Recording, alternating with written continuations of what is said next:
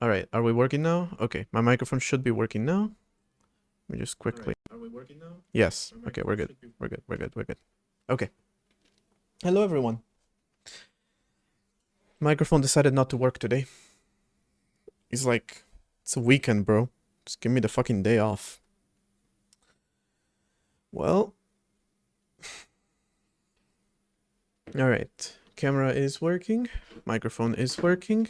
Stream is working. And latency is low today on YouTube. I remembered to fix it.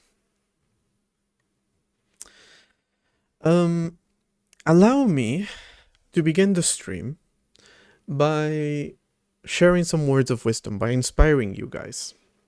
If you ever thought I am not smart enough to be a programmer, or a low-level programmer, or make an operating system, I am the living proof that you can be a complete fucking dumbass and still do all those things. So, if you're in my Discord, you may have seen that I said that there was a chance I would have to cancel today's stream because my internet wasn't working. So what exactly happened? Why did my internet suddenly start working again? Was it an outage? It was me being stupid. All right. Allow me to paint the full picture. As you may notice by my incredible fashion sense on these live streams, actually this hoodie may not be the most appropriate to be wearing on stream, but you cannot see it, so it doesn't matter. I like fashion. And one thing that I've always been interested in is sewing. I know how to sew by hand, but I never knew how to sew with a machine, so I bought one to learn. And it was supposed to arrive yesterday, but I wasn't home. This came as a shock to me, as I was in my living room having breakfast to find out that I wasn't home, but apparently I wasn't. So they couldn't deliver it. They left it at a drop-off point, and I picked it up this morning. So I brought it home. I'm checking it out. It needs to be connected to power, obviously. So I have it over here on my right, left on the stream, but it doesn't matter. And so I disconnected another another thing that was connected to the power outlet. I connected it, checked it out. Everything was good. Went to my laptop. I had to get some work done. My internet's not working. I restart my router, still not working. Anything wrong? No idea what's happening. Still not working. The router was working fine. For that matter, my router can actually be managed through an app. I was able to do that while connected to cellular data, so not to my Wi-Fi, which eventually led me to realize, wait a minute, the internet is working because I'm able to connect to my router. So clearly the connection is there. But it took me over an hour to realize. Don't know if you can see them, but there's a few red LEDs behind me. They are Raspberry Pis, and one of them is a Raspberry Pi that I use for Pi-hole, which is blocking advertisement and analytics at a DNS level. It is connected to a power strip that is connected to a power outlet on my right, which I disconnected to plug in the other thing. So I disconnected Pi-hole. DNS was down on my entire network, so it looked like the internet wasn't working. It took me over an hour to realize this. And I only realized because, again, I could access my router through the Wi-Fi, through cellular, but not through the Wi-Fi. So like I said, if you think you need to be smart to program, you don't. If you think you need to be smart to do low-level programming, you fucking don't. If you think you need to be smart to do an operating system, you don't. You can be a complete fucking dumbass and still do all those things. So, we're here. My internet was never down. Pi-hole was down because I physically disconnected it from my power To be fair, I should set up my network to connect to a regular DNS server as a fallback. Don't know why I removed it entirely, but I should do that. So that if Pi-hole is down, you can still connect to the network, but you get advertisement. Oh well. Better than, you know, the internet being down. My calculator opened because I have a calculator button on this keyboard. All right. So,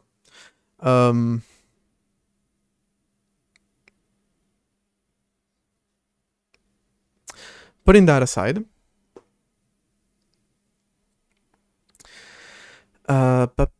some announcements about Redacted OS. We got 3 pull requests. All 3 of them are given the go-ahead. In this one, I simply requested to remove some comments.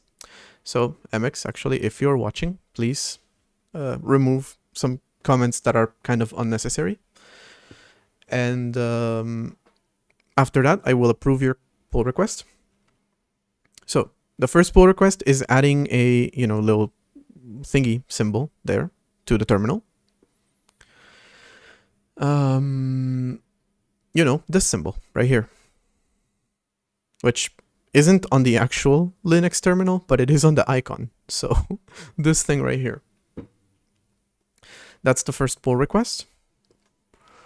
Again, approved. I just need them to remove some comments just to keep the code clean. The other one is adding a bunch of useful improvements to the way that the console works. Like printf is now using a ring buffer, which was there, but I just didn't do. I was doing it manually essentially. Works in the same way, just more efficiently.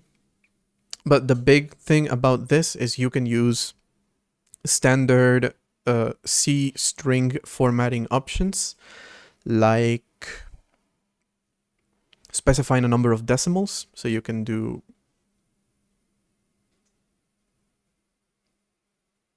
whenever you want.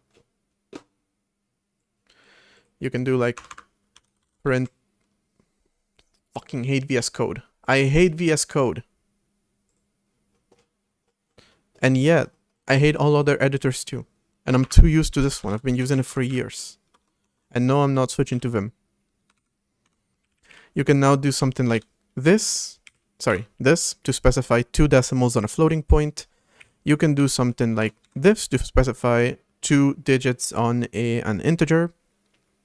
You know, all those formatting things that Doom was doing that I had to replace. Well, now the system has them thanks to this pull request.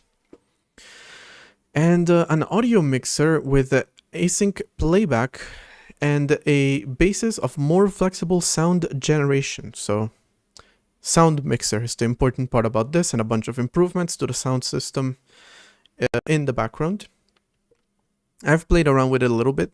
Plays a little jingle when you start the system. Don't know if we're going to keep that or not. It's quite loud, so it's going to need some tweaking, but overall, pull request looks good.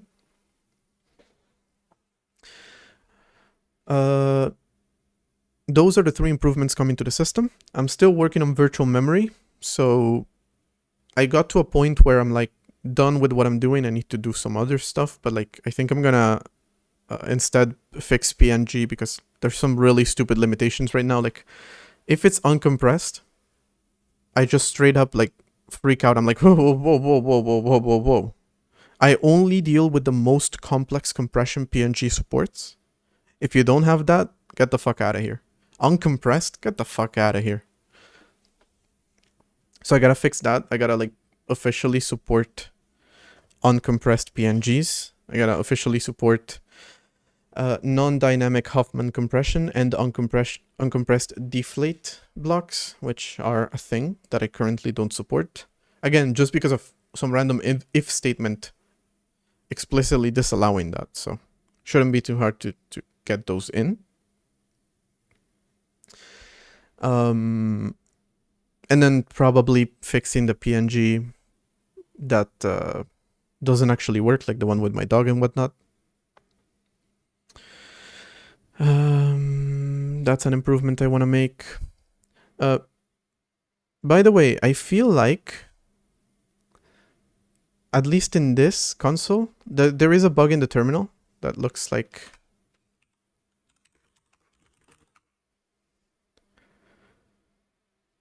in the terminal that actually loads when you open the terminal app, you can do something like that. Let me do it again. That wasn't enough, apparently.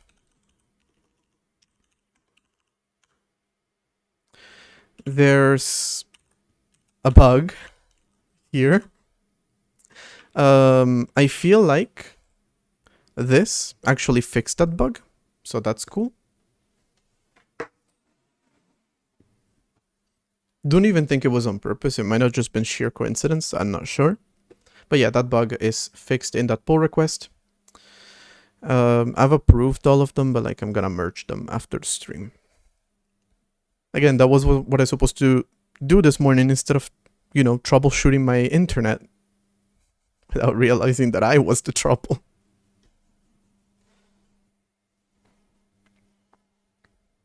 Got Mr. Jester over there. Okay. So, we're not directly doing operating system development these days on stream. We're doing a game. A ghost game. Because I got ghosted the other day and I'm making it everyone's problem. That's actually not true, but who cares?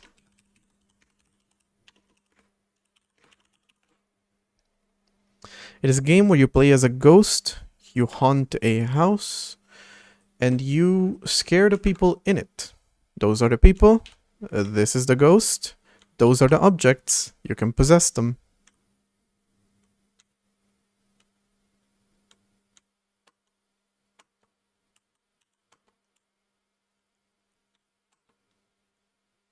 Oh my god. I just realized why this bug happens. Okay. Alright, so that's the game. That's what we're working on. We're gonna start with some bug fixing, which actually, I just realized what the bug is. So you saw I tried possessing the fridge, because that big, slim rectangle was the fridge, whereas the small, short rectangle was the TV. How could you possibly not tell the difference? I have no idea. It's so clear, but just in case you weren't able to tell. Yes, that's how it was. I tried possessing the fridge and I possessed the TV instead. That's not exactly a bug, it's more so a limitation. Because when you do possession, you call this find unique query. This find unique simply finds the first object and tries to possess that. In this case, the first object is the TV, which is why that always gets possessed. So, more than a bug, it's a limited feature. So we're gonna have to fix that.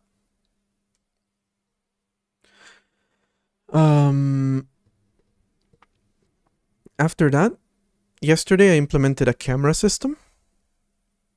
So now no matter how big or small the window is, everything stays the same size. However, the camera doesn't move right now. We want the camera to move, we want to implement that. And once the camera moves, we want to implement rooms. So that is the plan for today.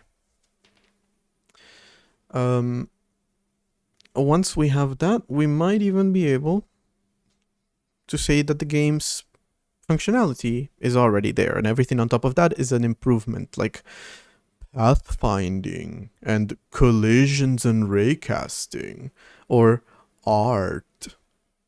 Those are just luxuries.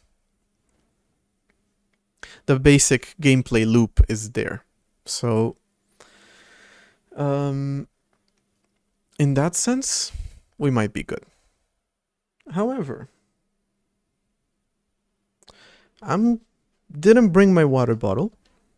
And also this hoodie that I'm wearing is quite hot.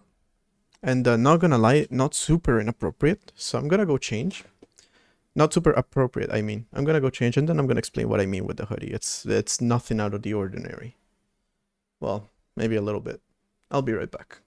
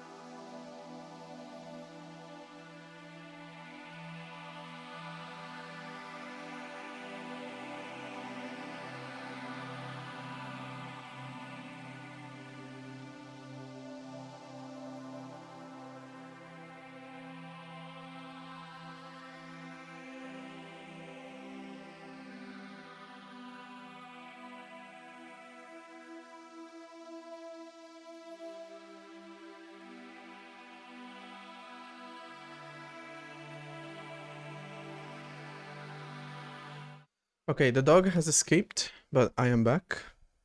Is my microphone not working again? No, okay, we're good. I brought water. And kind of put on the first hoodie I found this morning. It may or may not have the silhouette of a lady on it. And that's why I said not super appropriate. The worst part is it's the gayest fucking hoodie you could ever wear, because the lady is Charlie XCX.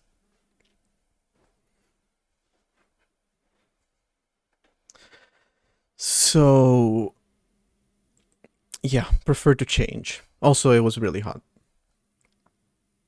Okay, gonna begin with bug fixing. Again, not exactly a bug, but this query for finding an object should score the object that it finds, ideally. It should have some kind of scoring function so that you can determine which object is better to select. Although I do need to do that. But do I need it for this?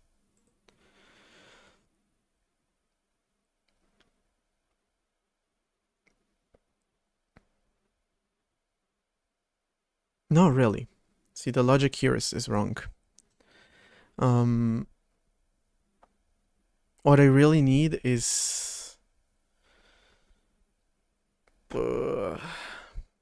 collision. Raycasting is not exactly the right word for it. More so, you want to cast a box, a rectangle. It's want to be like, is there something within this area? And if so, you possess that object.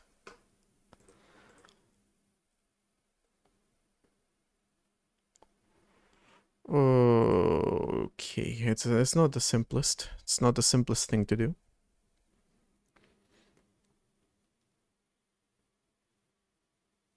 All right, so let me leave that for later, because it's part of this, really.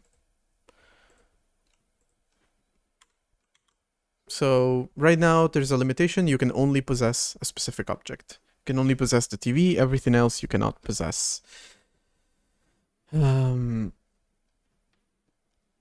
Properly, anyway.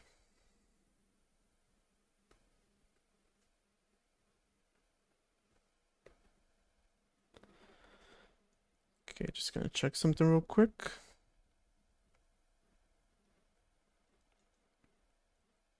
All right, we're good. By the way, not sure if I said this, but today I actually remembered to lower the latency on the stream. It thinks I'm not live, apparently, though I am, but I did. So there shouldn't be too much delay today, as opposed to most other days. Okay. So, like I said, we have a camera. We want to be able to move the camera. We want to be able to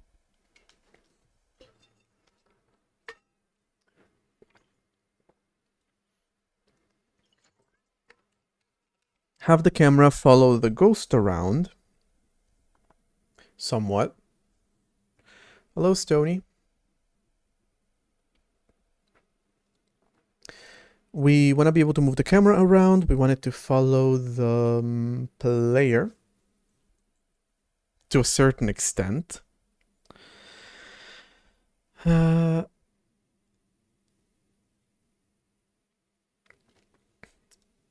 And for that, we're going to need some more stuff. Okay, so right now we have a camera, what is it called? Camera scale, which is then used to scale everything according to the current scale of the game. On top of that, we're of course going to want to have a vector 2 camera position. And the camera is not an entity, it is not an object within the world.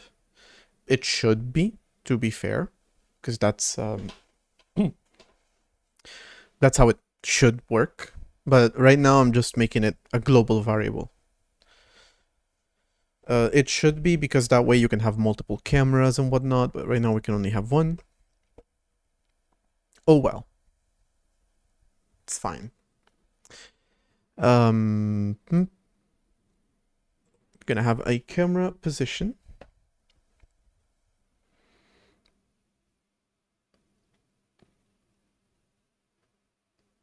And we are gonna create a component.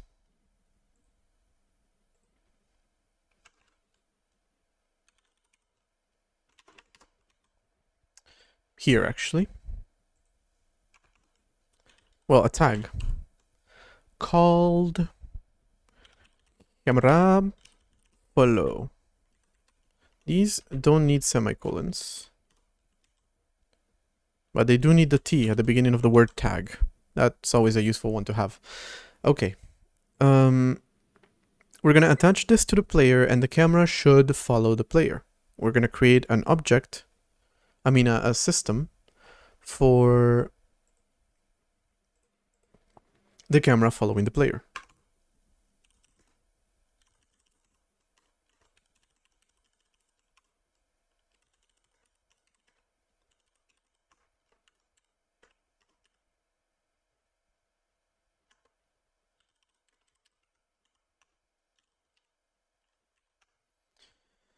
The name is gonna be the camera follow.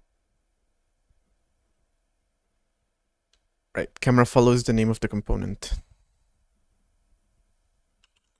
System. It's going to take a transform and call the cam follow, not the camera follow, the cam follow thing.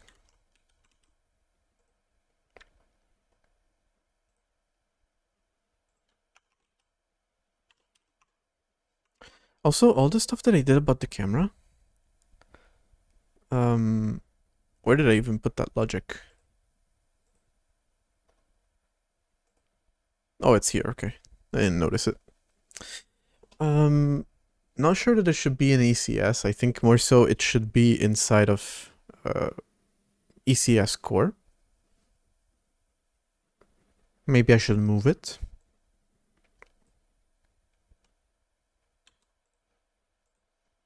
Don't think it's gonna make too much of a difference. We're just gonna move this and this. That way you no longer use an external float, you just use a float. And we all float down here, so we're good. I think the game will still work.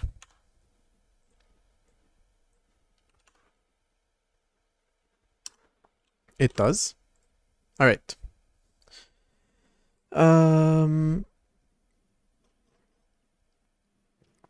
So I want the camera to follow whatever object is being followed. So the center of the camera is going to be that object's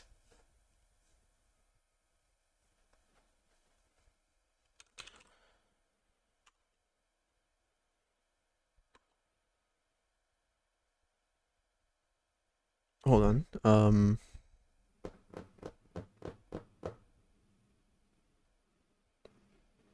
Yeah, okay. Transform location. No, the transform location, like that. And actually, it should be offset.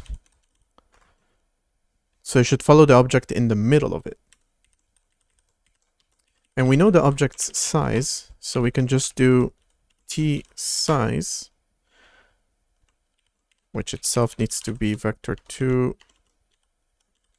multiplied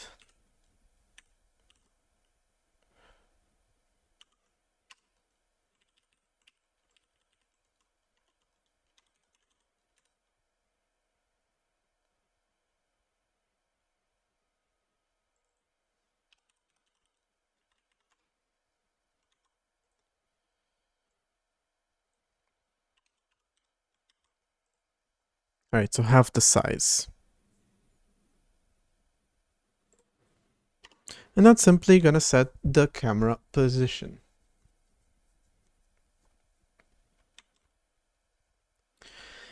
And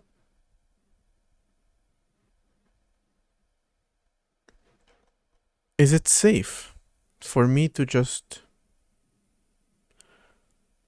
You know what? I'm not even gonna ask if it's safe. I'm just gonna do it. If it works, it works. If it doesn't, it's probably gonna be funny. Essentially, we're just going to check if the entity has a camera follow component. And if it doesn't,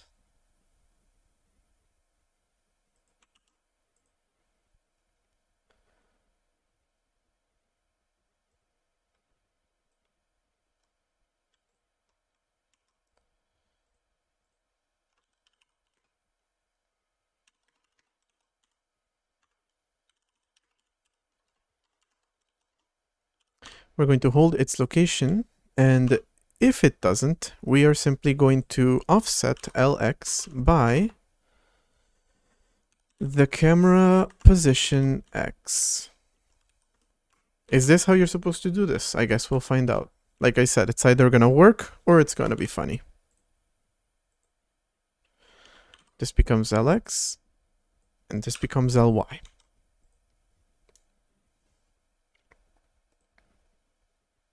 Okay, I haven't actually put the camera follow component on the player. That's kind of an issue. And right now it's only going to work for the objects, because I'm not doing this logic for sprites. I'm doing it for only for the objects, only for solids.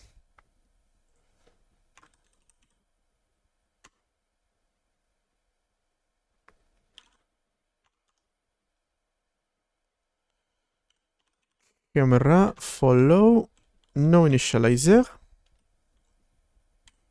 Like that.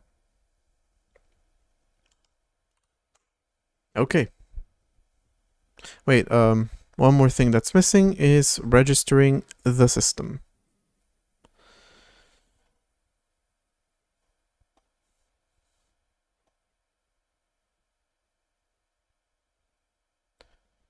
After the movement system, we want to put the camera follow system on the logic level. All right, now all the pieces should be there.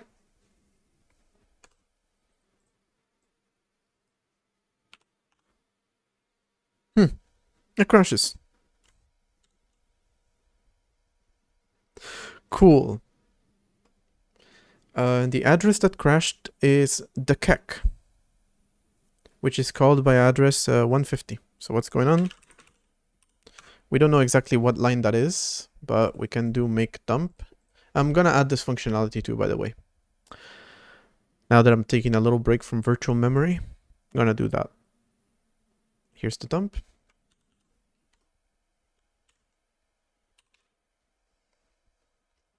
Memset. Oh, because they're... okay. Because of this, essentially. This whole logic is used by the render sprite, but not by the render solid. Kind of missing that logic. So it is somewhat important.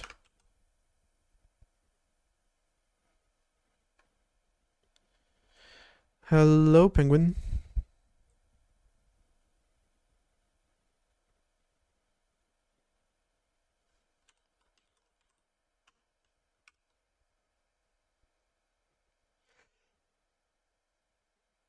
Nope.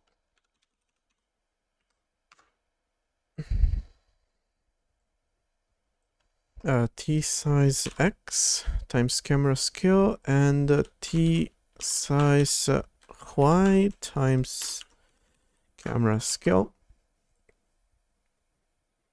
Alright, so then this becomes lock X. This becomes lock Y. This becomes W. and this becomes H. And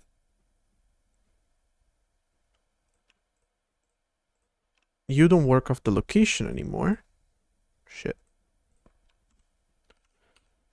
But you work off of LX and LY. Like that. And if that worked, then it shouldn't be too difficult for me to put that in a macro and just call it in both places. No, it didn't work. It did not work. Now it crashes into the A4. Just getting called by 138. My god, what was that?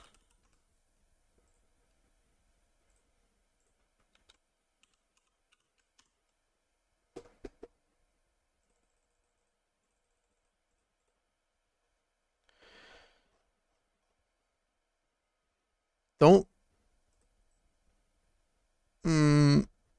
think that address is correct. So clearly I've done something wrong.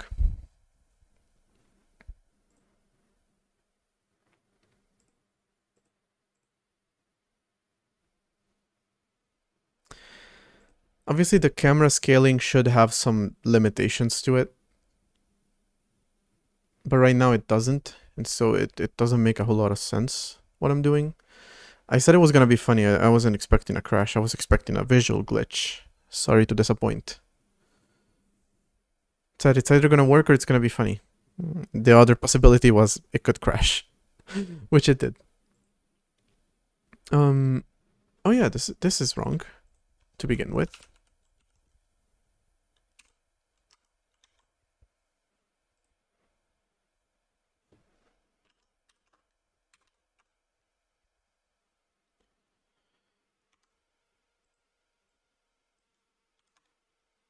Holy shit, now it crashes the system. God damn. Impressive work. Absolutely impressive work. It crashes the entire system.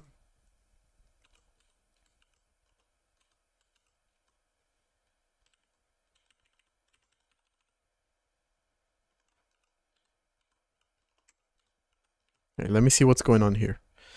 We want lock X, lock Y, W, and H printed.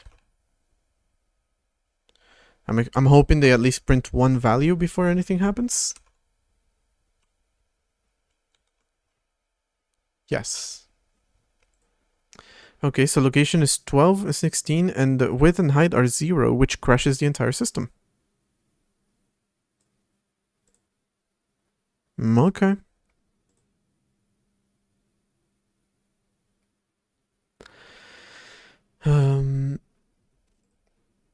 Based on that, I closed the terminal. God damn it. Now I don't even have the log anymore.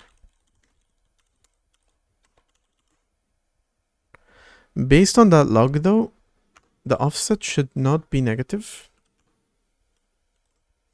What did this happen?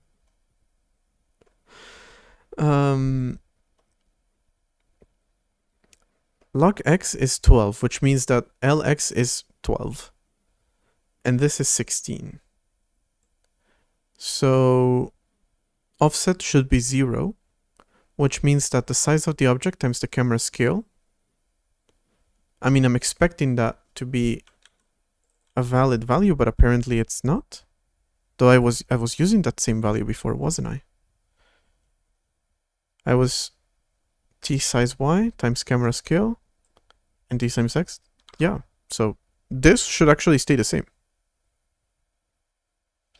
But, oh, it's becoming negative, okay. And then it's being maxed. So it's becoming 0.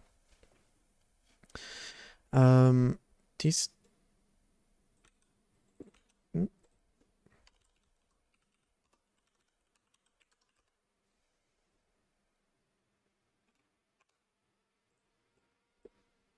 Oh, that one has nothing to do with it.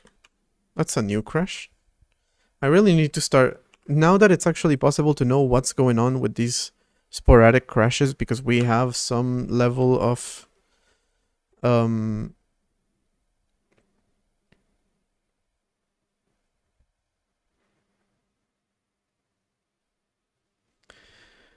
some level of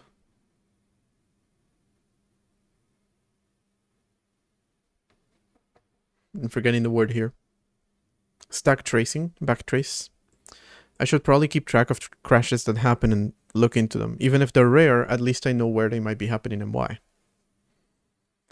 Okay, but what I am seeing here is that the size is 1.5, which then gets multiplied by the camera scale, which is... Am I still logging that somewhere?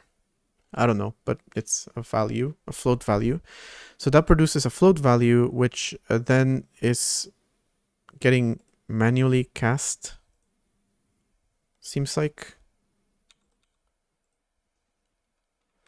So I should be able to just do floor.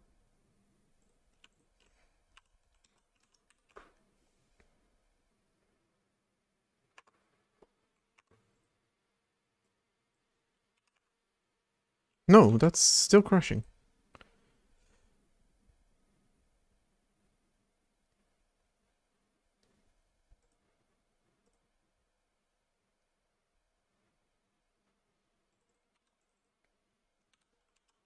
At least, yeah, it's gotta be this one that's crashing, because it's the only one that's actually logging anything.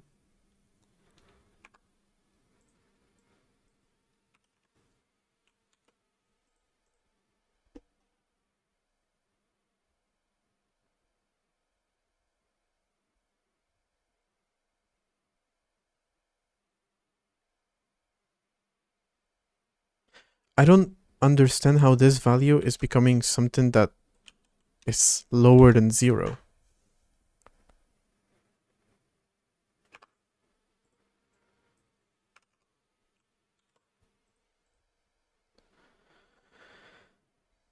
It's 66.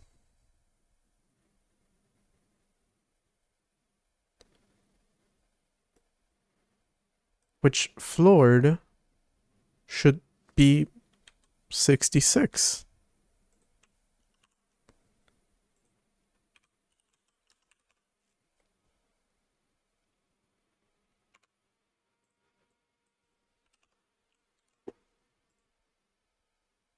It is 66.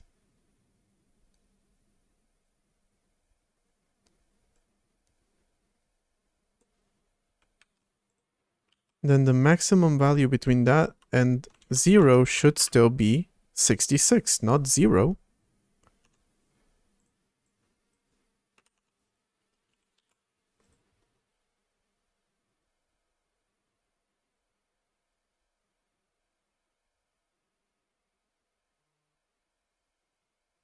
It's 72.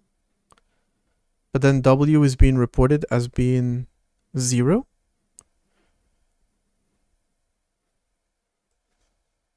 I'm sorry, but this exact value is what I'm printing here. How is that 0?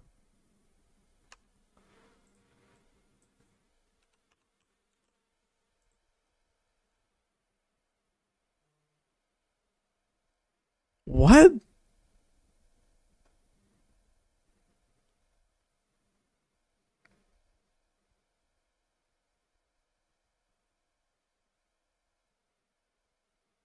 No, it's one of those bugs. I feel like it's one of those bugs.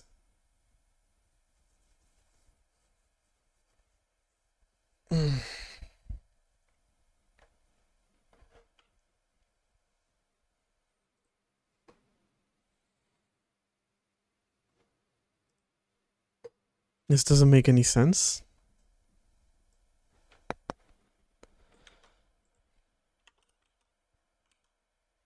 Oh, wait.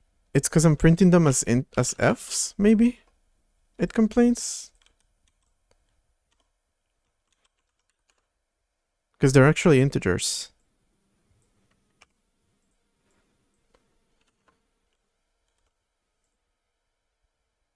Yes, okay, that was it. Alright, so it's not one of those bugs. But I do feel like these need to be floored. Because these are floats. Though that's not been a problem on the other one.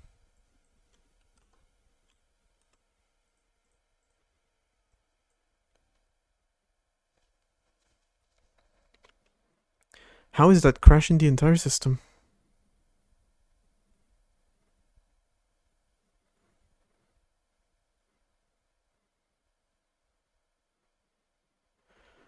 $730C.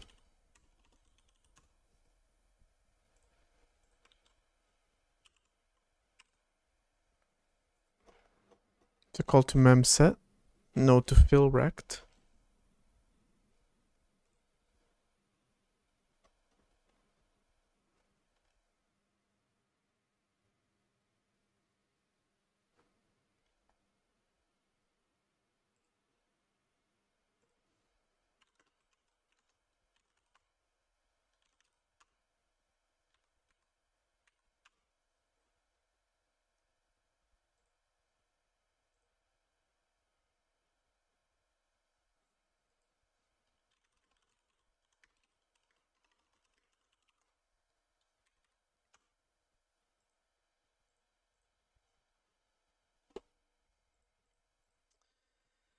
Okay. I hate debugging. That's all I can say about this.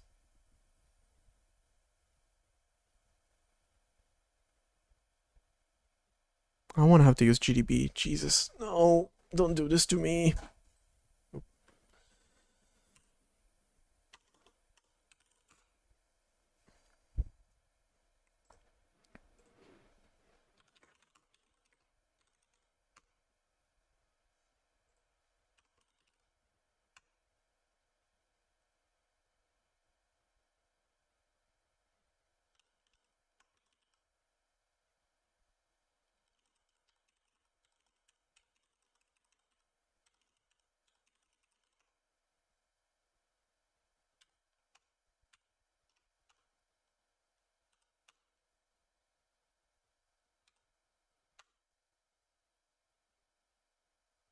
Damn it, the breakpoint. Ah, whatever.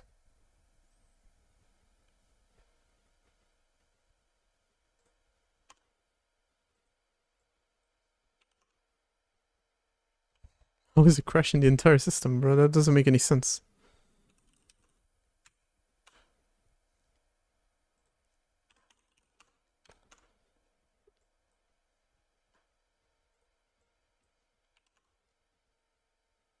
Alright, there it is.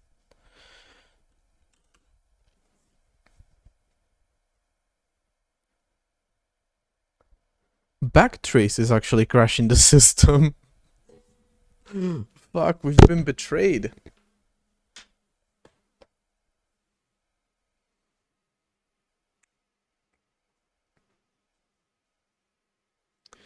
But it is an exception caught by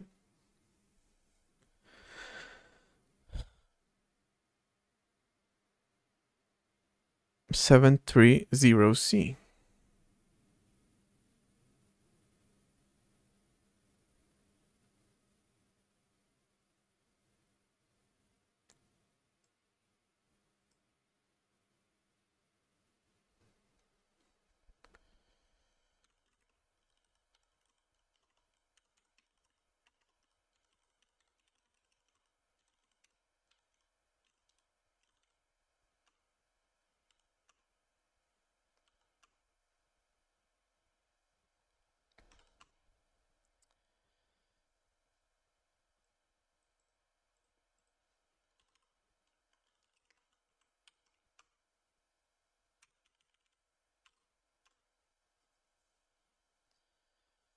Okay, all that just to be told that the crash is happening in draw.c line 83.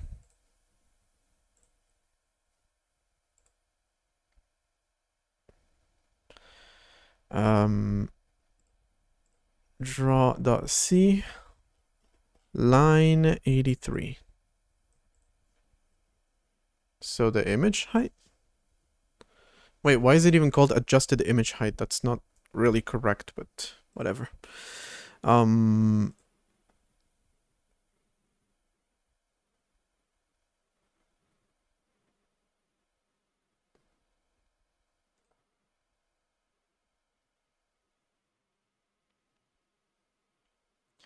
and the crash is a translation fault for 3F800008. What even is that address? Oh, no, wait. The address that crashed is this one.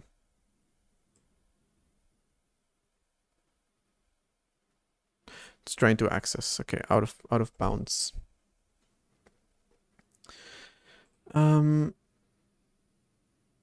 I haven't, to be honest, no idea what I'm doing. So here's what I'm gonna do. Everything I just did, I'm gonna put here. I'm gonna undo the changes that I made here. Since I already know that this is capable of rendering stuff out of bounds, that maybe FillRect is not yet able to do. So probably easier for me to start off there.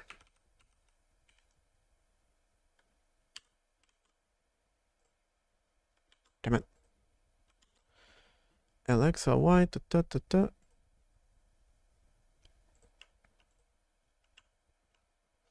Move.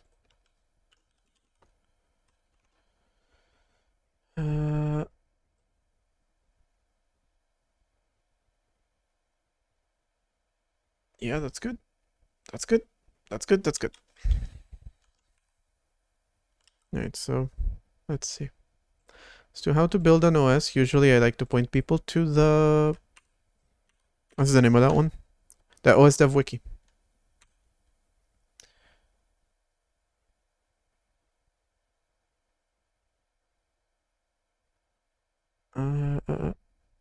Wait, first off, just saw this warning now.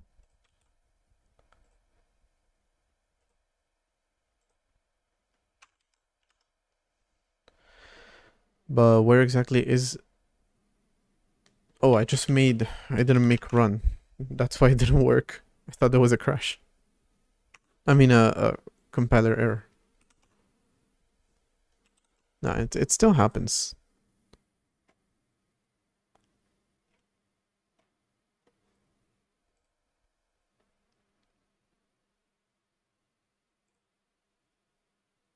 Right, so first thing I should check.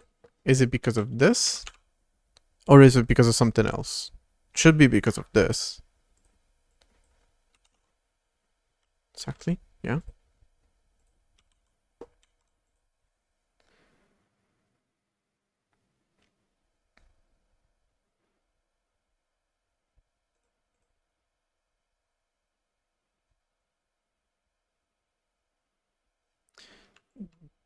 First off, I think the sign there was wrong. But...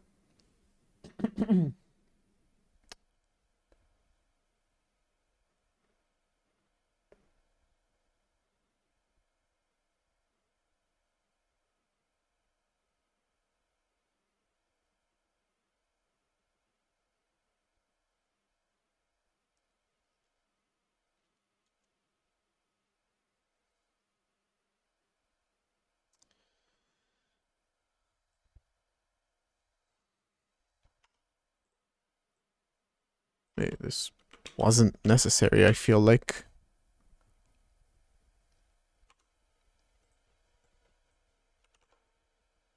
That was it?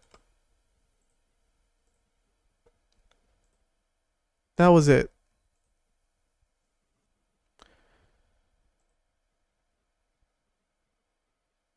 Just the fact that it's not supposed to have this multiplication that I was doing here. Which now that I think about it was kind of stupid. Why was I doing that?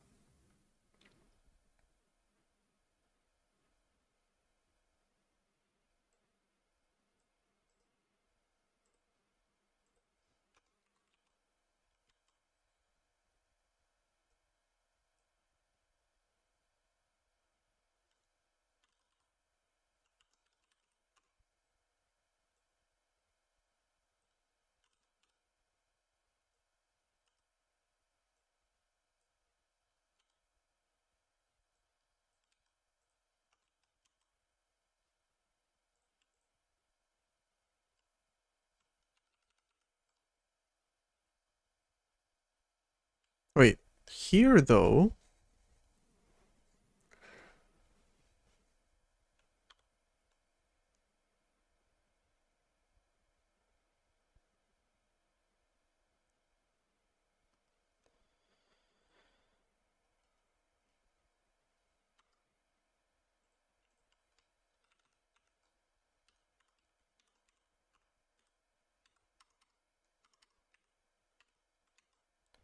here I do feel like I need to multiply, though.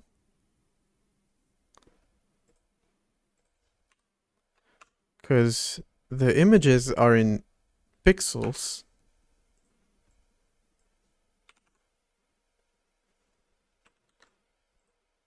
This is not in pixels. So you need to convert it.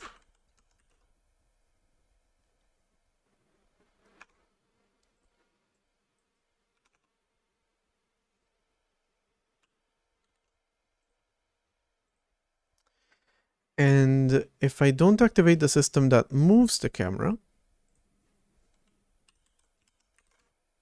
then everything should be the same as it was. The bed's gone, so that's not great. But everything else is suspiciously like it was, so that's not great.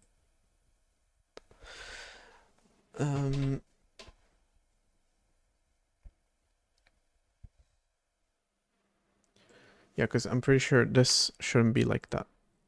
This multiplication shouldn't happen.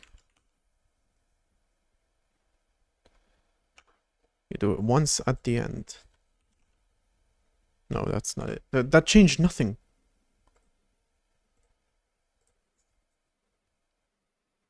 Oh yeah, of course it changed nothing.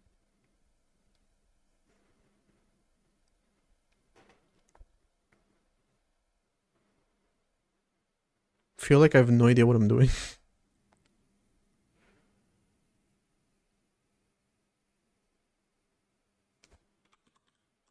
That should be there. And by all means, I feel like this should be here. That's what I feel like what was causing a crash. So, who knows? Now it's not causing a crash anymore. It's wrong, but it's not causing a crash anymore. Isn't this the exact same code that was causing a crash? Well, that was when camera position was changing.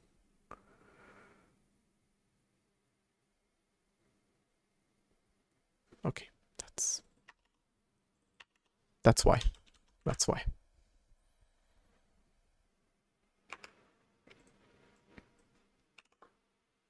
Okay, now it all looks exactly the same. And if I bring back the movement of the camera,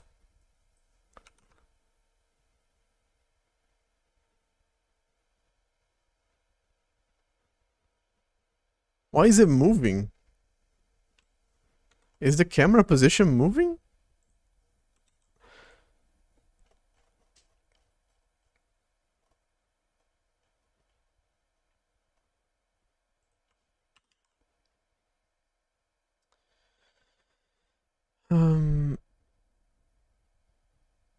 Where even are we here? No, not here. In fact, we are here. Where I want to print the current camera position, because why is it moving?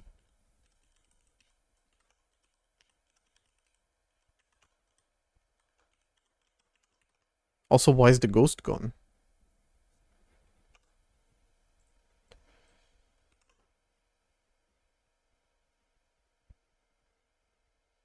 Why are you moving?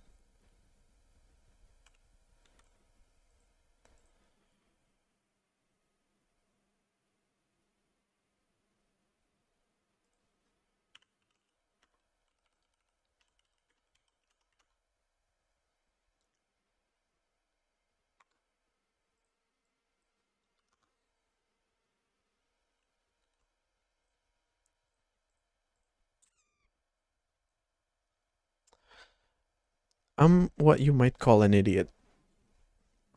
The reason the camera is moving is because it is following every single object in the game.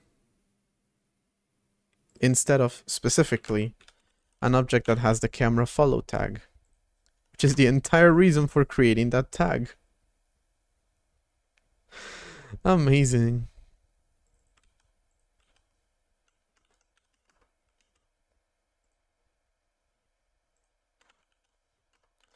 Absolute fucking cinema. Because it has a camera, obviously.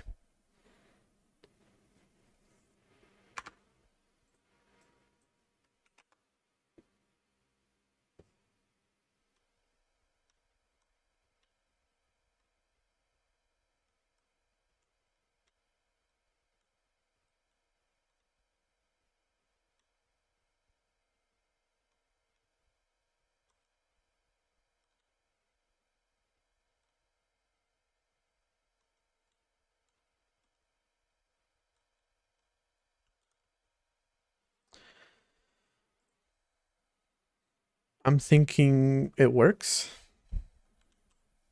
Just not very well. I'm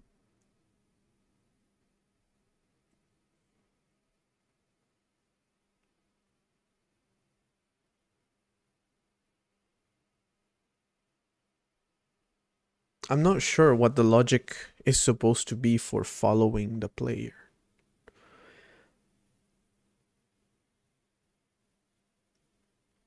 Should there be, well, first off, there should be like, besides the camera, there should be a bigger, oh, there's an ad? How did I not notice?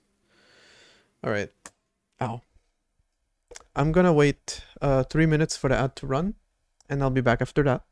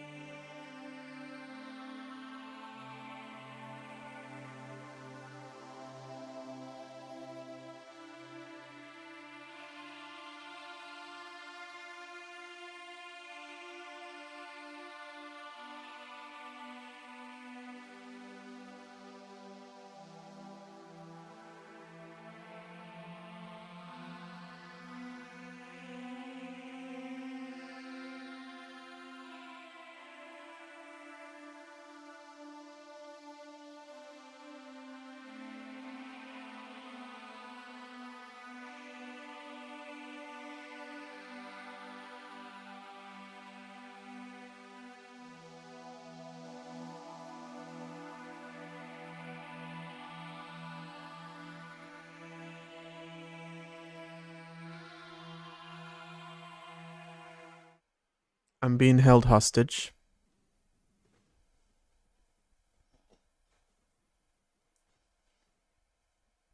Anything to say, Jester? Might as well. My camera is actually very high. I don't know why. Very well said. Very well said. I think it needed to be said. Glad there was someone who has the balls to oh, you... Oh. Whoops. Alright, I do need to use the computer. So if you don't mind, I would very much enjoy, you know, some space. Can we do this? Oh, you're leaving? Alright, hold on.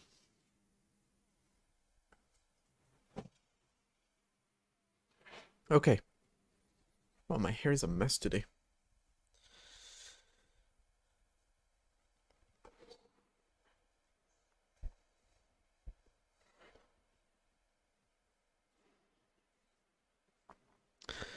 You're being called cute.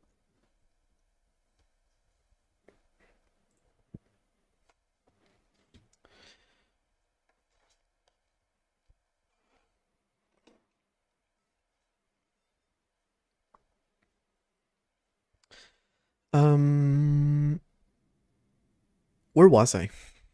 I completely forgot.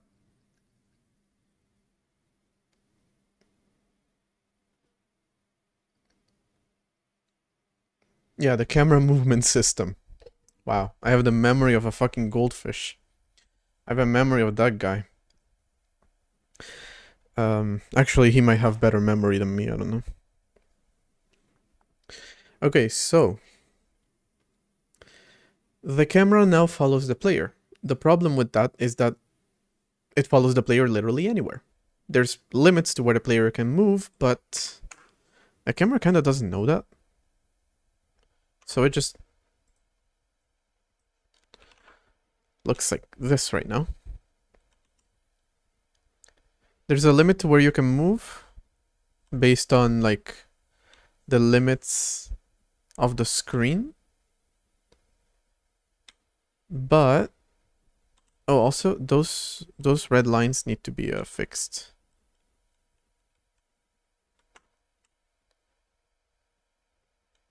Yeah, all the red lines need to be fixed.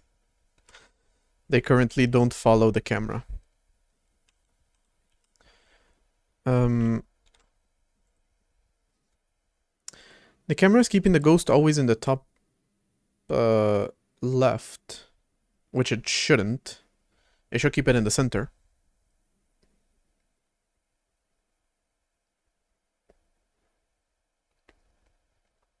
And also, there should be some logic to how it handles... Like, when the ghost is on the left, you don't move the camera past the point where you can't see anymore. Right now, the whole background is always blue. So you... Well, the turquoise color.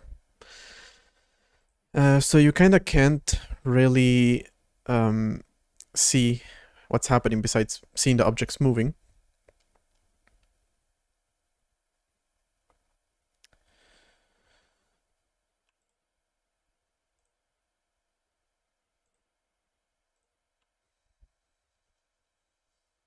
Alright, you know what I'm gonna do? I'm going to wrap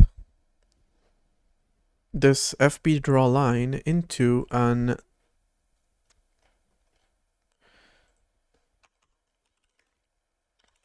draw a debug align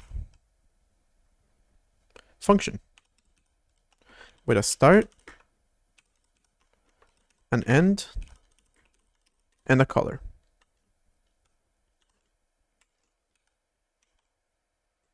That way I'll also be able to disable that line whenever I feel like it.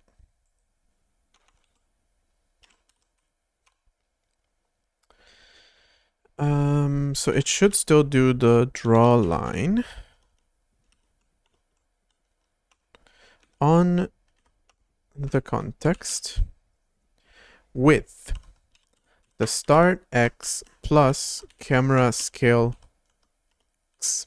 Wait, plus or minus? What did I land on? Minus. Wait, should it be minus or should it be plus? I should probably figure that out before I do this.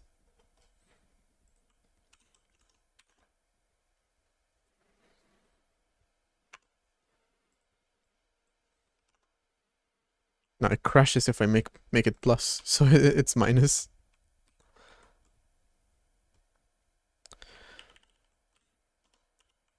Minus the camera position x multiplied by the camera scale. Same exact thing happens on the y-axis. Same exact thing happens to the end.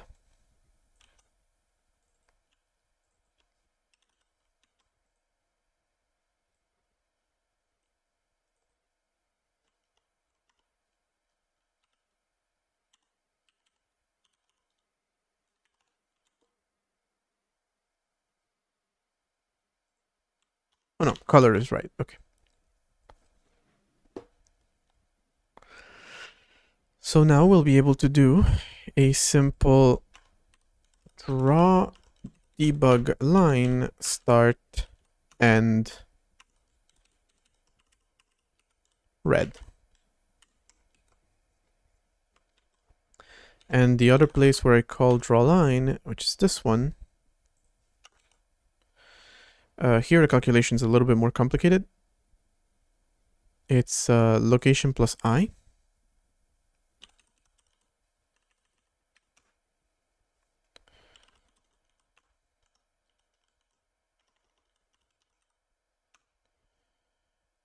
And it ends on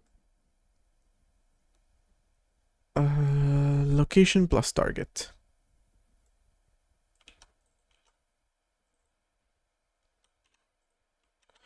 And we're actually going to make it, instead of red, blue.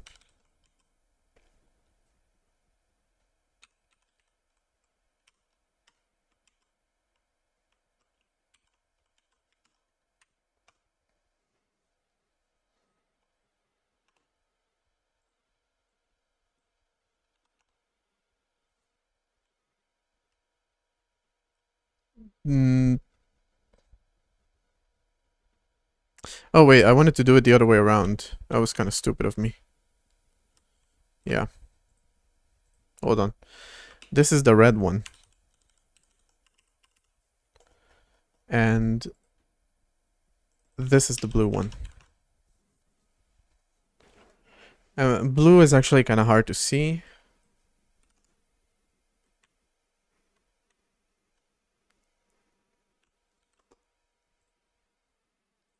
But okay, it works, which is what I wanted. Now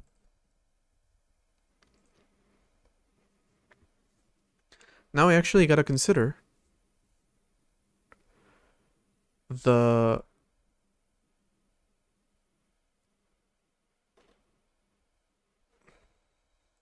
camera follow component.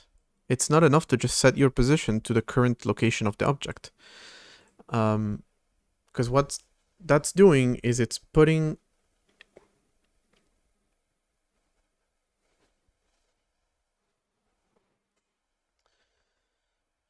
first off, I want it centered. That's the first thing. So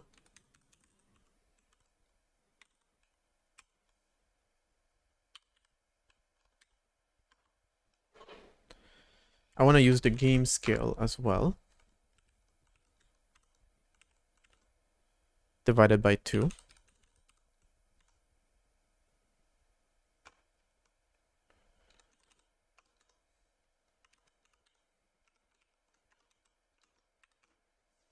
That's a lot of functions just to do some simple vector math.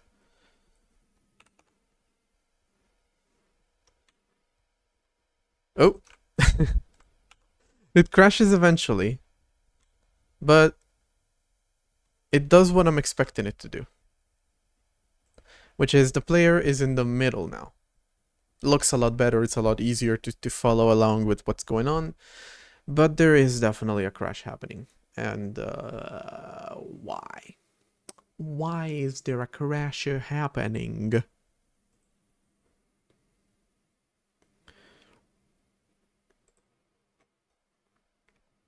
Because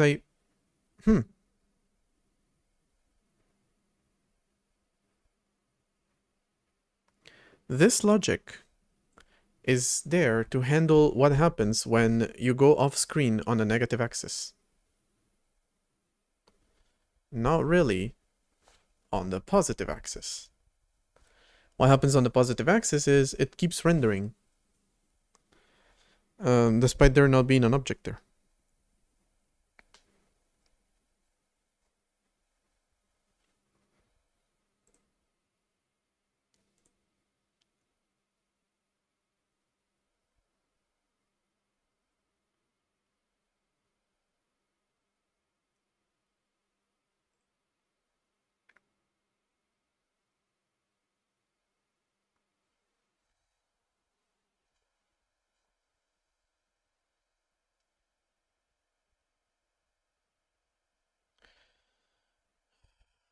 Do I need to just duplicate this entire logic to handle that properly?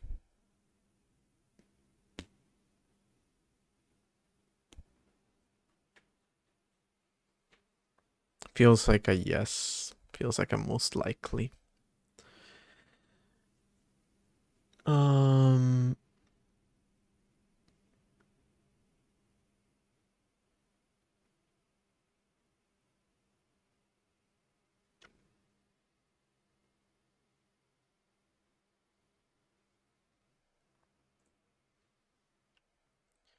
The location needs to be limited by the context, width, or height.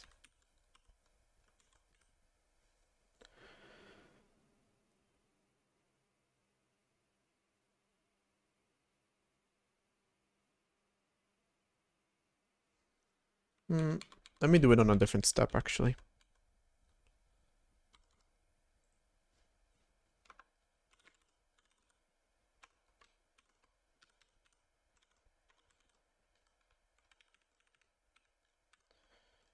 If we're at the border, we're simply going to subtract from the width based on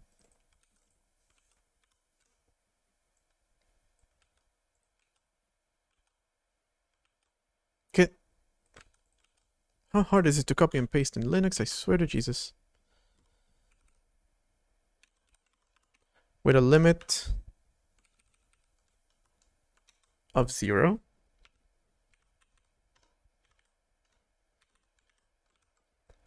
Do the same thing on the y-axis.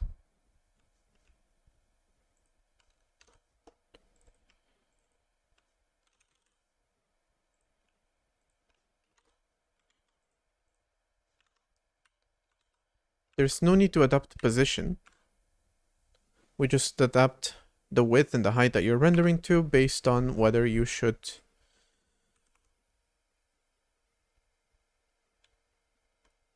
hold on. Needs to be done on both of these.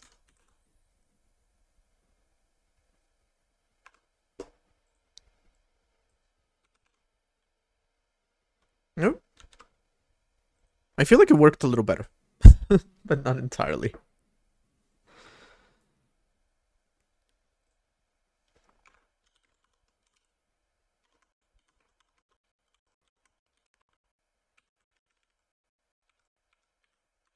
And I'm not sure that this is going to be needed, but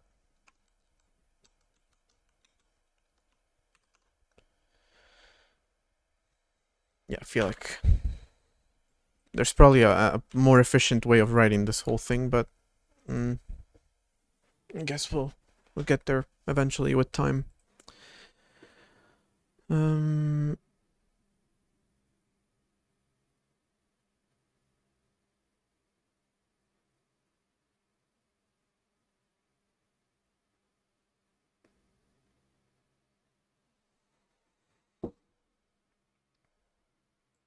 Let's not render sprites for a second. Bother only with these.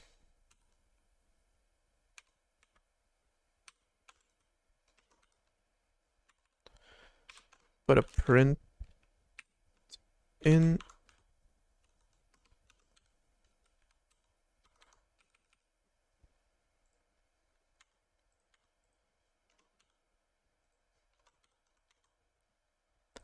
And we're only gonna render the bed.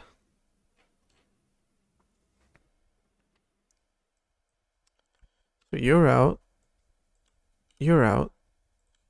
You three are out. We're only gonna render the bed.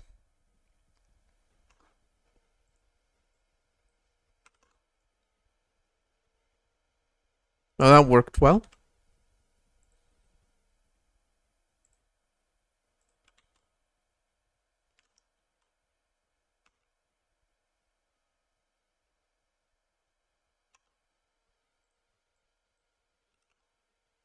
Okay. There it is. The crash is happening. And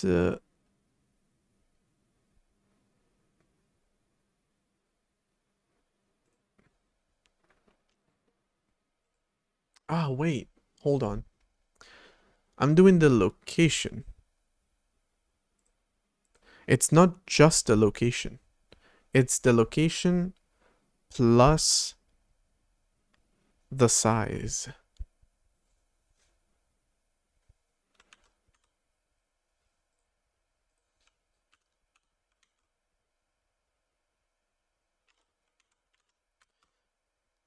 Hey, Madouche.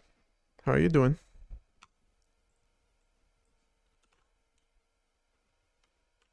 Okay. It works until it doesn't, kind of. What's happening to my prints, though? Why are they not printing? Because that clearly worked.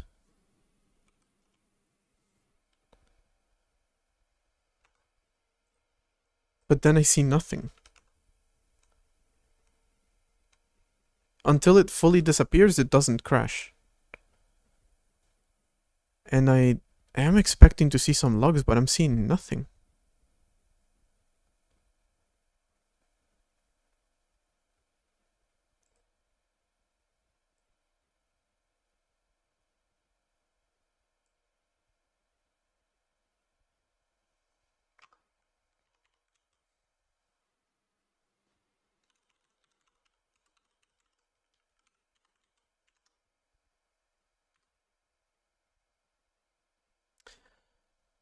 Mm, I did read in the pull request for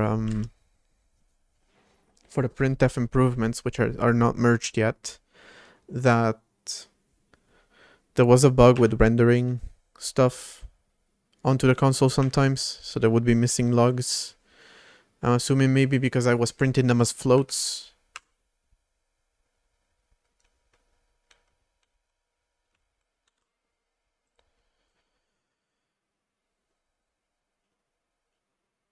No?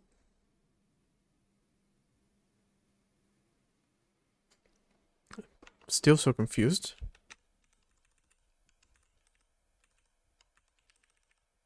Again, the if statements did something because the code changed. The behavior changed when I wrote them. And yet they're not.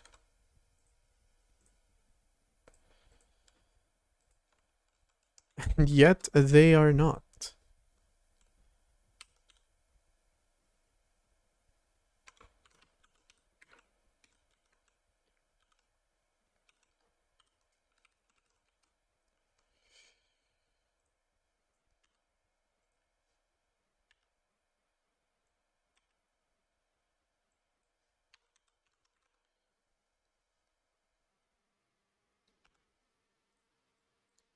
I'm a little confused by what's going on here, but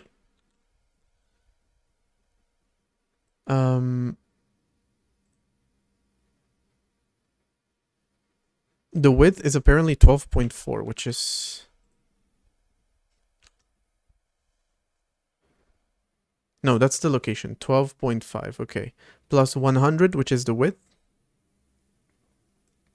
Ah, the location is not being scaled. The location is not being scaled.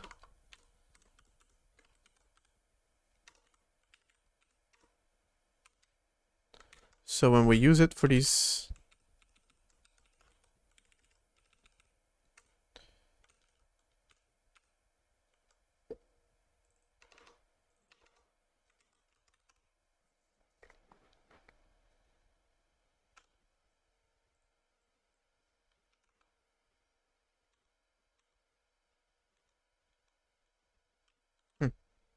Still crashed the entire system this time.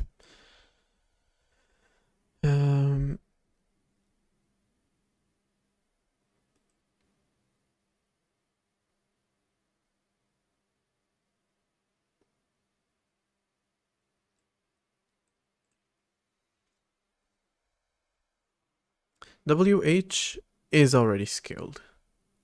That one is.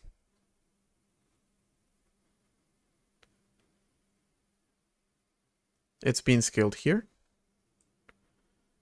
And then the offsets apply here. So yeah, it is scaled.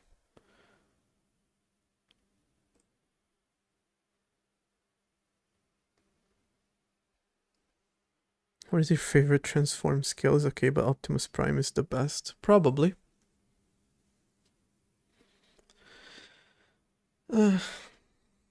Transforms are fucking horrible.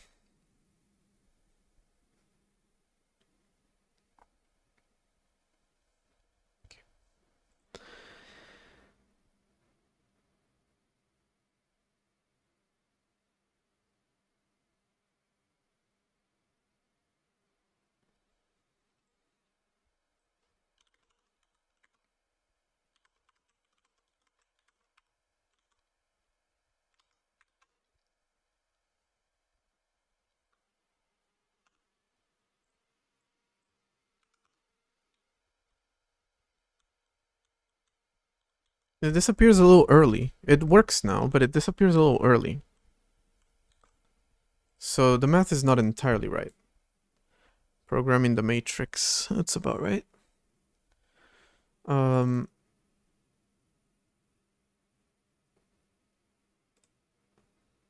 Yeah, because that calculation is entirely wrong now.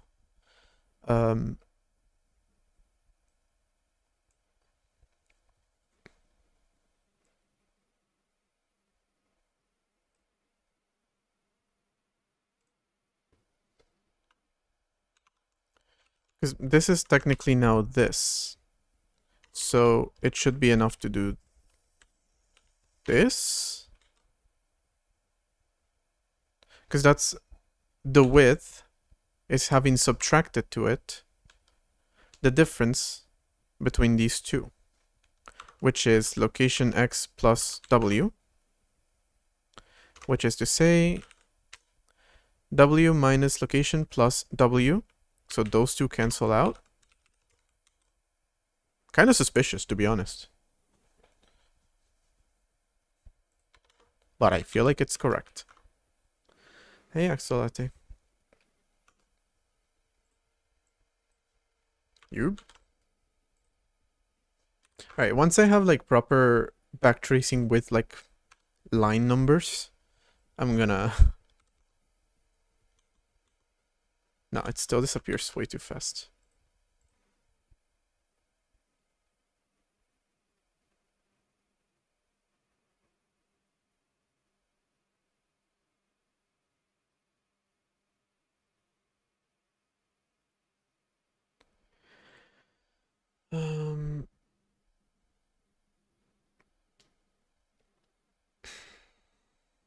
Hold on, I feel like I've over-optimized this function. Now it doesn't make any sense. It doesn't work, and I don't even understand why. Okay. If your location plus W, right, so this is the object, starts here, this is the location, plus W is here, moves off frame,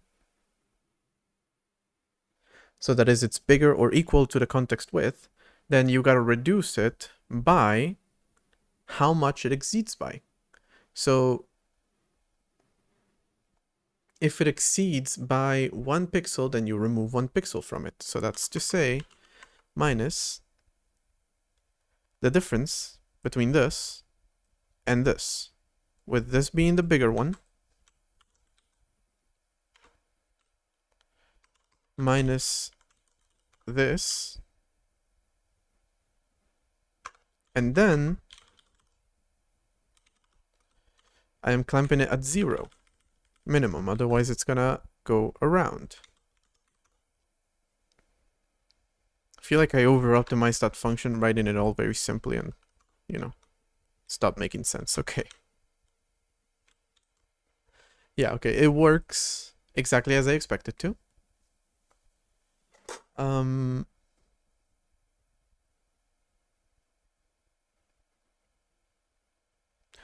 which, again, that's the same as doing this, right?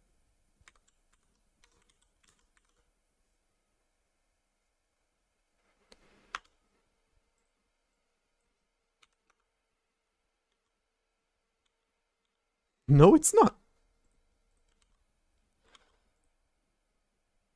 All right, let's just keep it like this. Fuck it. Who cares? Eventually the compiler's just gonna take care of the optimization for me.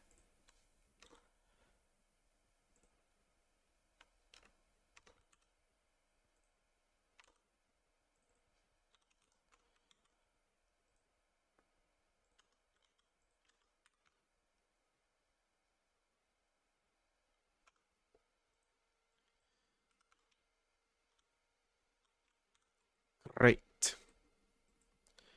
So,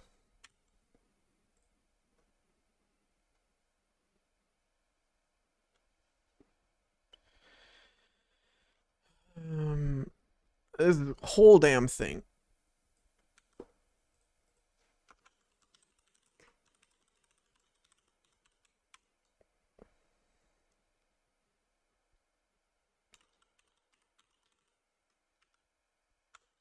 Is this.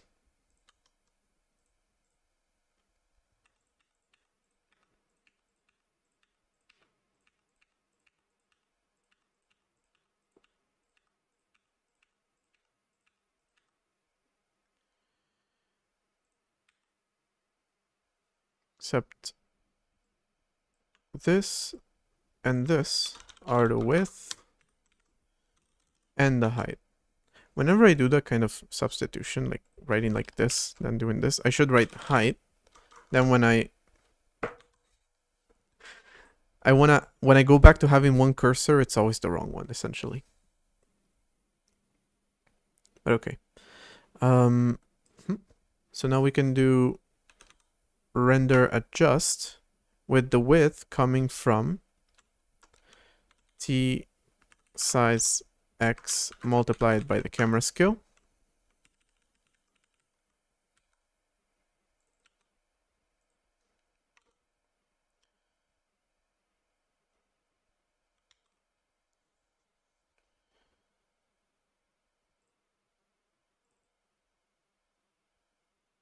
Oh, I see.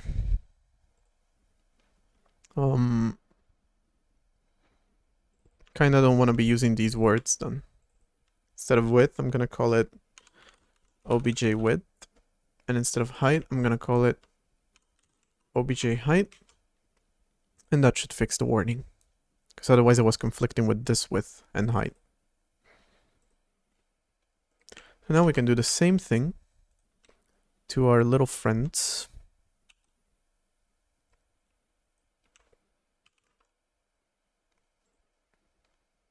But their size is actually determined by the sprite and not multiplied. It's already multiplied.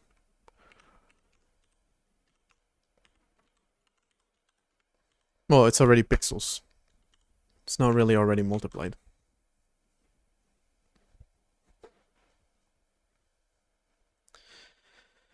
Okay, we can bring back the other objects. And the humans. I didn't see them. Let me maybe separate them.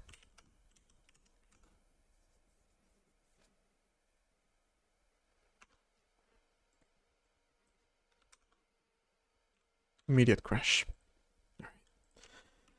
Let me try just the objects. See if there's anything there crashing.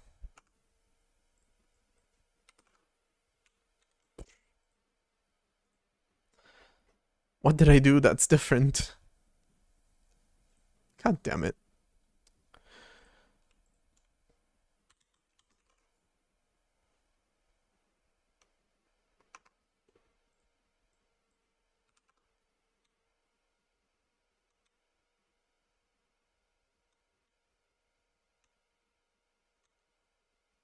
Actually, the ghost.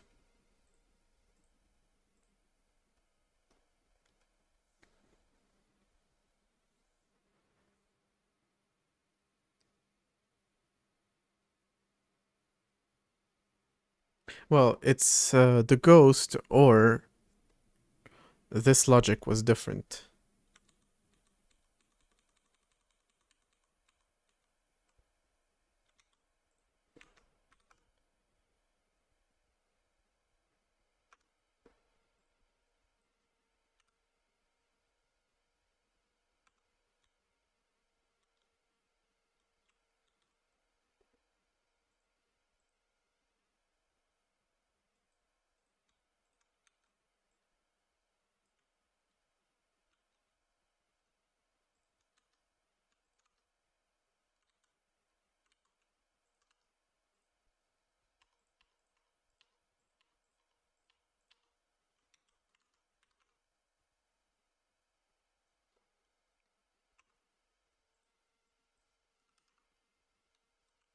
Hmm.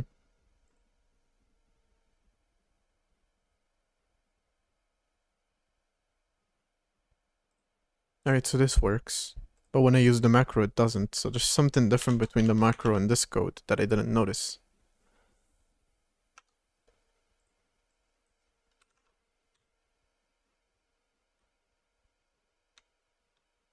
Nope.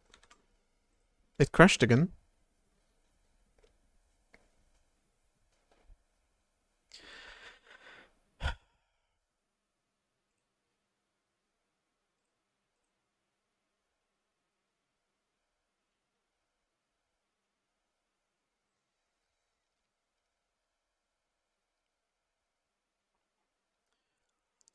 X info width.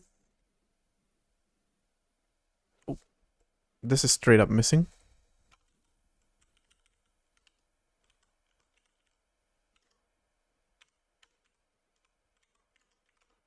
That probably is the cause for the crash.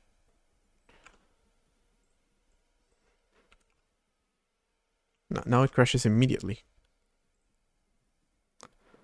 I see.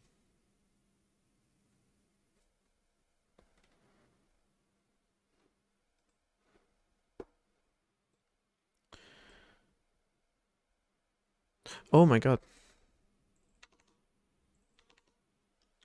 That is why it crashed immediately. Was trying to X. So am I closing the terminal? Is it crashing? What's happening?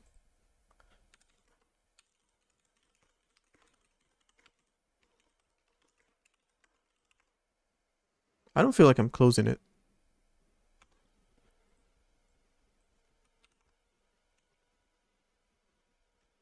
Come on, anyone willing to go to the bed?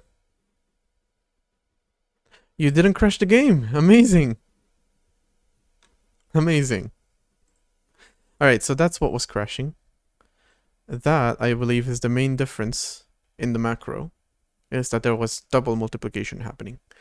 So now you want to render adjust with, again, the sprite info height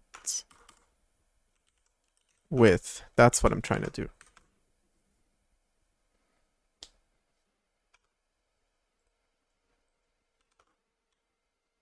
Shoop. Shoop. Shoop. Perfect. Absolute perfection. Okay.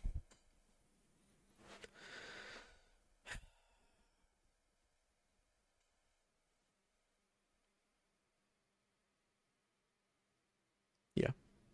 Absolute perfection.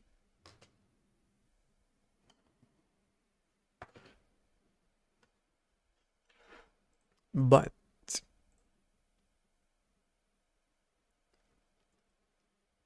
that's about it, actually. So let me do a commit. Here we have the render adjust formula. And we have camera follow, and we moved this over here. We created a debug line. So we, of course, created the new camera follow component and the new system and the new debug line. And then, of course, we moved that stuff over from here. Mm-hmm.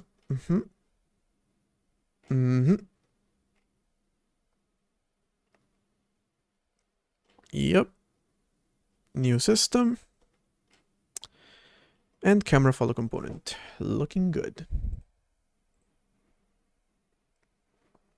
And we can say the camera is implemented with movement. But of course, we're gonna need to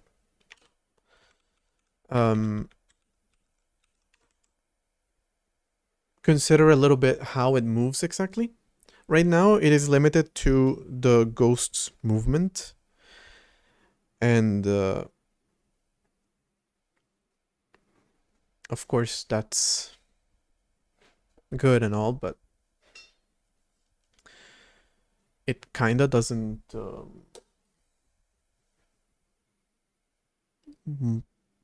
have a concept of rooms, which is what we're gonna create now, and that should allow me to do a little bit more with the camera, like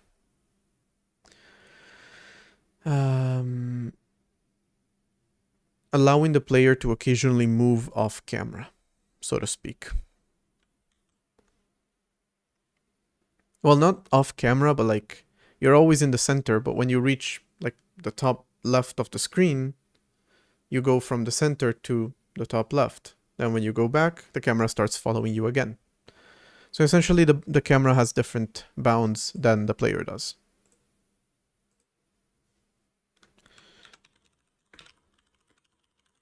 Component, we are going to commit, we are going to sync, and looking good.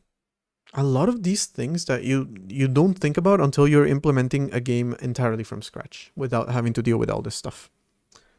It's very interesting. Speaking of which, I've been considering a little bit. Obviously, I would like to make the games that I make with this engine cross-platform. I would like them to work cross-platform. So, what? Here, obviously, I would want to hopefully rely on a third-party library that handles cross-platform.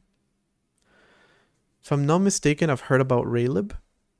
But if anyone has any suggestions, I am willing to hear it. Just gonna take a little break right now and deal with that. Essentially, I just want something that completely wraps everything that isn't in my own system. There's some gist for the axis align the bounding box collision with array and line segments and each other. Interesting.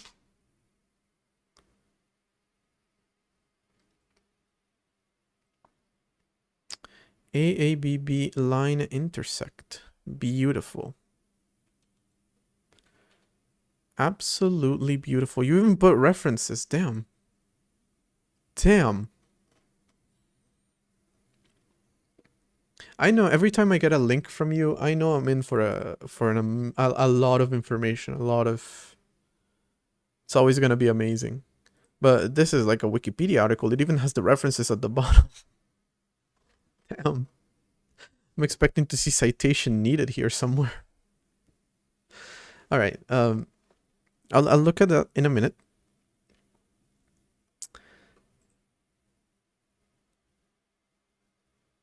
SDL.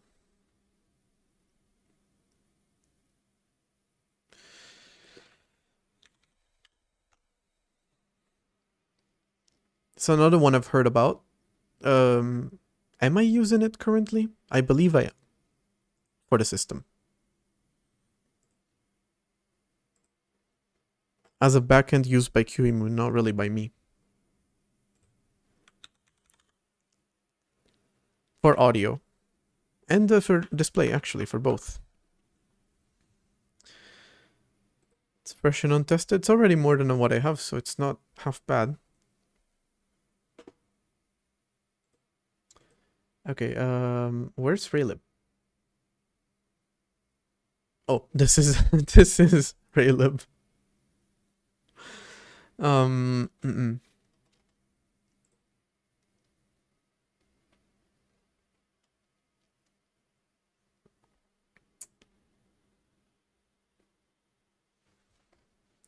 Raylib is essentially a front end for a rendering library, platform library, and audio library. So not really what I want. No, what I want is a back end, not a front end. So Raylib more so would be in place of my engine, and I would implement Raylib compatibility. But Raylib is not what I want. Let's look at SDL. It's already feeling a lot more early 2000s open source, well-established library. I don't necessarily mean that as a compliment, because it's like corporate, but without belonging to a corporation in a way. It gives me that vibe. It's not a bad thing necessarily. Like, I'm not judging it based on that, but just the website gives me that impression. It is a cross-platform development library designed to provide low-level access to audio, keyboard, mouse, joystick, and graphics hardware via OpenGL, Direct3D, Metal, and Vulkan. It is used by video playback software, emulators, and popular games including Valve's award-winning catalog and Humble Bundle games. It officially supports Windows, Mac, Linux, iOS, Android, and several other platforms. It supports Haiku. Interesting. Supports the PlayStation 2, 4, 5, Portable, Vita, Risk OS, Steam OS, TV OS. Not half bad. Supports all the platforms I would want to support.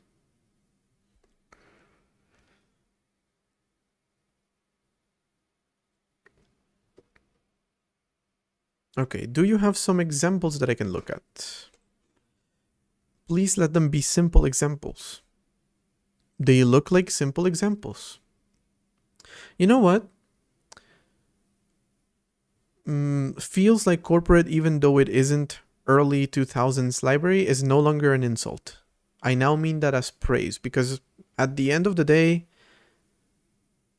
I'm comparing it to newer libraries where the example is always something very niche and not something so simple like clear. And you wonder, my brother in Christ, why would I implement, I don't know, rotating text if you don't teach me how to clear the screen first? So, bare minimum, but it's a complete example. Okay, I was expecting to see, okay, here it is. I was about to say, I was expecting to see the code. There's a giant button that says source code down here at the bottom. All right, can I keep it open? Because I'm kind of, can I full screen it? Okay, I can keep it open. Can I full screen it? Not really. All right.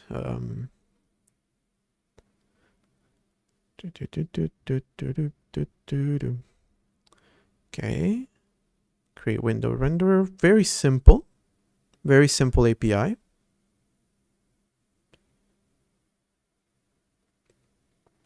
I am seeing them using SDL app init and saying that this function runs once at startup.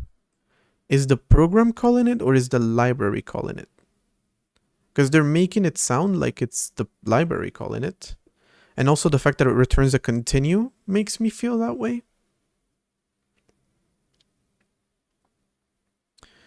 But again, I'm not looking to implement this stuff. If anything, it might be something that I look into towards the end of October. So when the game is in a good state by itself, and I can consider like implementing cross-platform into my engine using SDL for the other platforms.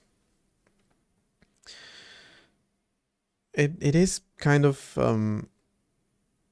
a little bit of redundancy, because what SDL does, my engine also does. So the correct way of doing it would be to implement a Metal backend, OpenGL or Vulkan backend, DirectX, I guess, also, and then implementing, or even just like windowing systems like X11 and whatever else. Or implementing like some sort of frame buffer backend directly from the system or directly from the graphics API or whatever it is, and then directly implementing keyboard, audio, and all that stuff. But if I can have SDL take care of that stuff for me, I don't care about the double layer of it. It's like I have tiny little performance loss with a lot of time saved. Because again, when it comes to implementing things for my system, I'm looking into implementing it myself so I can learn how it's done. But like, I've already implemented it for Redacted. I don't want to implement it for Linux, Mac, Windows, iOS, anything else. So if I can have SDL just take care of that for me, amazing. Okay, it does feel kind of like I did my engine.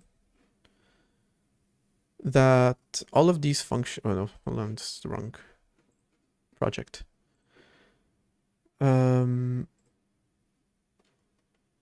This function, for example, the get render context, as well as the update and setup, are not called by my program, but rather by the engine. And all my program does is just run game, which is a function of the engine that takes care of everything. So it seems set up in a similar way. Again, that's why I'm saying that SDL is essentially doing the same thing that I'm doing. But I'm just translating between their library and mine. It's what I want to do. Okay, but this looks very simple. They have an event. So again, very simple. Very similar to what I'm doing. Except my event code is currently not in the engine. It's in the game itself. And specific to how the game handles input. I'll have to fix that, but till then, we're good.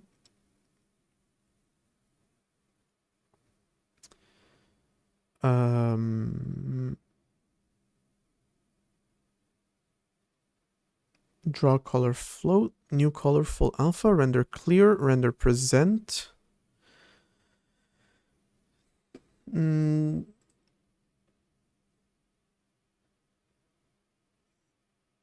way of doing things is not as frame buffery, stupid as that sounds, as mine. At the end of the day, it's the same thing. It's just I'm doing it in a more primitive way. But I want to say it wouldn't be too difficult. It's I want to put it that way. Yeah. So again, not something that I want to do right now. More so something that I wanted to look into, but SDL feels like a good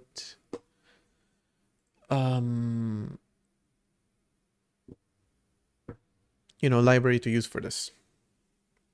So that I can make games for my system and then have them be available in other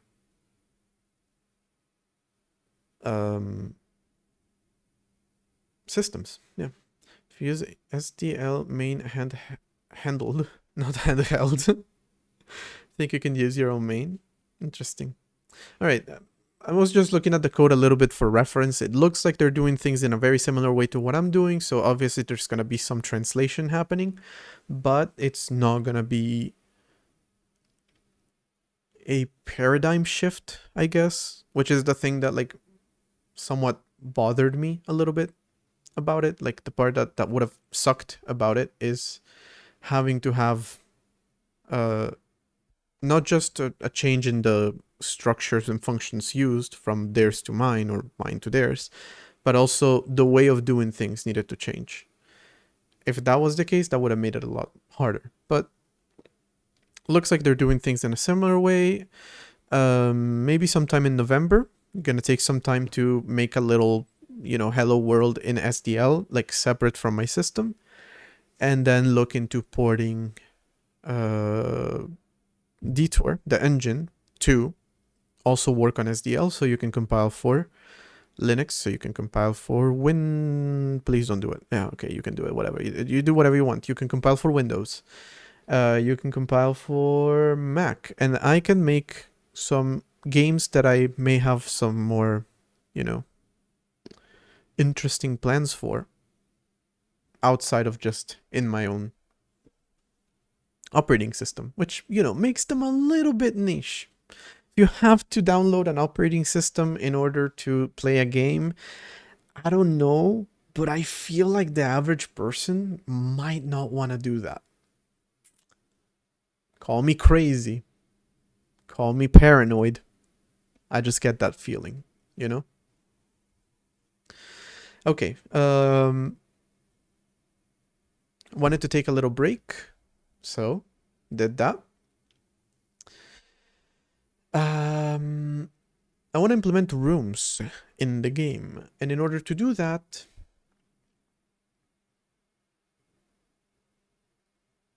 I'm gonna wait for that. There's nothing to do with in order to do that. I wasn't sure what I was going with that sentence. What I'm gonna say is there's an ad coming up on Twitch, so I'm gonna wait for that, and then I'm gonna implement rooms in the game.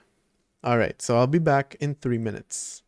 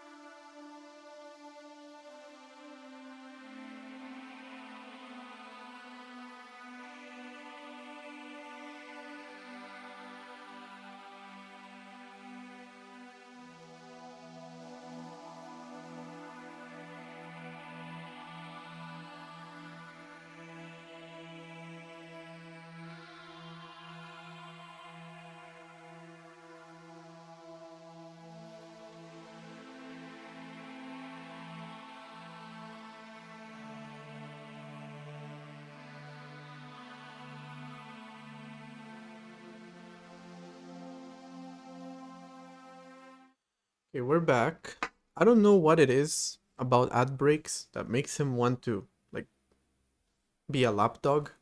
So, here he is, the lapdog. He is here to speak up against the use of shock collars in the training of dogs.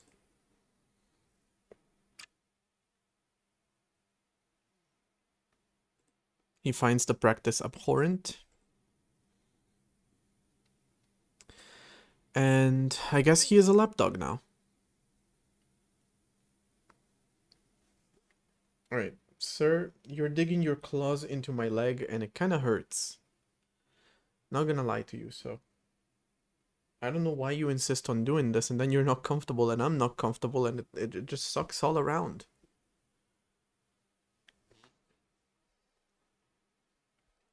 Okay. Lapdog aside, like literally aside, please. It's time to implement rooms. Also, when I speak, air comes out of my mouth, obviously, and it hits his ear and it like moves it a little bit. Like he doesn't like that. And yet he doesn't move.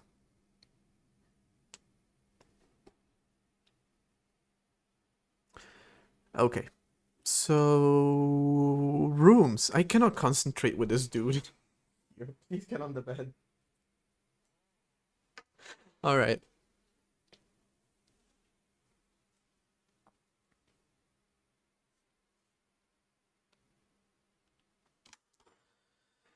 Rooms. Implementing rooms in the game.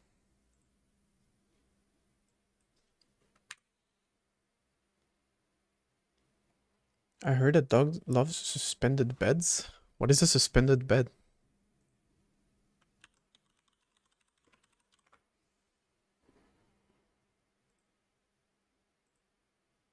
Oh? So I'm just a suspended bed to him? I can get you like a hammock if you want.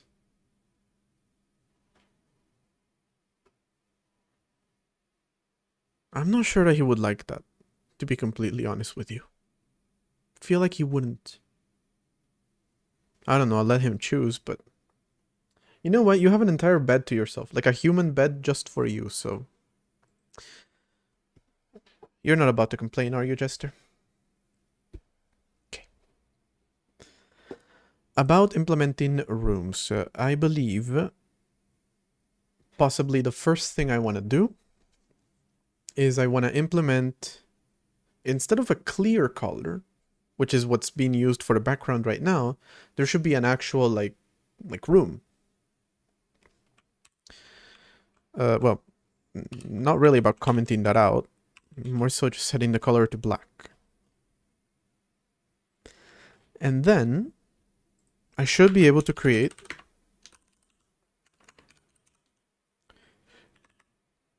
a simple object with a location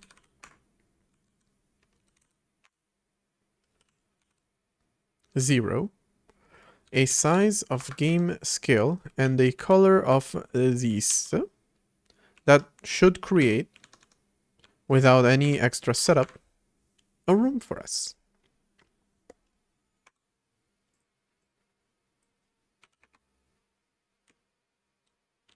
Quite so. Quite right. That's it. We've implemented rooms. Thank you so much, everybody. See you next time. All right. That was easy. That was surprisingly fucking easy.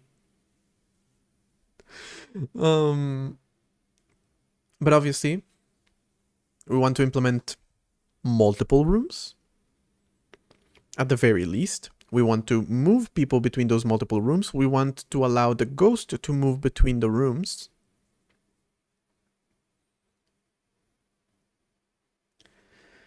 And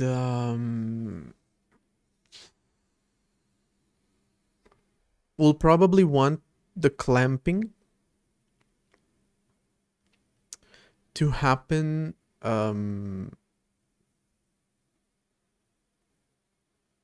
for the ghost alone. They should be clamped not by the size of the room, but by the size of the whole game. That way you can, you know, go through walls and floors and whatnot.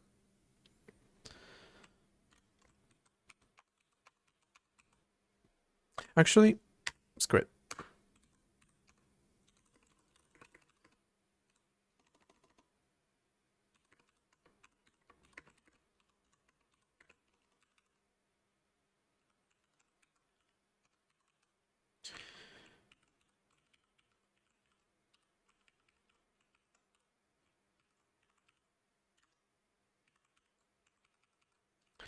we're going to create a room. The size is always going to be the same for all the rooms.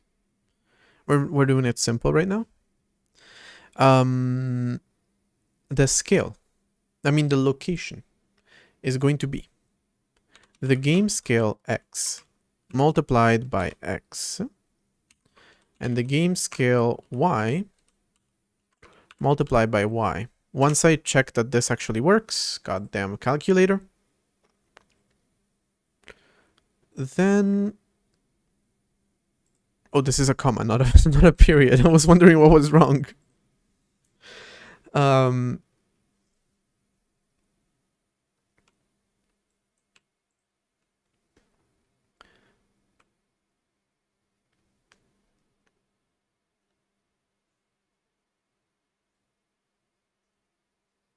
Blanking on what I was going to say, as always.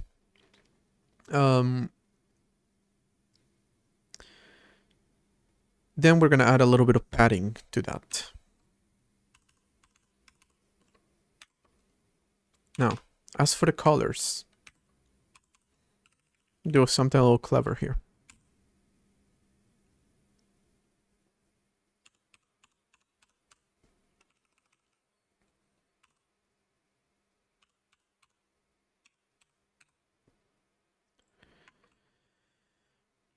Shifted by x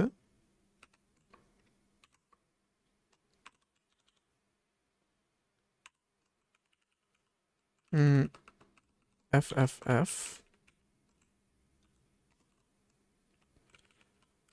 something a little clever, and it's just random shit.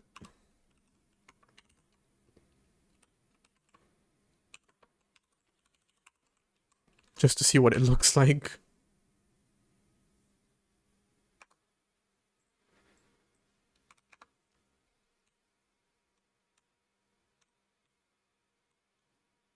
Feels like that didn't work. Now did it?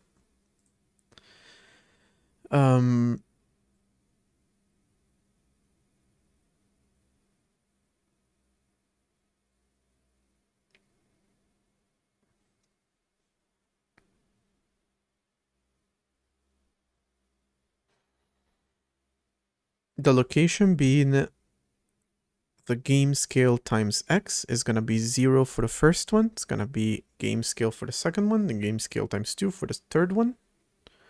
So that should be good. And same for this. Size being game scale should be good. And yet, it isn't.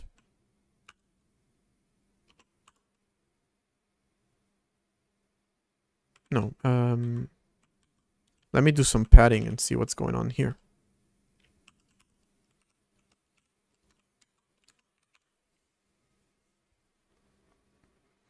Thought this was gonna be the easy part, but clearly not.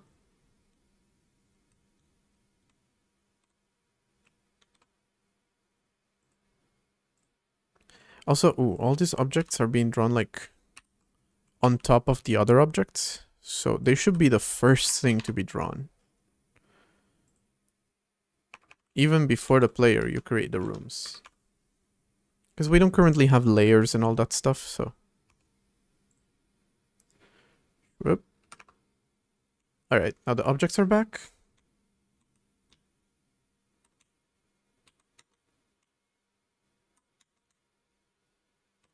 Where are the other rooms?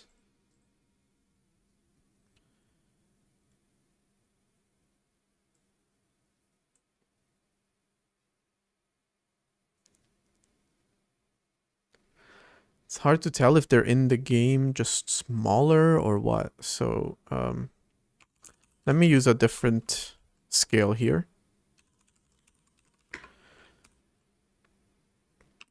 A 2x2.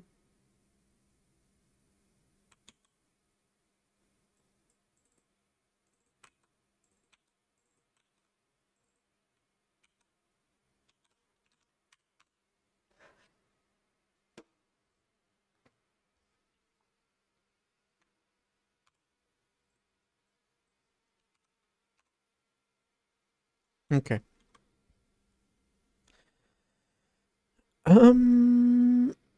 Yeah, that's about right. That looks about right.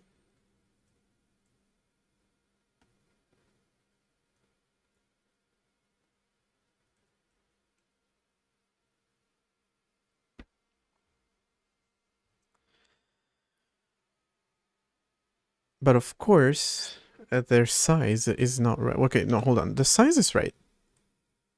Their location, also right. Sorry, you guys are now in darkness.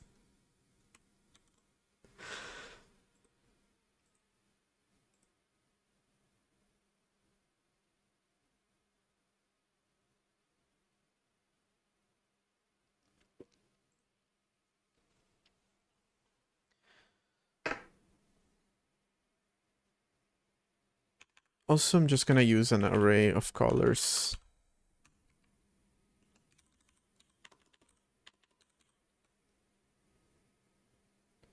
Adding windows. Fuck no. I'm assuming you mean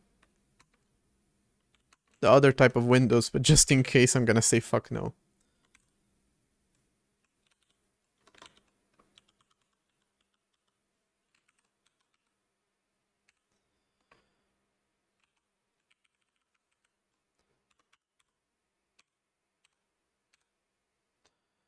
All right.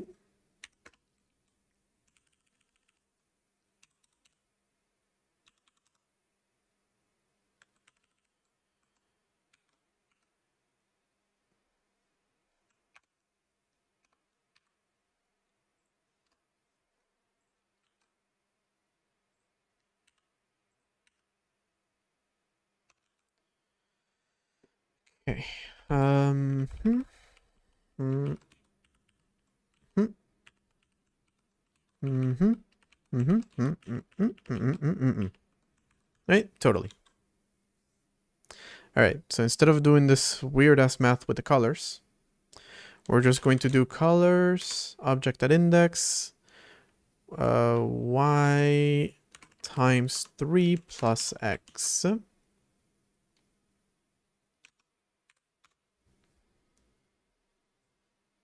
The glass kind of window, that's okay.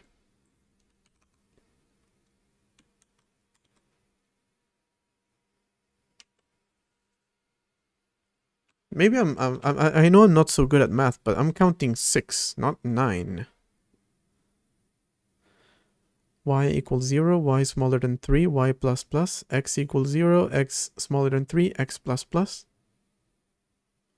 Feels to me like that's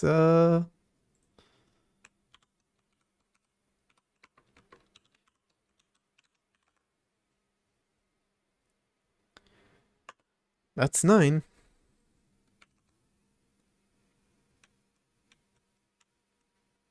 Oh.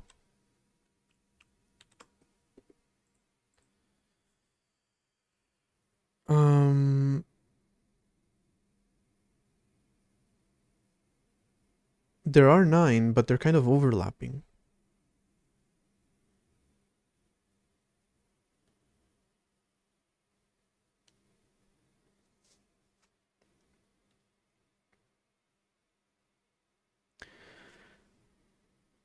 The first one starts at 0.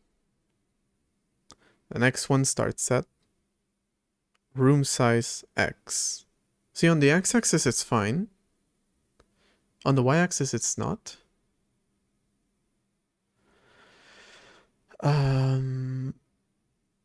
Weird.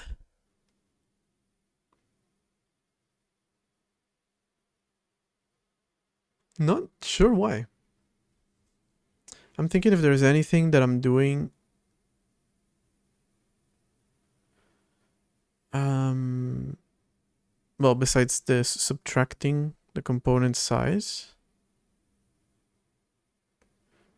So really one of them starts at minus room size and the other one starts at,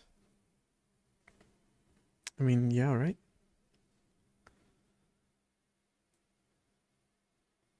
Let me see what happens if I just don't do this.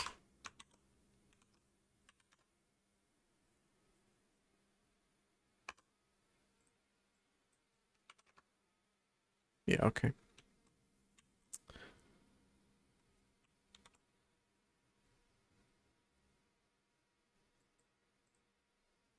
Okay, okay, okay. Nah, it's not even uint. I feel like it's just using this.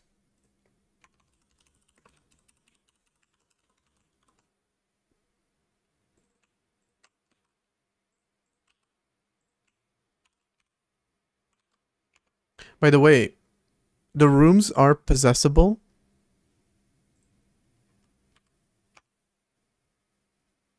So before I even compile this, we gotta try it out.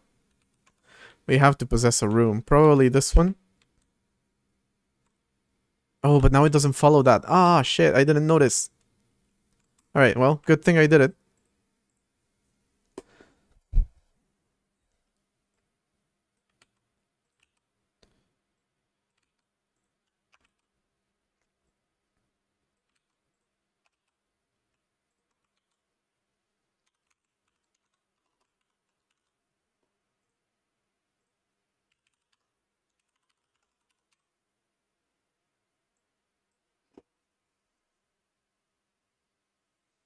Wait, where was that button for this one? In selection.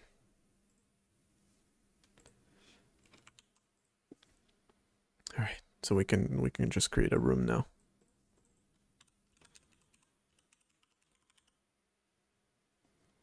And it's gonna skip that logic. Because that logic is for objects, not for rooms. And also any other stuff that I want to add to rooms, I use this function for it. Okay, that should be good.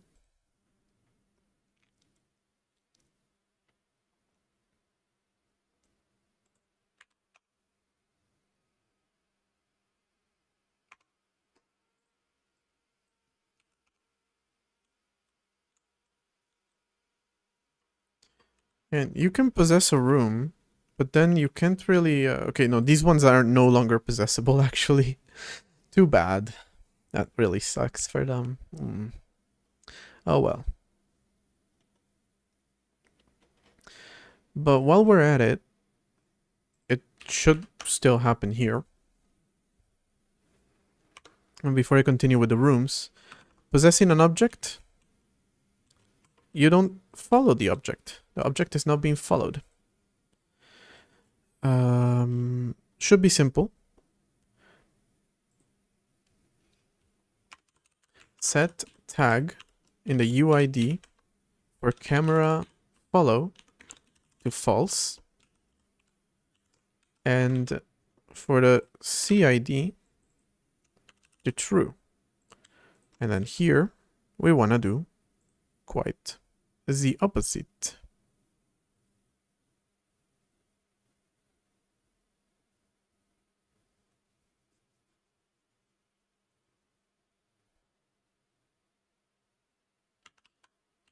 It's a little confusing that those two are not together, so.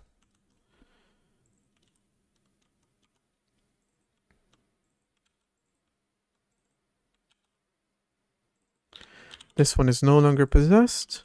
The player is. So that should automatically swap between the two.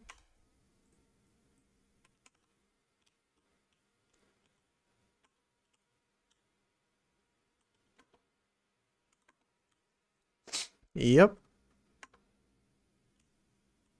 Amazing. Oh my. Back to the rooms now. We're not gonna use the room size anymore. We're gonna use the gamma scale, which should create exactly.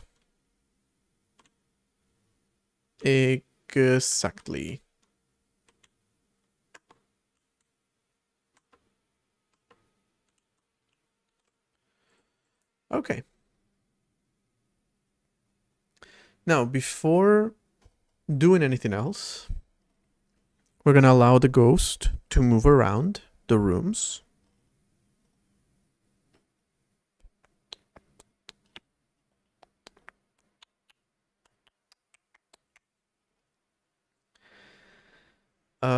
This entire function I'm gonna have to rethink quite a bit.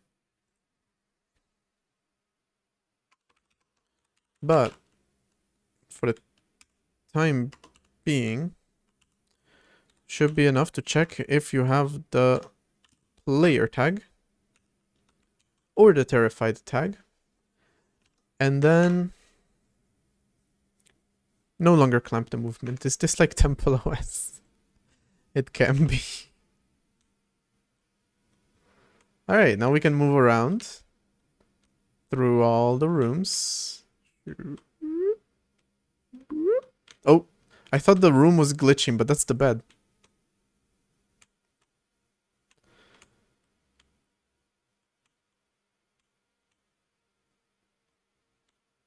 Whereas they can't.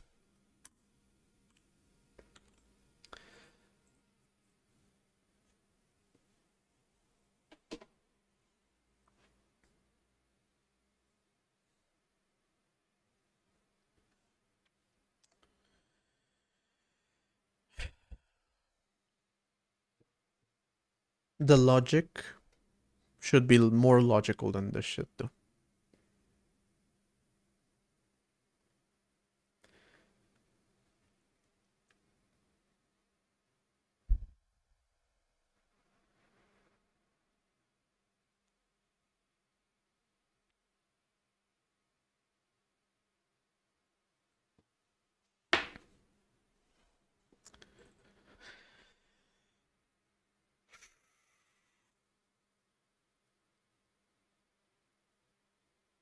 I can think of the easy way of doing it, which it might actually be the smart way of doing it at the end of the day.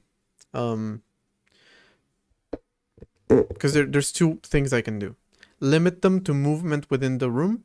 As long as you're within this room, you cannot move out of it. But obviously, that's not really the way that it's supposed to be done. The other one is, as long as you're within the game area, which can be bigger than the room.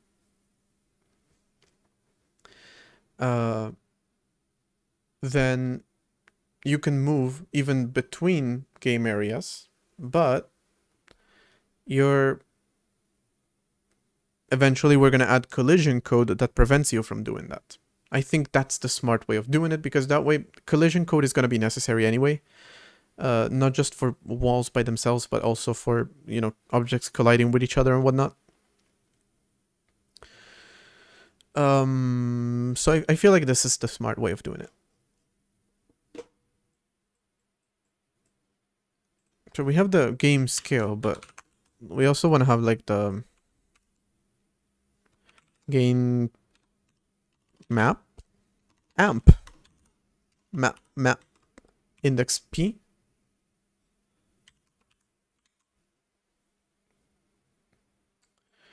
Which is actually uninitialized. Gets initialized when you create rooms.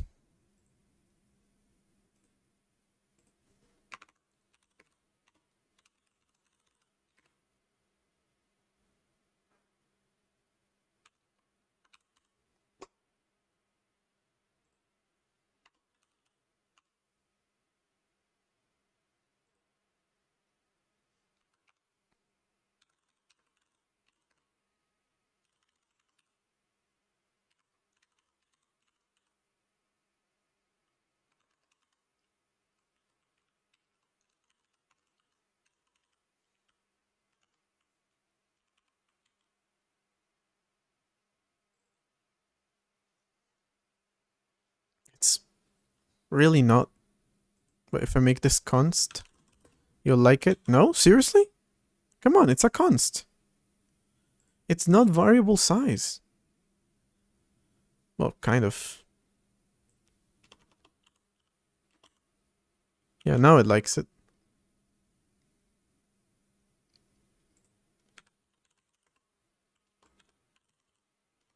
Oh my god, I cannot type for the life of me.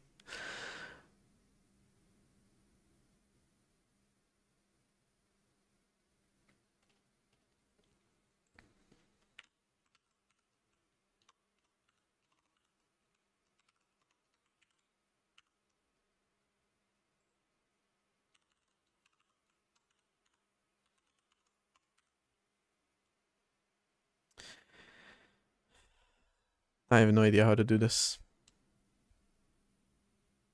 Did I do this somewhere else? I feel like in my PNG, like my deflate code, I did something similar. So let me look at that for syntax. I initialize it like that. Because I don't give a value to room. No, that's, well, could be.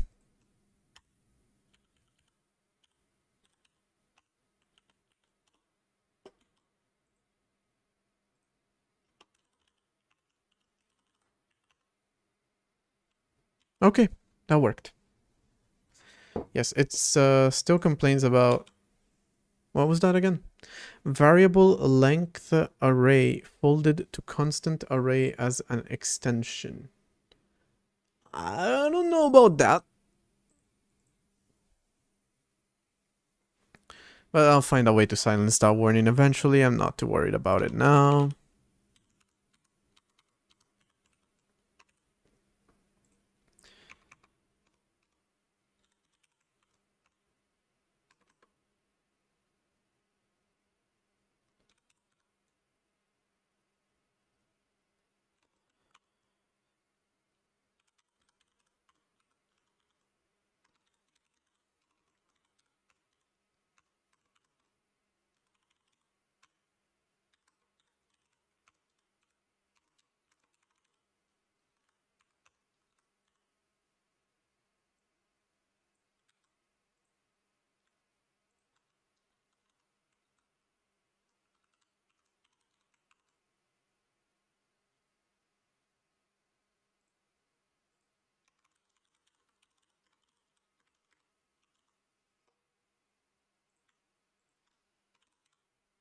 Oh, it's a float, really.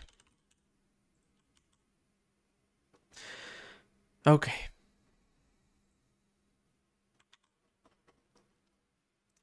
We should now be able to use that instead of the game scale.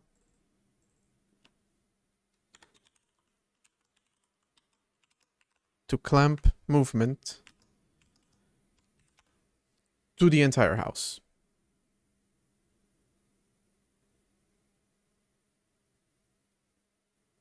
I thought we were friends, Make. Thought you liked me, GCC. Why would you do this to me, you piece of...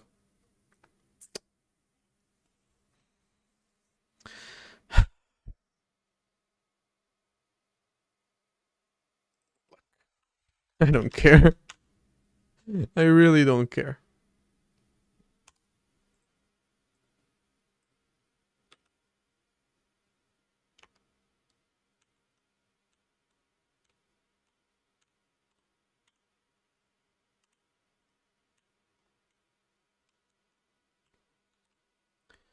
Why did the objects move?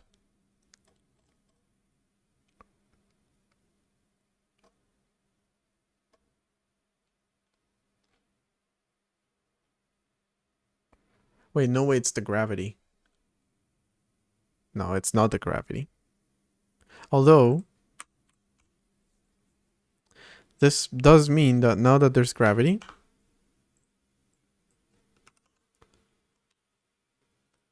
I can grab an object, lift it, and drop it, and it goes all the way down here. Oh, it's because of the padding. It's because of the padding that it's doing that.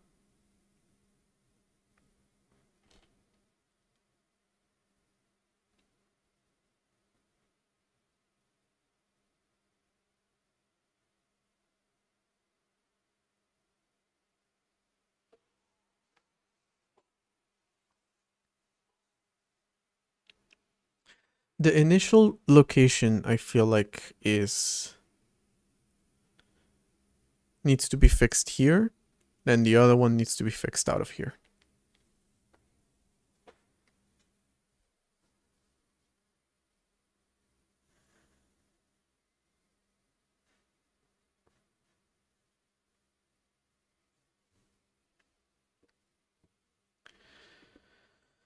Um,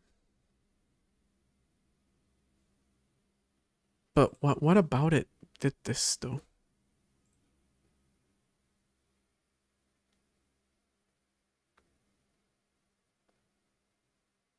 Why did they all move? What if I keep the clamp function as it was? Is the issue suddenly fixed?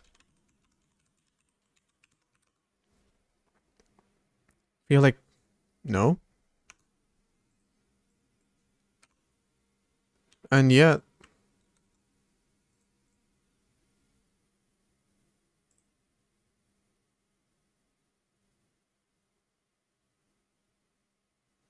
wait, okay. Pretty sure I was just placing the objects in the wrong place. And I didn't realize until I changed the clamping function that was happening.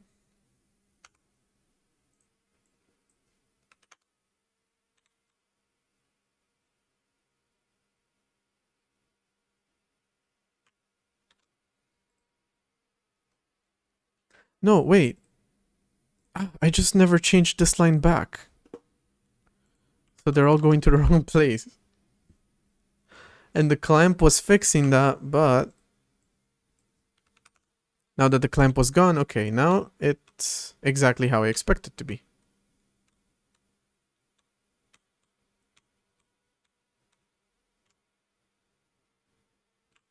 Okay. And I am able to remove this exception.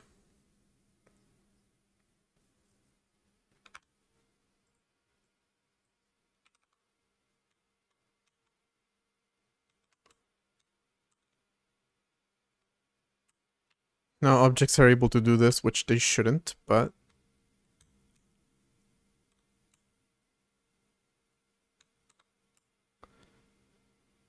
are quite hard to maneuver when we have this many rooms. And the objects are, you know, bound by gravity. Did one of them actually leave?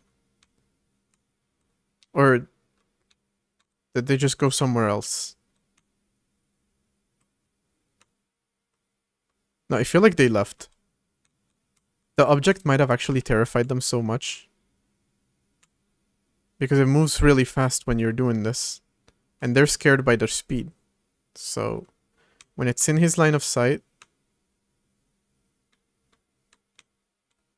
Yeah, it scares them. I'm not gonna lie.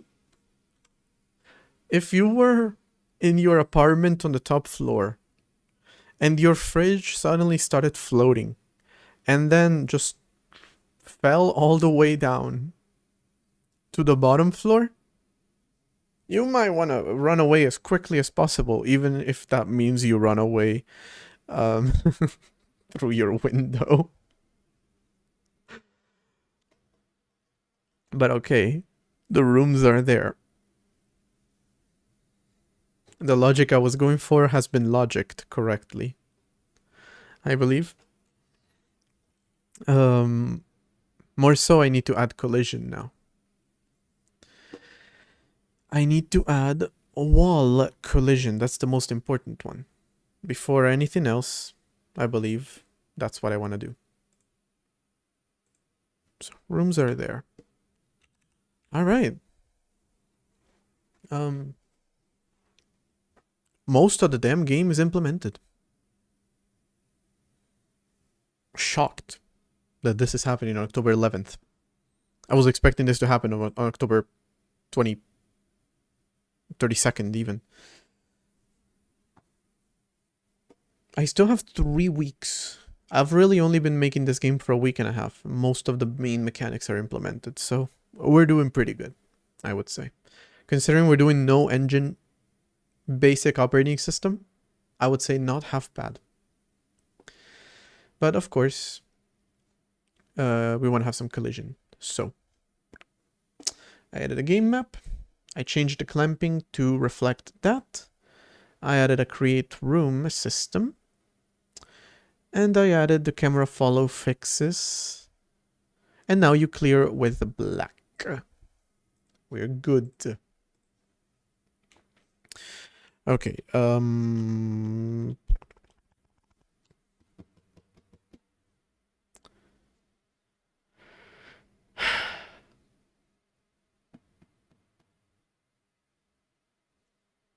literally just listed out what I did. And then I forgot what it was. Absolutely fucking incredible. Alright. So. Ice, Storm, and or Dave has given us this the gist of it. It's supposed to be a joke. For collision detection. Using the AB or the AABB bounding boxes. It's intended for shared math folder. Yes, very much probably gonna be needed in the system by itself, so it is useful code to have.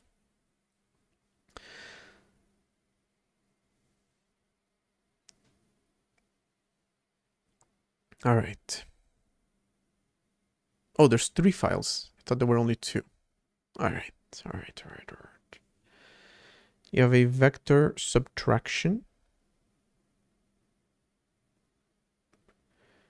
a scalar multiplication.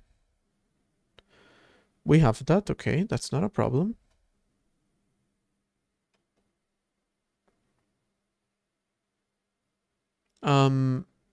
Why am I seeing messages in the screen chat that I'm not seeing in my chat?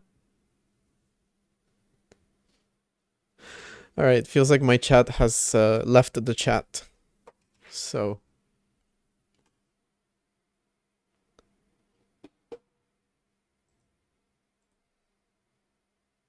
let me try reloading it. I won't know until a new message comes in, but kind of weird. My chat just stopped working. All right. Okay. Let me start with this. Huh.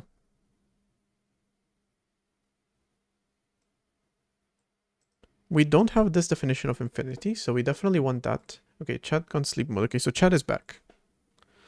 Not sure what happened there.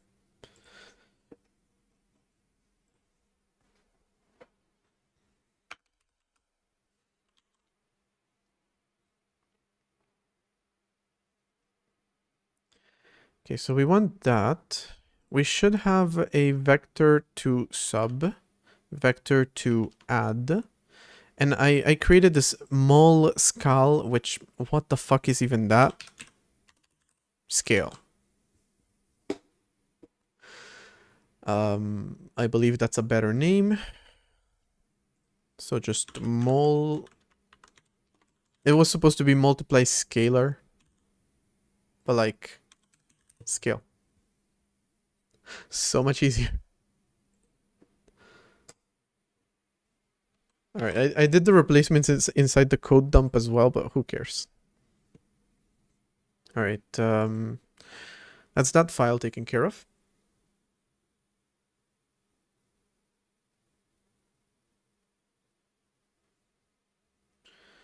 It's not on GitHub, or your fetch pull is not up to date.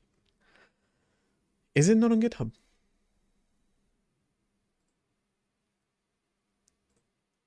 It is in fact not on GitHub. I've been making a lot of changes apparently. That... Alright, let me take a minute to do that, because what the fuck.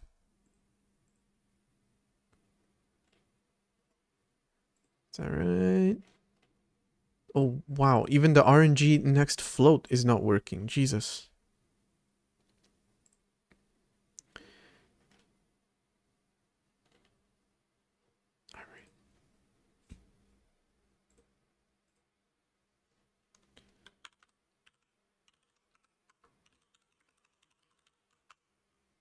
Okay.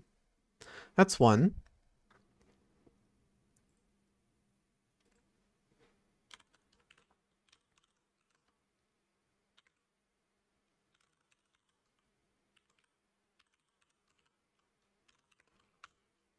That's another.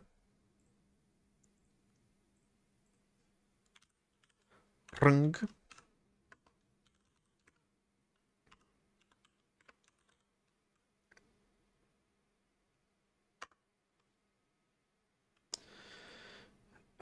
Vector.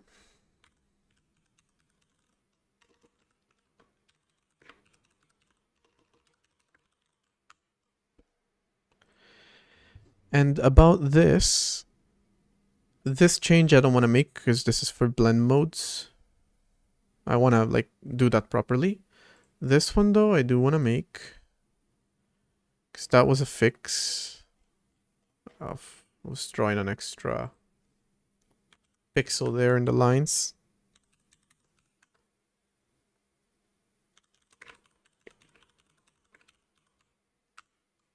Okay. Anything here? There was a double GPU for whatever fucking reason.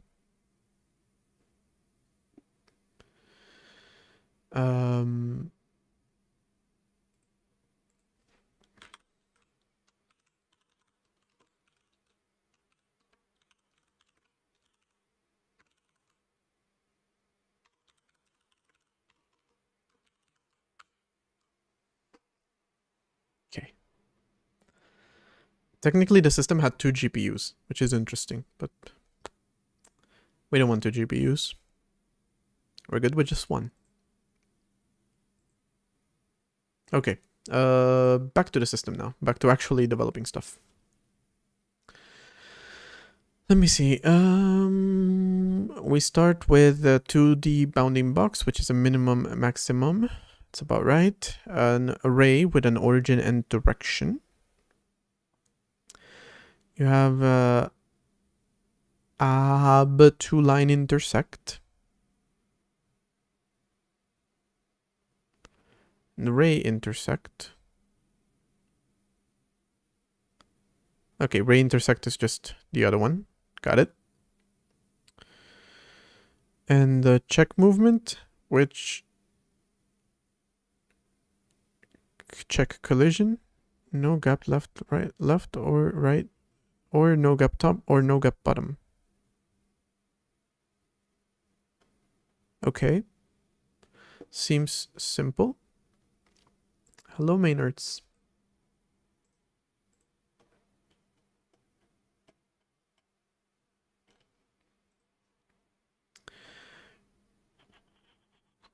Where does this go? Math.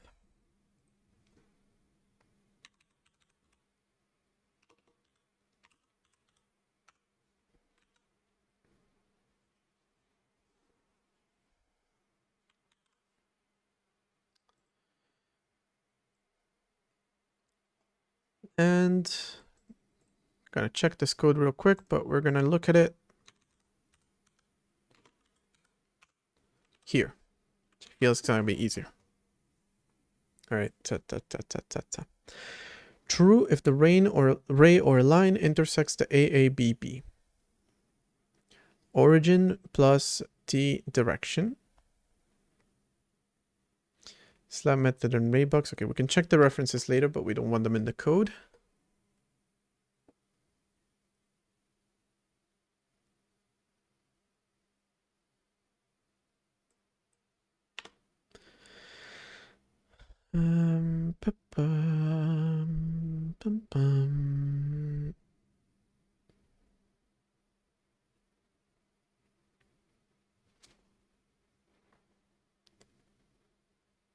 Did I dream it or did I hear you say you got a sewing machine? If you did you port Doom to it yet? Shit. I thought the one with the screen was unnecessary, so I didn't get it. I did get a sewing machine. I'm not gonna show the whole thing, but here's the manual for it. In Italian, I think? No, in Spanish. Here's the Spanish manual for it.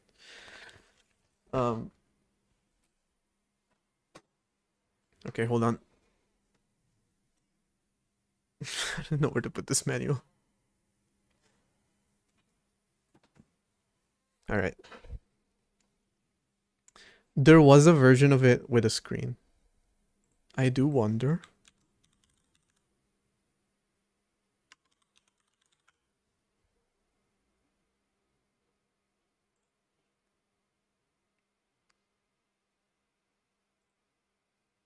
Wait, these have like a full-on touchscreen? Why? See, this is the reason why I didn't get the one with the fucking touchscreen. Also, for someone who was asleep during the stream, you sure heard a lot of it.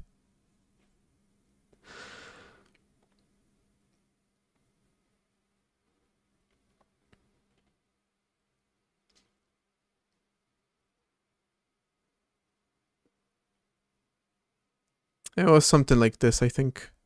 I had a screen on it. I hadn't seen the one with the big screen. That definitely could run Doom. 100%. This one probably can too, like... Should I return the one I got, get the one with the screen, and run Doom on it?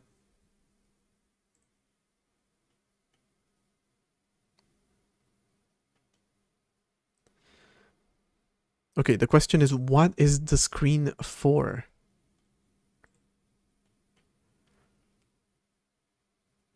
Built-in lettering. One step, but... Oh, sorry. Buttonhole.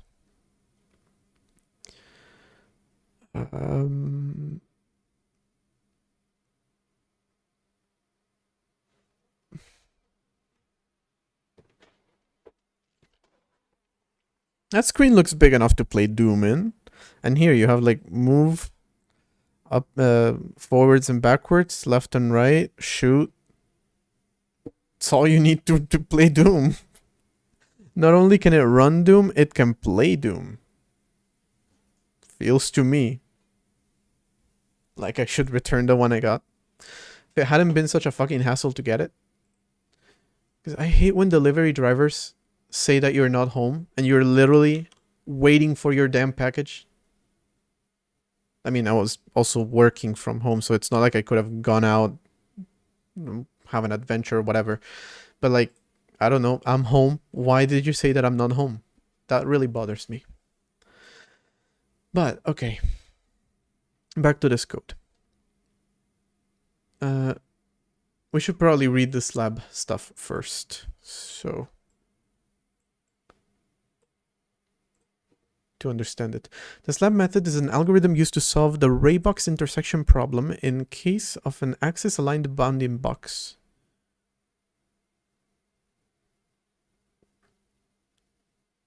I've been doing game development, and for that matter, graphics development in general uses the concept of AABB for more than 10 years.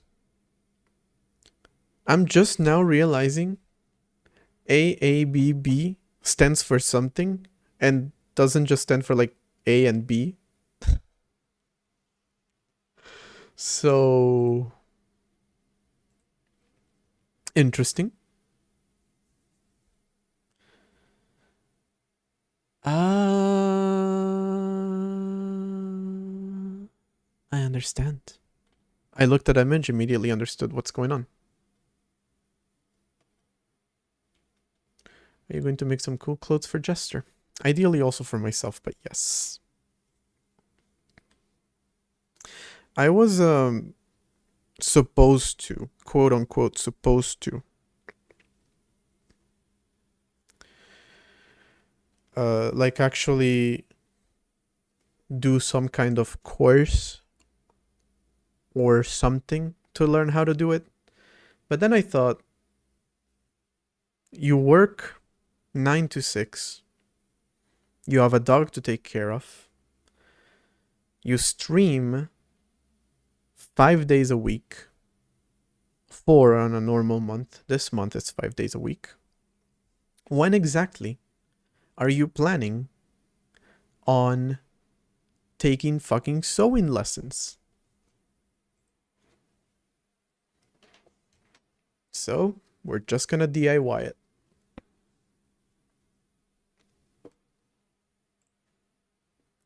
Slab technique to intersect ray with axis align box. Okay, maybe not mute it.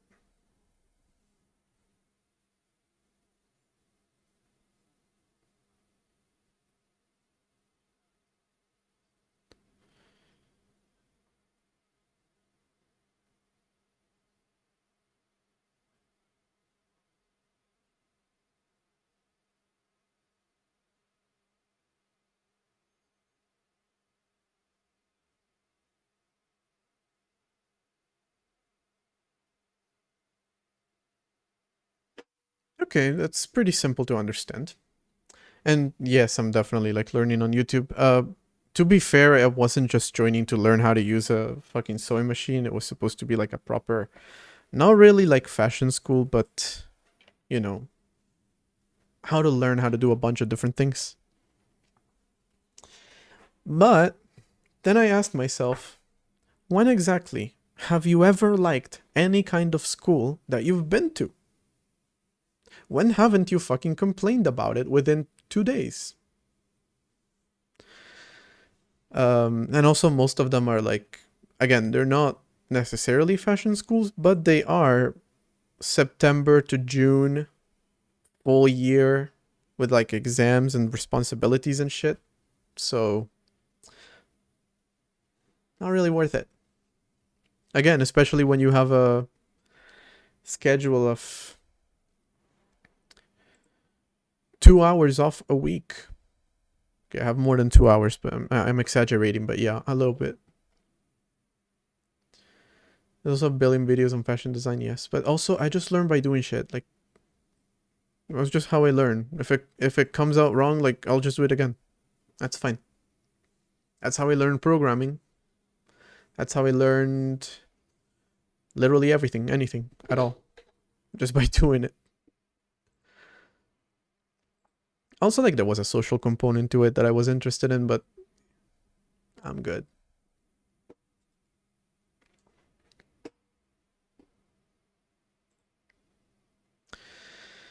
Okay. Slab of X min, X max, slab of the AABB. Okay, that makes sense. And the horizontal one does the same thing for the y-axis. Enter and exit intersections if array was an infinite line. Limit line to array and check interval validity.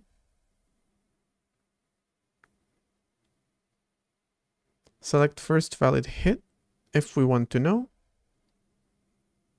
Oh, I didn't even notice it returned a T hit.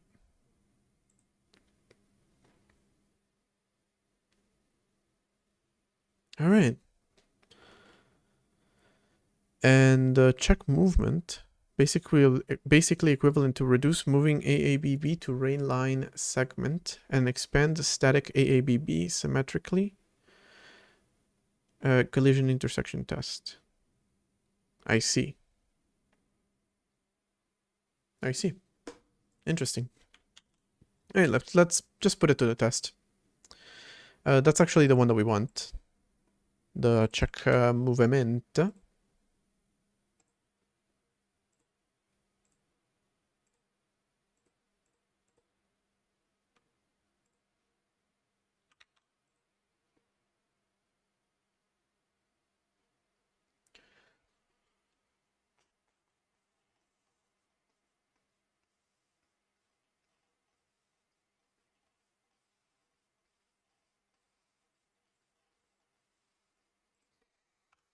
So we're going to start by including a method, abattoir.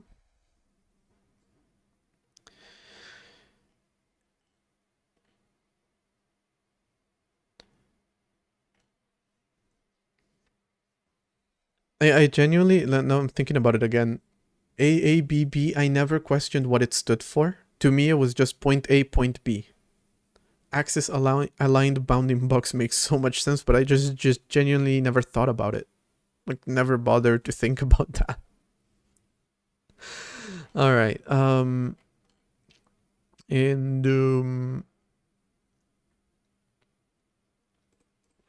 here's what we're gonna do. We're just gonna put it here.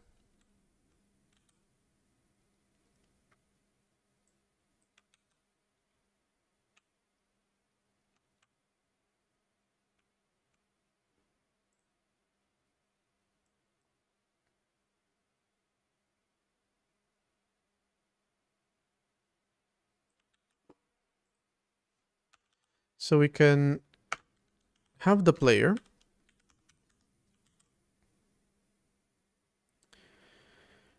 And we have the player's size. And we want to compare them to any object.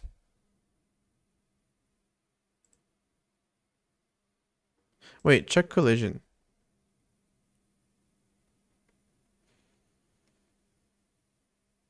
American Association of Blood Banks. I'm surprised that didn't come up whenever I Google something like that, like an acronym, something completely unrelated always comes up first.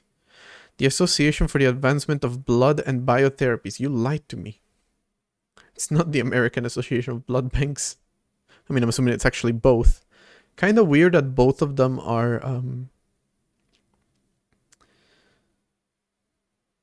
what is it called? Both of them are about blood. They're having an annual meeting if anyone's interested. There's also a blood bank guy. It's just the guy for the blood bank, you know? You know the one. You wanna talk blood banks, you go to this guy. You have a guy for blood banks. It is an international not-for-profit organization that accredits and educates institutions involved in the transfusion, medicine, and biotherapies. Considering every single result is about that, that's the real meaning of AABB. And the American Aligned Bounding Box, or whatever it was, is probably not the right one.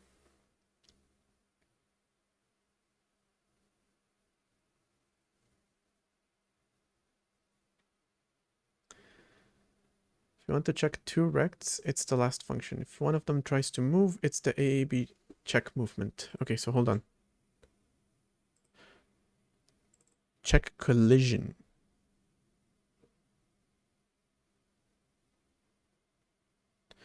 Wait, so you're saying that if an object moves and to check that it's not like colliding against a wall or something, you use this?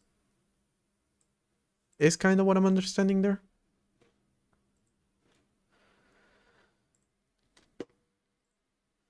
Yes. Okay.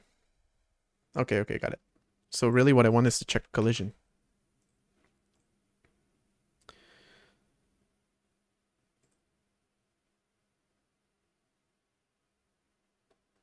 Which I have a collide function.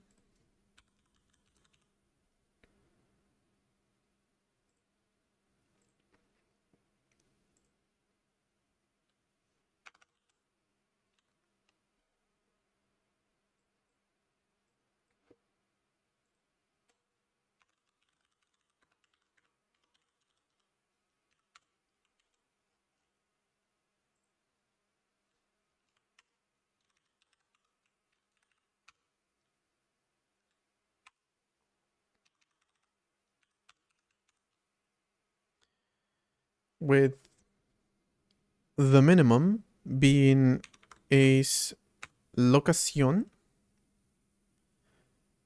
and the maximum being a vector to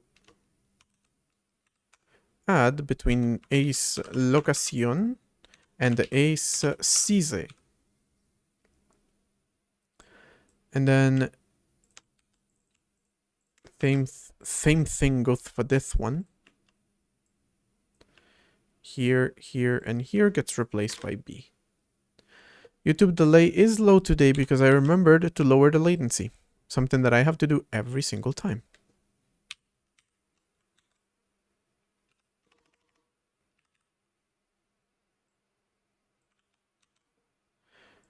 At the end of the day, code is doing pretty much the same thing.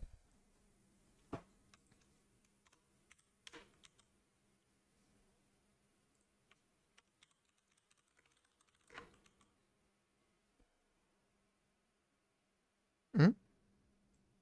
Oh, wait.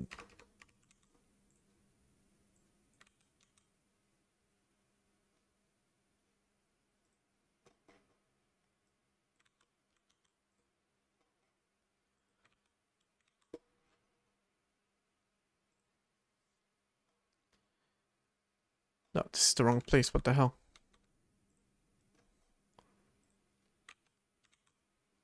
Alright. There it is.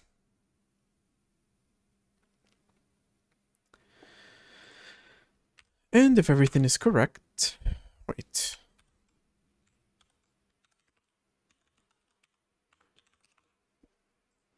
Which it isn't. Because... Shouldn't have changed this code. Okay, that's the operating system. This is the game.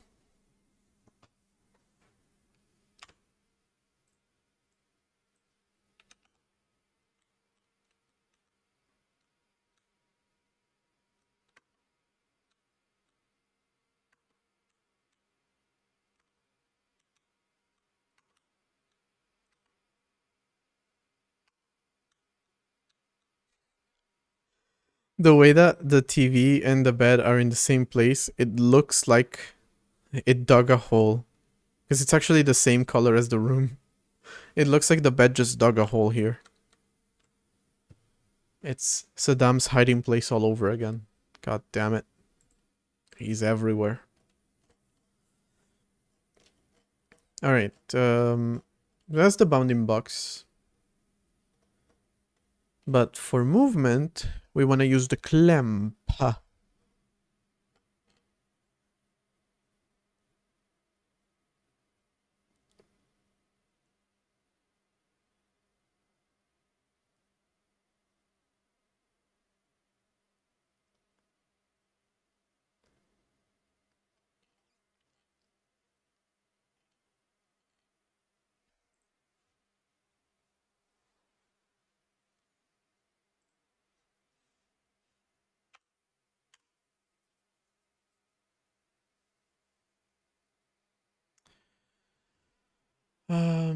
I can use check movement to clamp,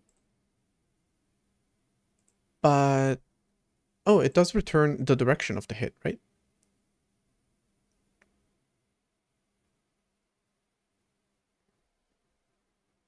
Alright, there's an ad on Twitch, so I'm gonna run that and I'll be back in 3 minutes to continue this.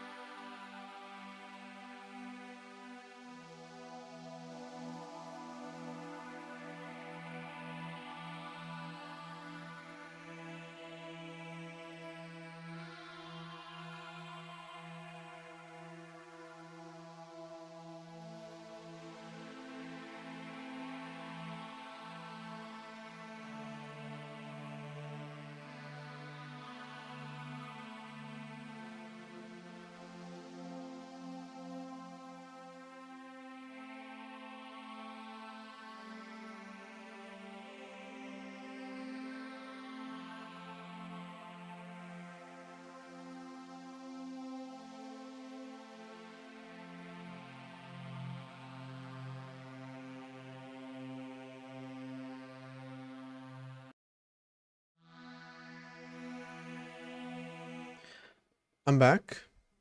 Not carrying a dog this time. My hair is absolutely fucking atrocious today. Jesus. I was having such a good hair day yesterday. And today it's just complete and utter shit. Oh, you know what? Fuck it. We're letting it out. It's still shit, but whatever. Today I don't have the dog on me. I mean today. Right now. For whatever reason, during the ad breaks, he decided he needed to just climb on the chair with me. But today right now he's good. He's quiet. He's chill.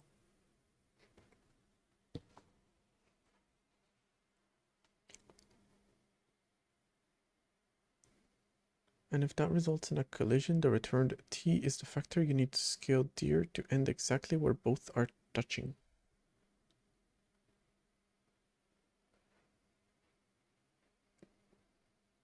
I see. Interesting.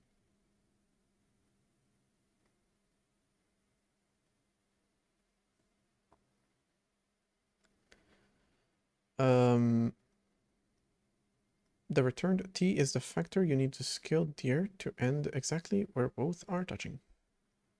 Okay.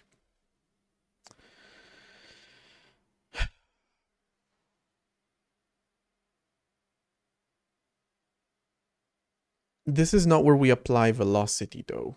This is where we clamp movement. We should do this where we apply velocity. Because by the point that we get here, we've already applied the velocity. The object has already moved. So we want to do it before that. We want to do that in the ECS core, I believe. In apply movement here.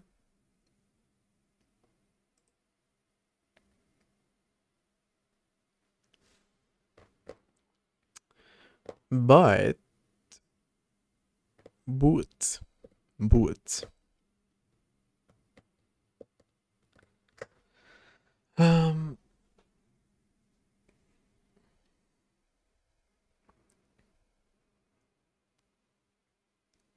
At the end of the function?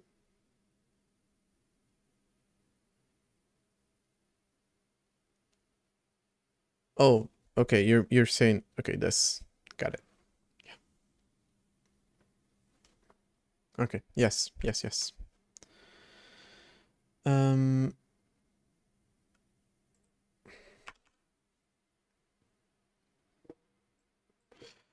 I'm just thinking of how I should do this because like collisions are more complex than this.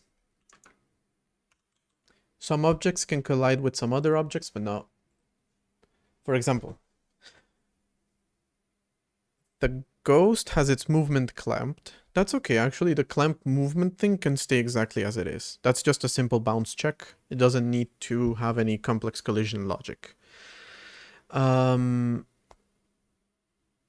The humans don't collide with objects, but they can collide with walls. The objects can collide with other objects and with walls. The ghost cannot collide with anything.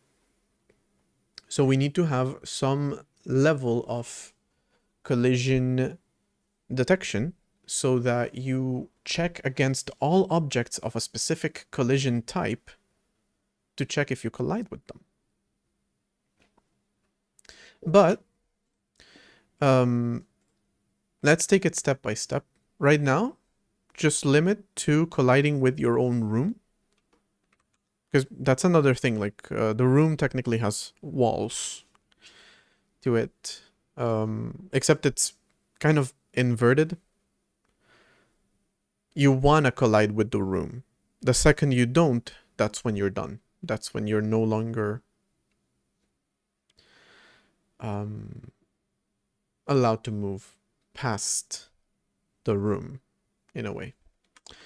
But okay. Let's begin by creating a direction vector.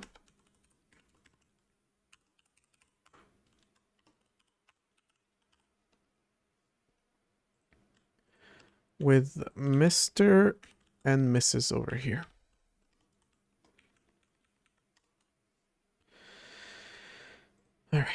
Um,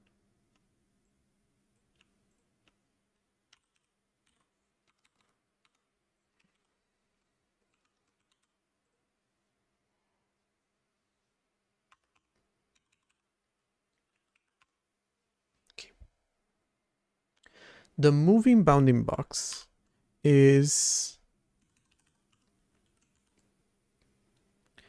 our T locación as the minimum and our T locación plus our T CZ.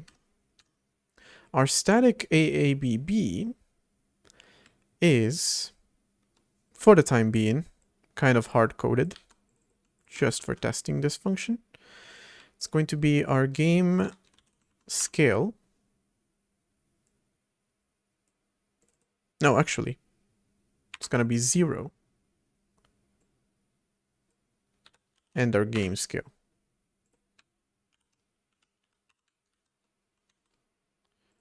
Our dirección is going to be our dir. And our hit is going to be a float. We're going to call hit. This is going to tell us if any object is colliding with the room or not.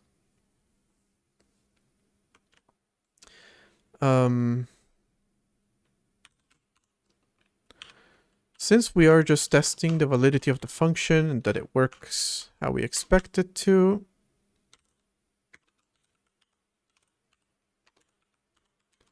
we're just going to print this. We're going to disable most objects in the world. We're going to keep essentially only the player, which I control. No humans, no objects. The rooms can stay because they don't have a movement component.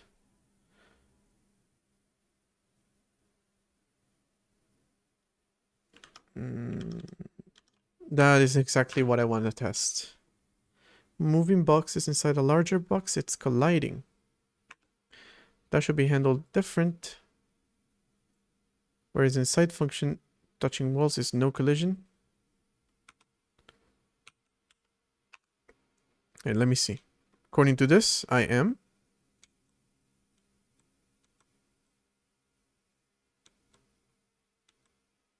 Now I'm not. Now I am.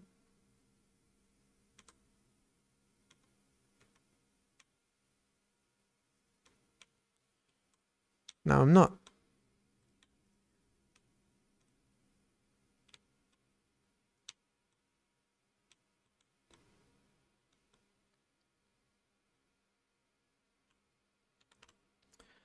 Yeah, normally a bounding box is filled, that's right. To be fair, I am trying to do something that you're not supposed to do, which is to check the invert. Like, the way that it works fine. The second you interact with the box a little bit, it works.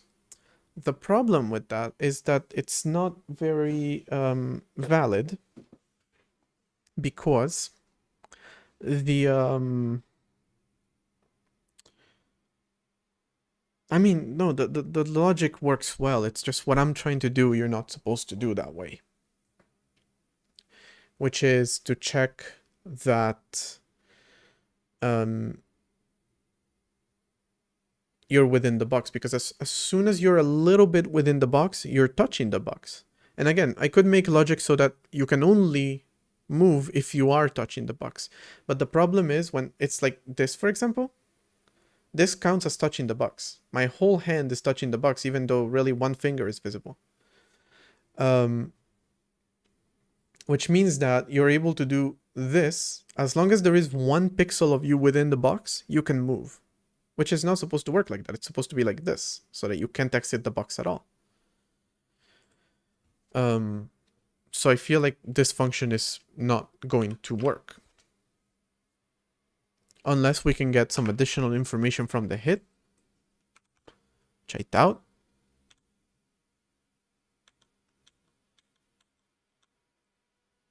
Like. Also, the number keeps increasing. This part I'm not so sure about. Because I'm not doing anything, it's just going crazy. I want to see how crazy it can go. But I don't feel like this is supposed to happen. And eventually it just like crashes like this. Till you move again.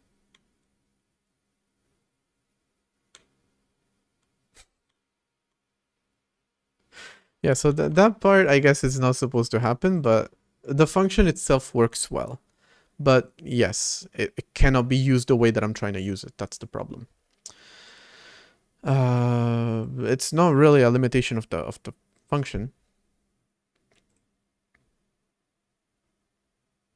It's more so a limitation of what I'm trying to do, which is to check bounds. Which again, there's easier ways of doing that. Like you don't want to do that way. More so, you want to implement actual walls. Problem is, of course, to do that, we're going to have to implement an entire collision system, not just a simple if function. It is strange that it's increasing, but honestly, it's not the biggest issue. I wouldn't be surprised if that was just because of garbage. Garbage coding, that is. No, it's just straight up increasing. All right. It's ominously growing. It's really funny. Eventually it crashes. Well, it reaches a maximum value. Which probably maximum value of FF with 0 decimal points. 18 quintillion, I believe. 446 quadrillion, 744 trillion, 73 billion, 709 million, 551,615. I'm assuming is a number that everyone here has memorized because it is such an important number. Okay. Yeah, so I feel like this is not how I want to do things, obviously. What I want to do is I want to have collision channels, so to speak.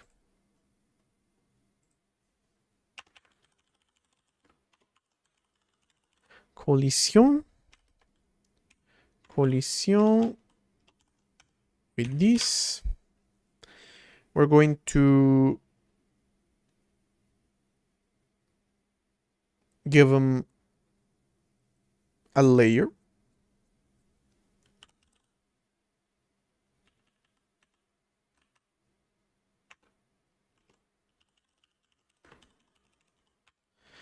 And a uint64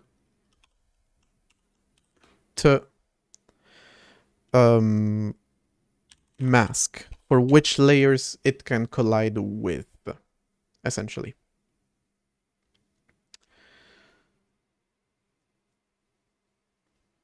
Then we can just really shitty. The other day I talked about more efficient ways of checking collision that aren't literally iterating over the same thing a million times. But what we can do is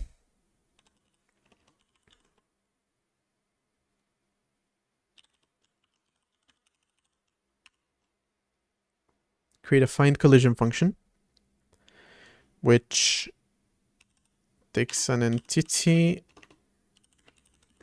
EID and returns a collided entity.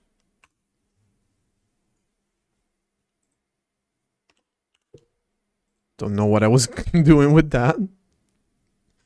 And the way that it works is it simply iterates over all the existing entities. Again, this is a thing that definitely can be optimized. The other day I was talking about octrees, which are a good way.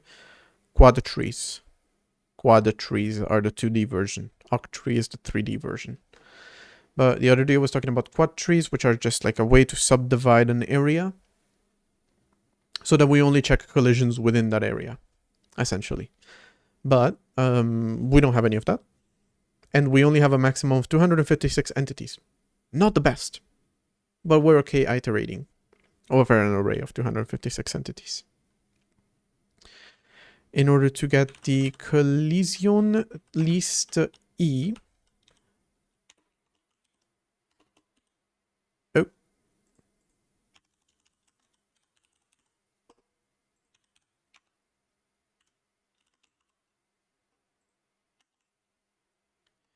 Wait, no, before that, we need to get the mask. Which is collision list EID mask.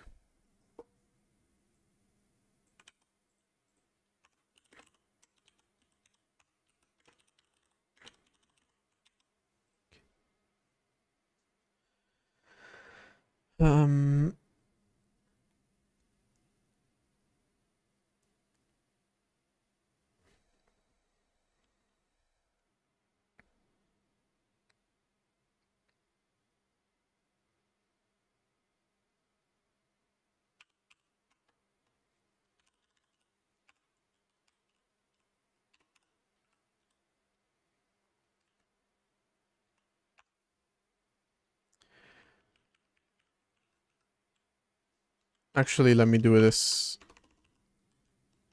here. Because what we want to do is we want to use the layer like this to check it against the mask to see if the mask is able to collide with this object. And if that's the case, we're going to set call to I and return true.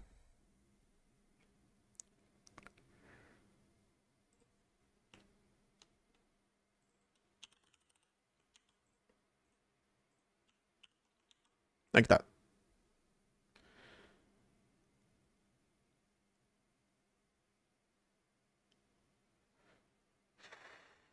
I don't know about the double collision check, to be honest.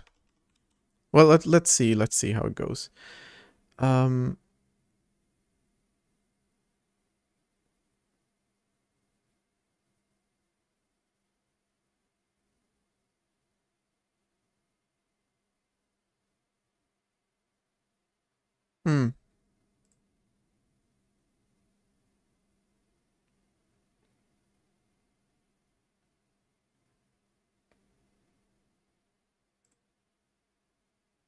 Have I not done this before? I've probably done this code in a bunch of places. Oh, because I'm checking an int I. Okay.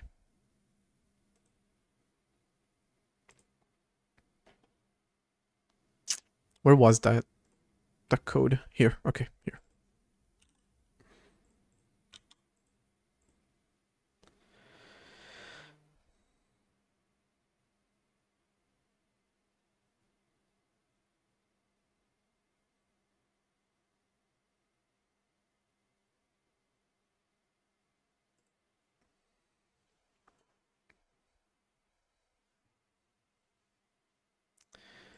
And if we don't find one, we return false. Now we need to assign a collision to all objects. God damn it. Well, I feel like the obvious thing to do. Hold on. Did I just write collision detection without actually checking for collisions?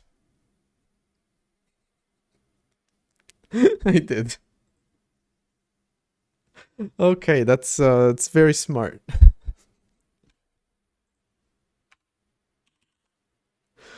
I feel like that may not have been.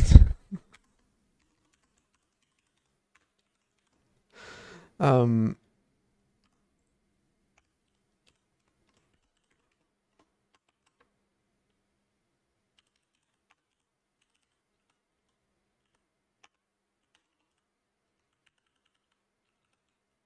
Oh, is there a need to do that? Yeah, Kinex. T locación vector 2 add T location and the T size. That creates our bounding box for our object that we're checking collision for. The second one is going to do something similar, but with a T2. 2, 2, 2, 2. Using I.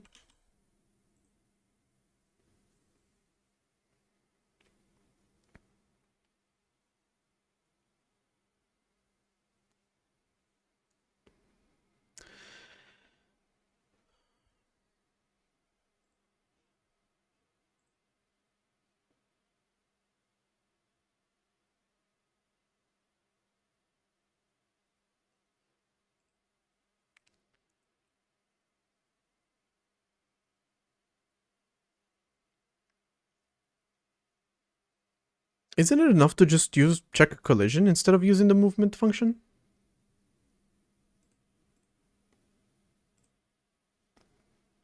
Yeah, in this case, I think it is.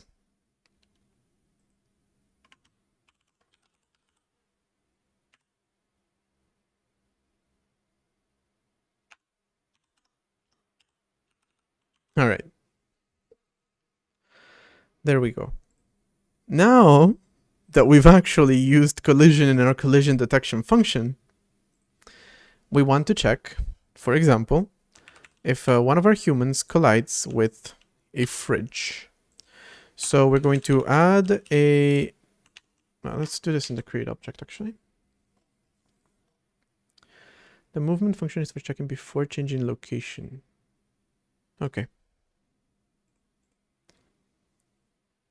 But it's going to have a very similar behavior to this one, essentially.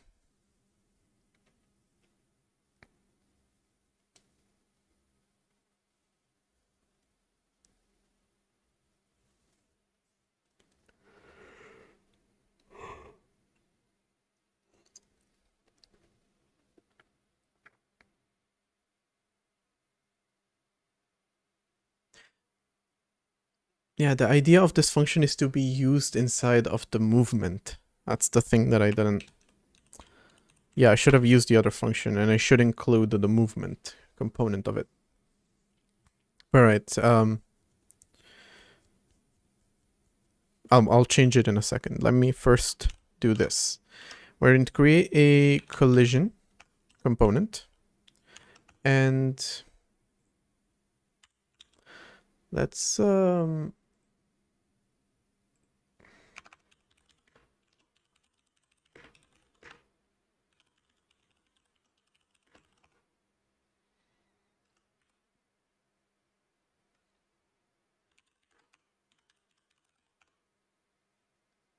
well, non kind of stupid. Static dynamic on.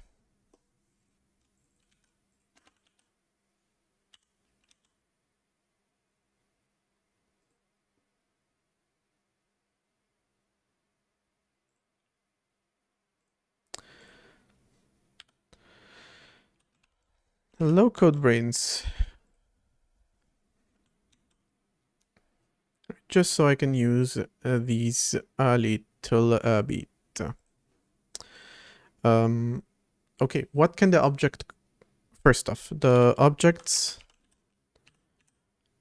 layer is going to be CT dynamic. And the object's mask is going to be CT dynamic. They can only collide with each other. You know what? There's also static. Should I create another one for environment?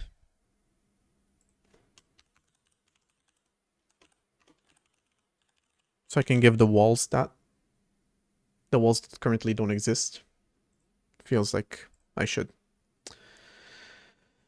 Okay. That's the collision for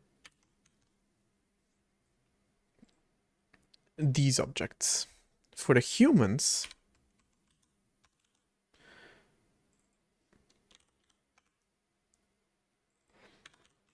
they're pawns. Well, yeah, you know what? The word pawn, kind of dumb, because the player is another thing.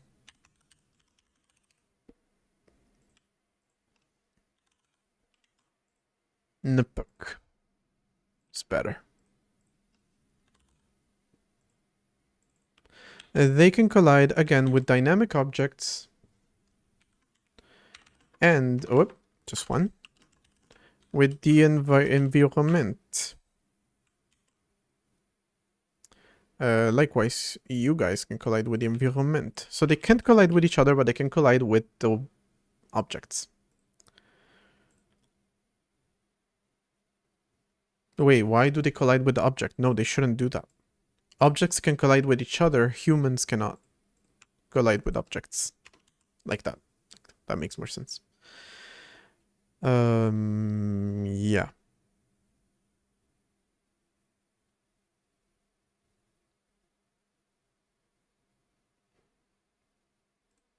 Okay, yeah. And then when you move the human... Okay, actually, this find collision function, we can keep it. It's more advanced than the other one I wrote. But really what I want is find movement collision. And we want to check that one. Debug object XYZ bashed in head of human ABC. Nah, see, that's the thing I don't want to add. I don't want to allow you to harm them. I want you to scare them. Next game, you can... Don't care. Squash them like bugs. Go for it. Direction. Alright, and instead of check the collision, we're going to do check movement. And we are going to use...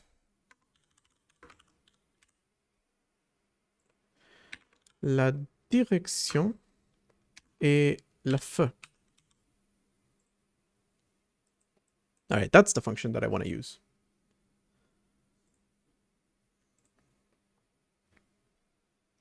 And if you don't collide,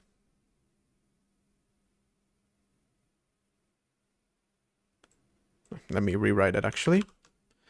If no find movement collision between yourself in the direction that you're going and anything else in the world, which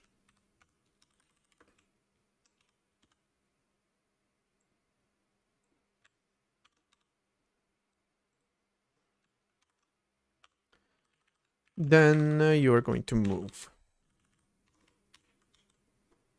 If I did the setup correctly, objects should be unable to collide with each other. And yet there are multiple definitions of find the movement collision because I declared it. It was supposed to be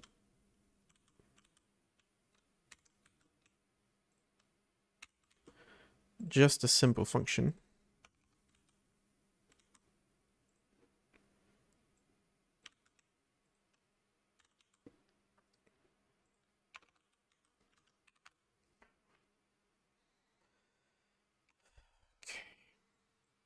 Whoop.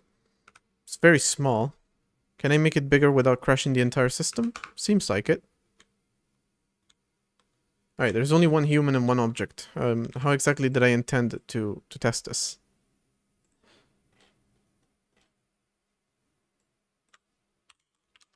I need two objects to see if they collide with each other once I have possessed them.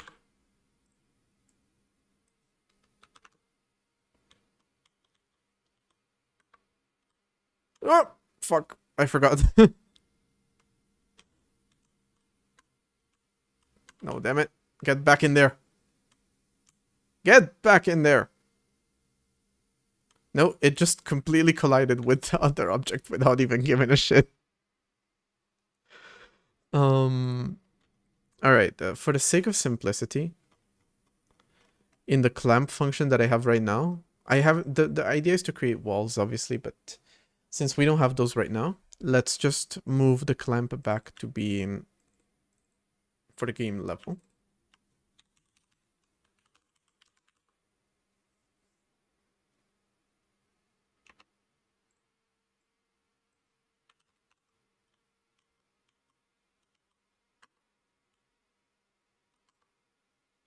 Okay.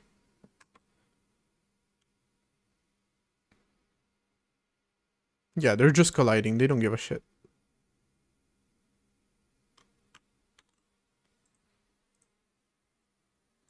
Alright, so let's check what's going on.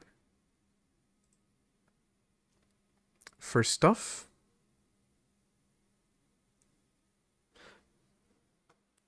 let me check that oh my god. Okay. The objects are considered dynamic and they collide with dynamic and with environment. Okay, so far so good. And the component is actually being created, so they should have it. Okay. Number 2, the movement collision system.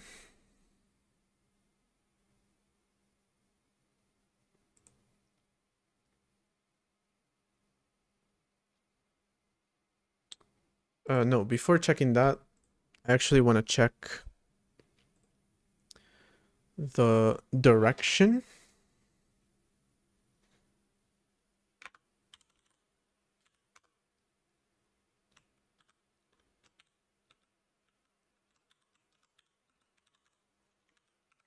Dear, not Dior. Get rid of the human.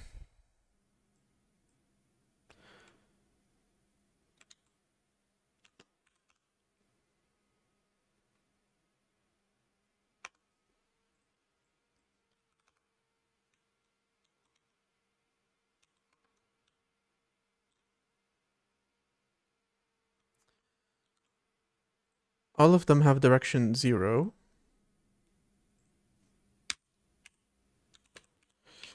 That probably printed direction X, which is not a good sign.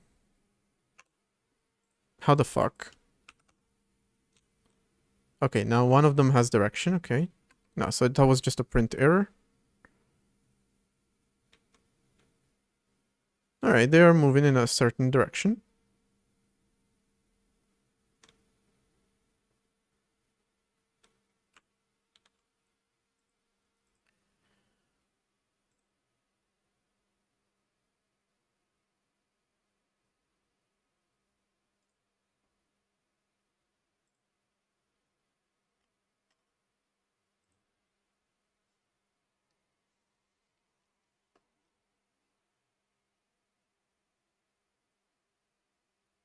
Okay.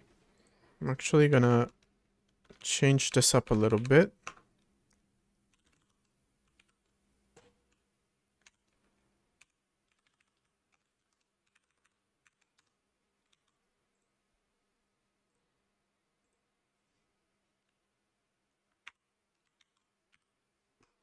So I can move this code inside here. Makes more sense. And that way we can check.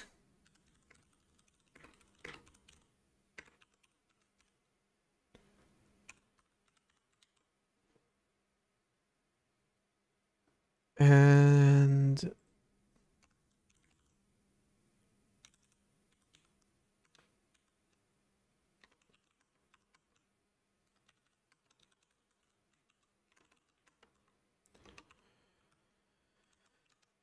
that check isn't always gonna be there. That kind of makes sense if you do want it to be there.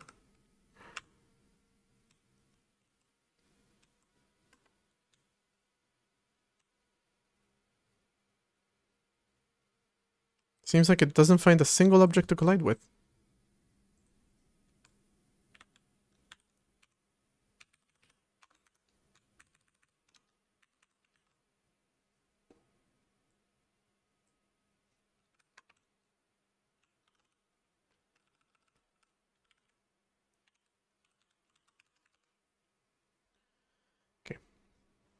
want to print to make sure that I am, in fact.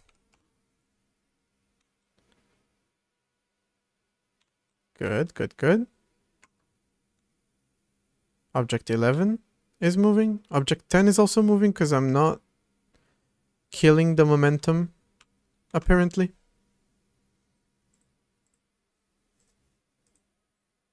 Of the player when you move, but that's not a problem. We'll fix that eventually. The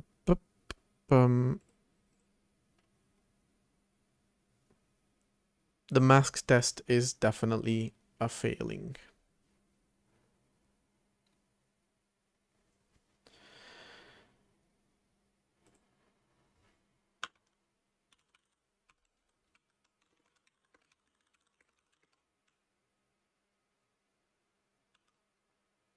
The active should not be playing a role here. I hope.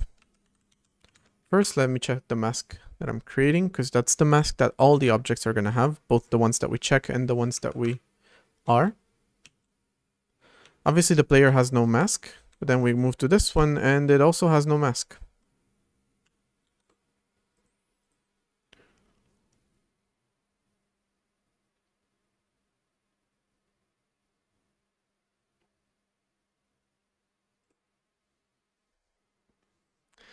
If the collision is active, return false. That fucking beautiful. Fucking beautiful. If the collision is active, we don't want to run the collision check. Fucking obviously. Alright. It's still not working.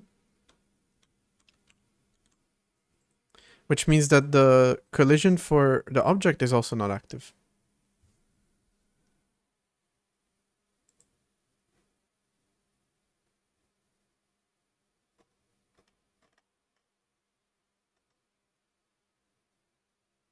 But you shouldn't have to do that. This automatically initializes it to true.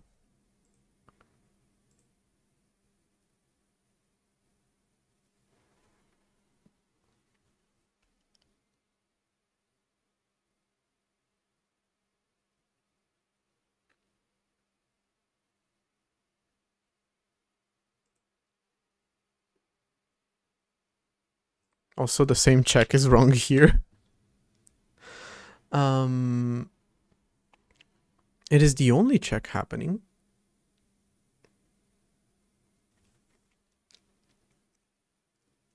For entity 11 too. So if you think about it, player is entity 10.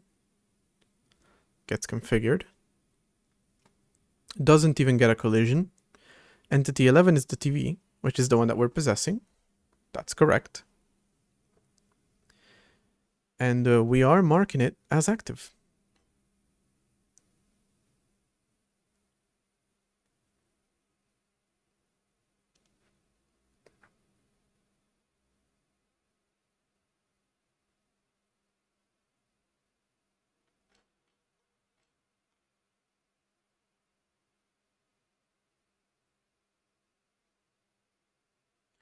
The if with active fails seems like it is failing. That's what's confusing me so much about it. Then again,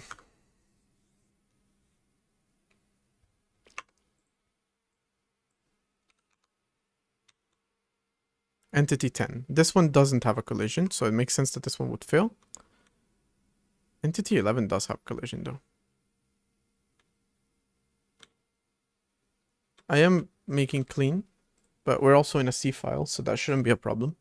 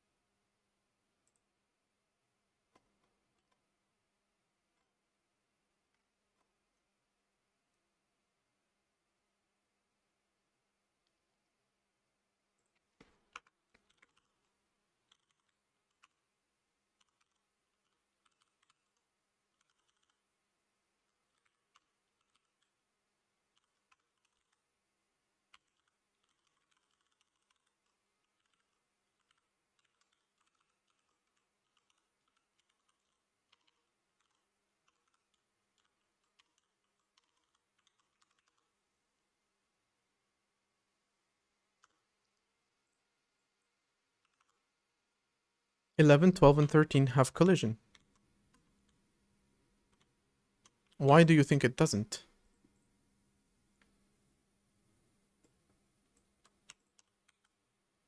It's literally the same check.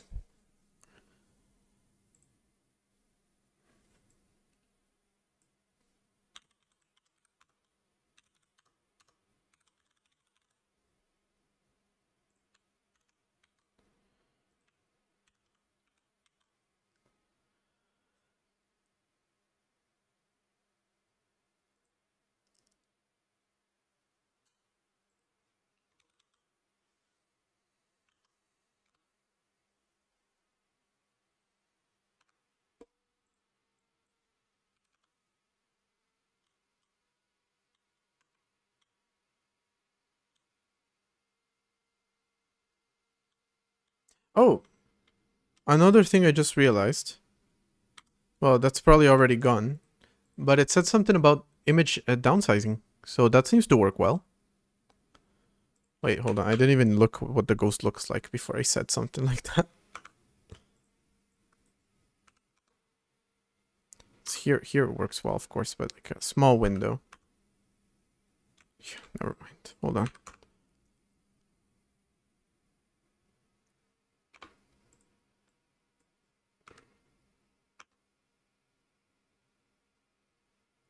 That's still too big. Is it even called? There's a chance that it's not.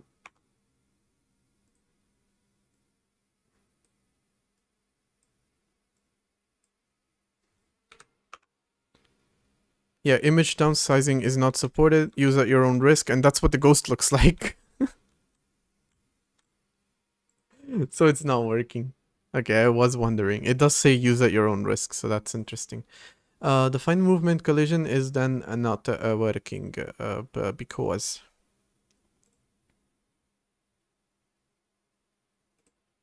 but it is doing this, so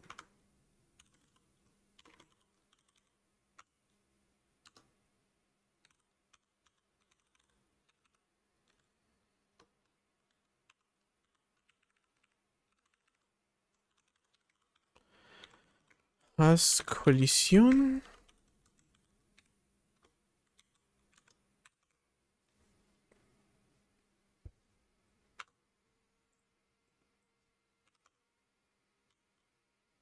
No, no, no, no, no, no, no. No, no, no, no, no, no, no.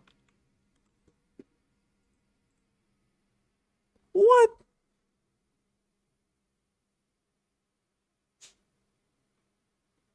What? What do you mean it doesn't have collision? You just said it has collision.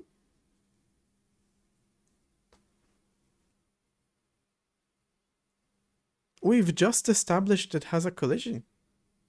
Why doesn't it now? The exact same object. Is there even a way to set...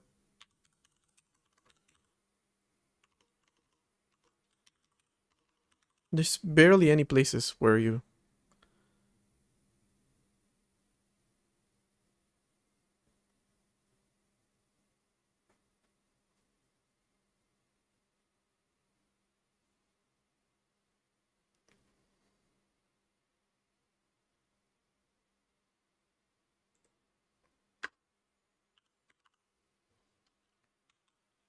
There's barely any places that could be overriding. Like, I don't really remove components besides some tags.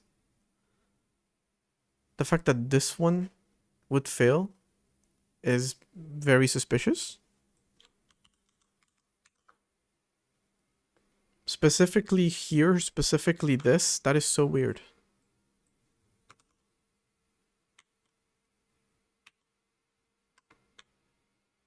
And yet, now it doesn't have collision anymore.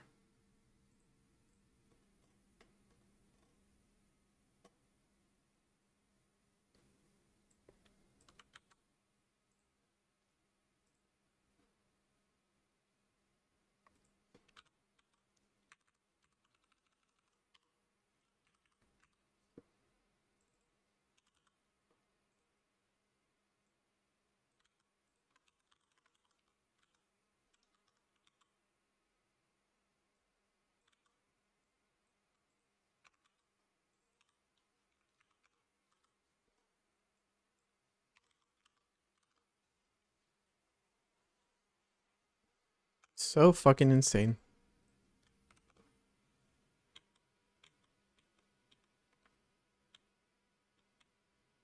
It just loses its collision at some point for whatever reason. We don't even know why.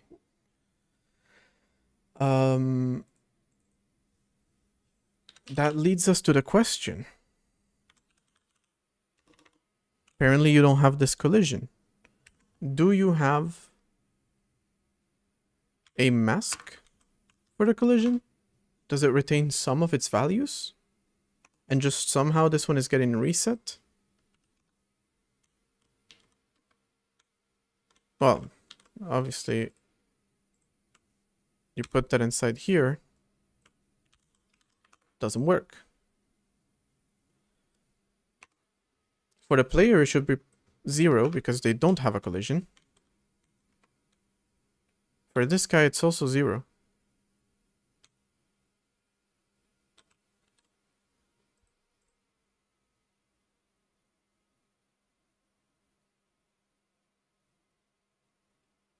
Excuse me? That doesn't make any sense.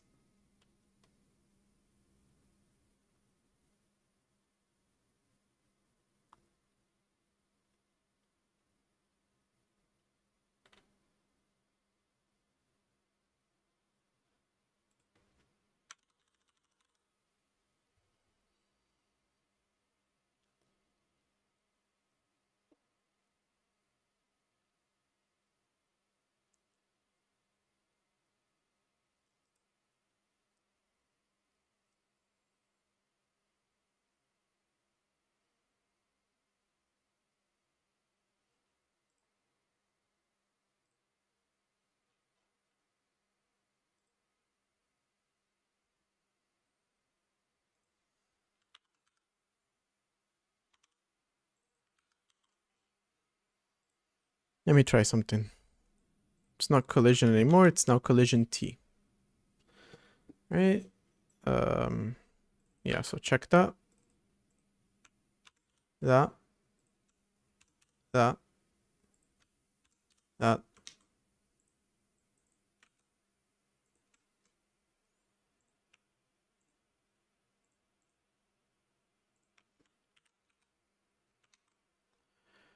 And that. And that.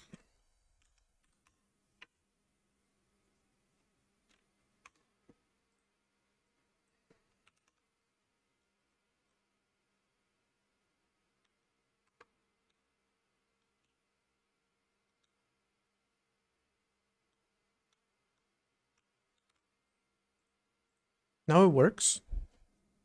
I feel like.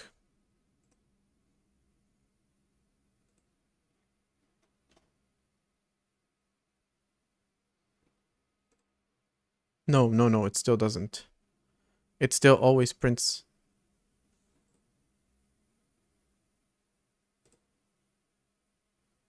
$11.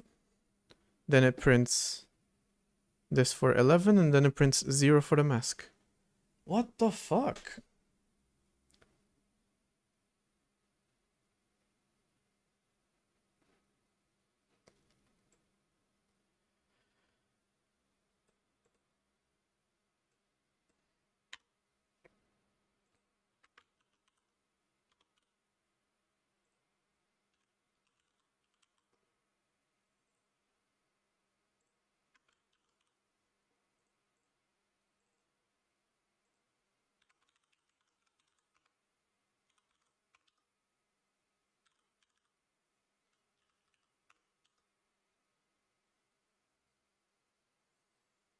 The property is what? Mask.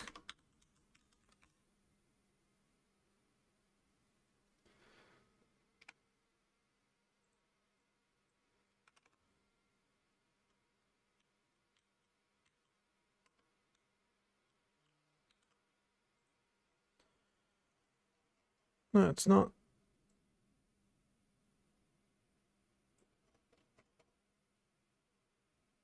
It has a mask. It has it. just doesn't... It gets overwritten at some point. And these two are flipped. So 0 is the mask.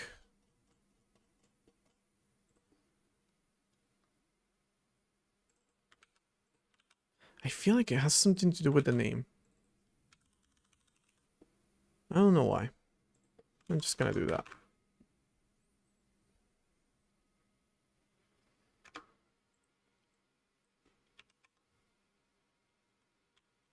No, it still prints 0.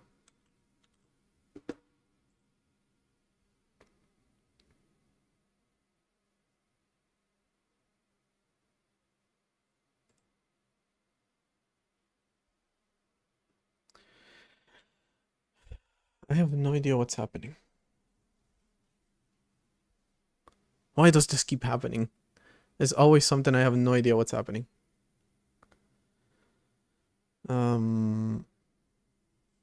I thought maybe the game is colliding. I mean, the name is colliding with something.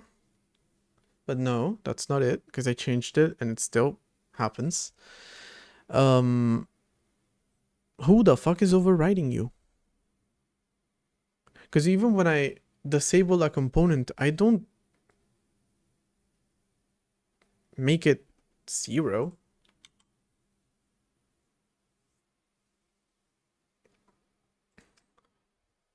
Attaching a watch to this is gonna be so painful.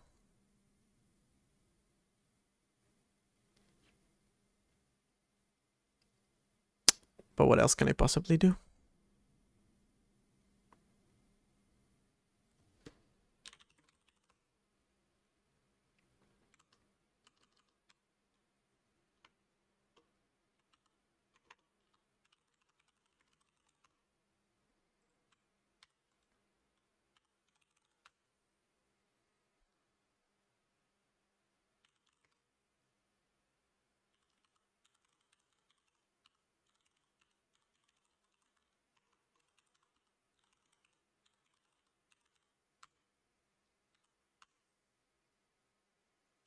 Why would you ask me the same thing twice with slightly different words? That's so stupid. Okay. I want to go into main.c line 308.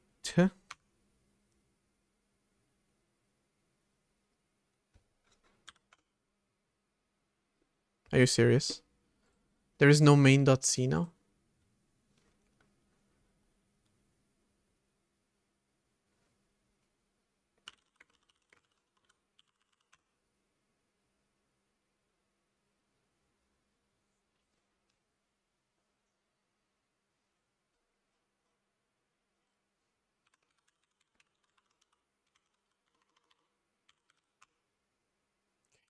We have a breakpoint at create object. And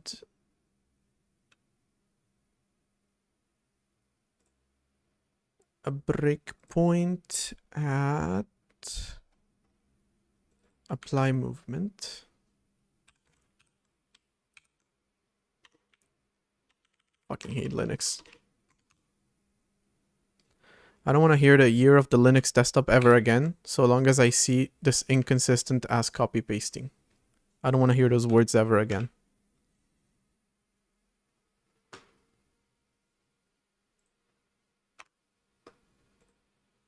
Alright.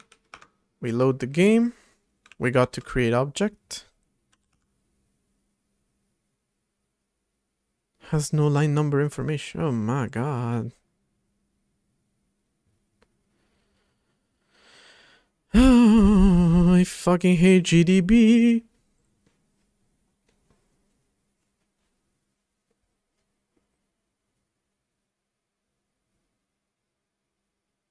Yeah, there's a way to watch variables in GDB, but it barely even knows where we are right now, so that's not gonna be super helpful.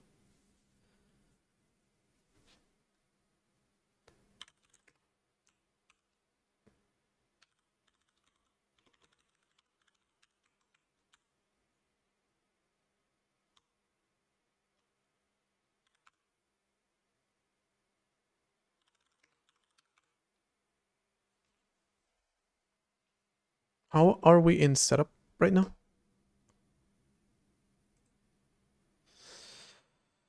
feel like there's a high chance that all of these macros may be messing up this stuff. But okay. I'm expecting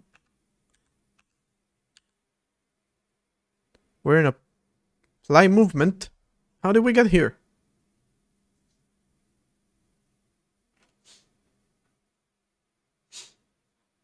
Bruh. How did we get here?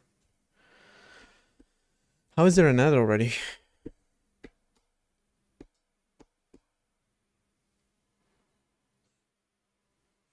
Alright,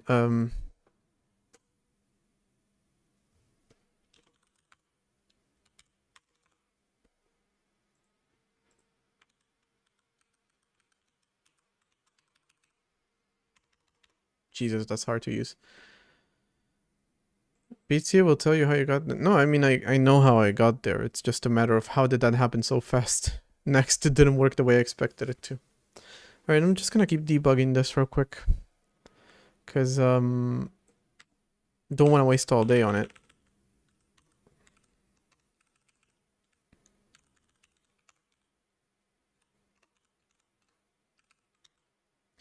Right, I wanted to tell me the address, which I'm expecting to always be the same.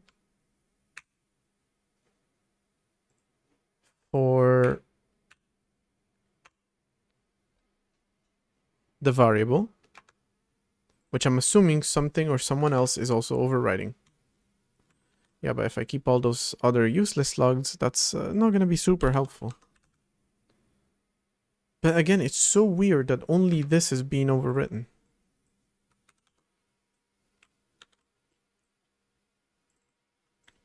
This address. Is it always the same? 1E4A0. Should always be the same. The same. So long as the program doesn't change. 1E4A0. We're good. Make copy. And then we are going to... Whoop. And... Whoop. We can put a watch on that. Which nothing should happen to it until we do this. All of a sudden, it gets written. Okay.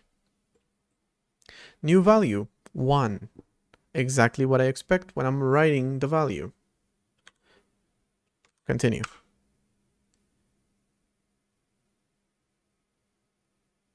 New value, 257. 6AE4.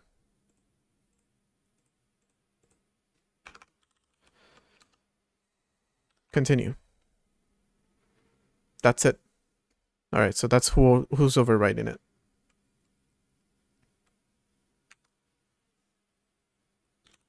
File. Ghost game.red, ghost game.elf. Yes. Yes. Info line. You little bitch. What do you mean no line number information available?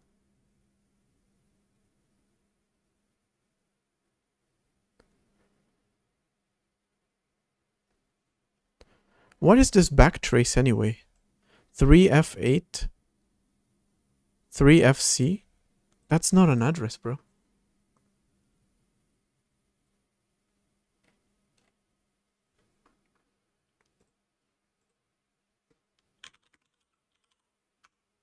Six AE4.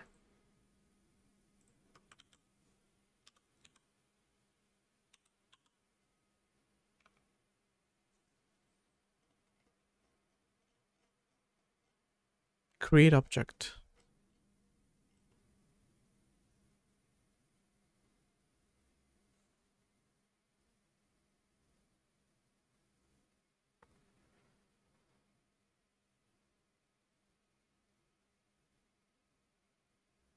Quick supermarket run. CUI Storm. Not sure if I'll be streaming in I'm hoping to fix this issue and at least have collision done. Not sure if I'm gonna dual wield the stream today like I usually do on some Saturdays or Sundays. I might. But not if this is the issue I have to deal with.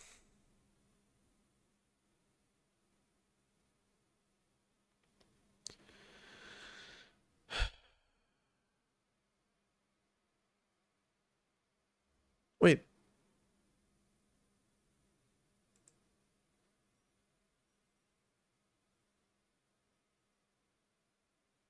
Hold on. Hold the fuck on. The first time, do I still have GDB open? Yeah, here. Okay.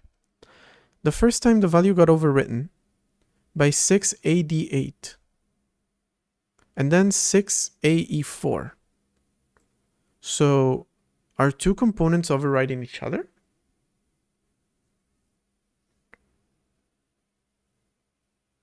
It's so hard to tell because the code is all macroed and for whatever reason it doesn't have line information. Well, whatever reason being that it's not saved. But this address is also important.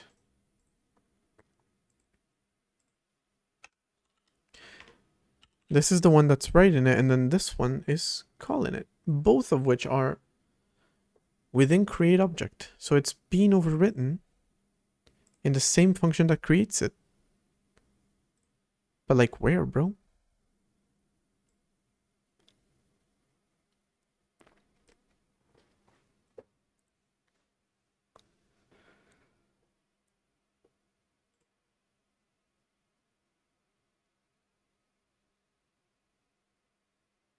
I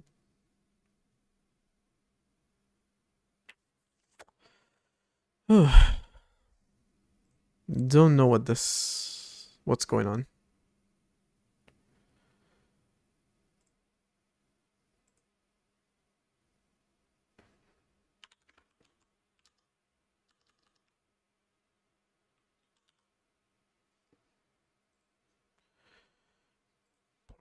Ghost game.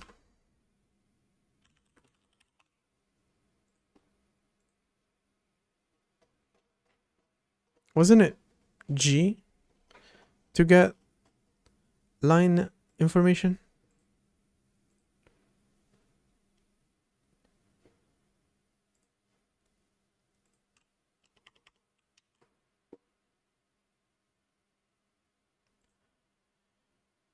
Or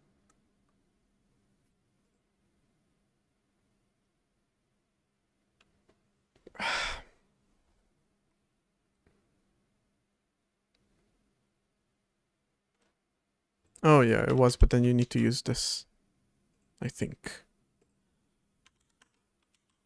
That should give me line number information. No, the fuck it didn't. I did it in Doom a bunch of times.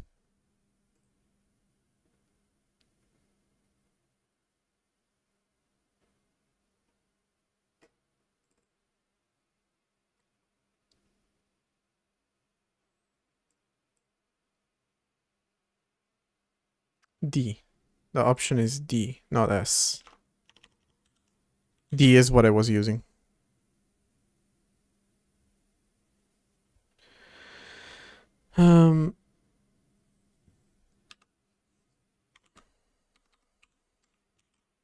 G2? G should work. Now maybe it's just not making because I...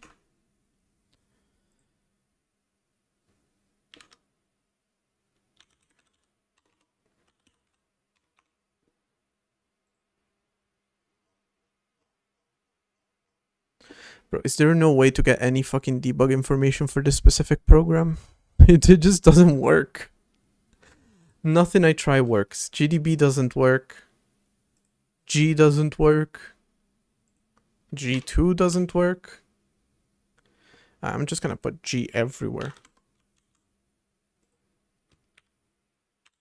It's probably just gonna complain.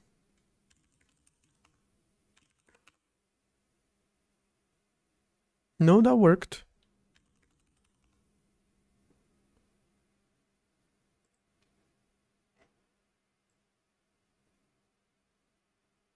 I literally put that instruction everywhere.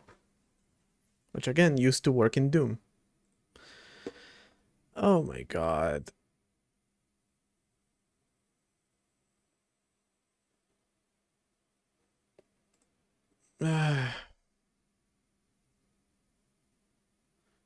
G3 also macro infos. Not like any of them are working. Produce debugging information in the operating system's native format. No, it doesn't, apparently.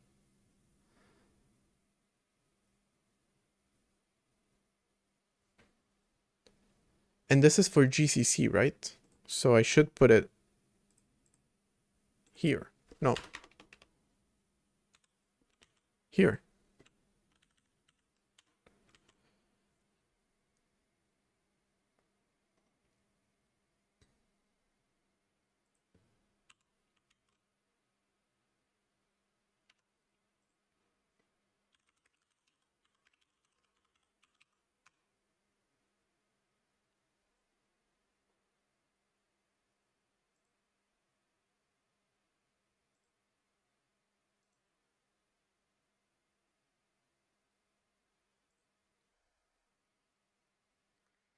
$500 KB, okay. If I don't include this,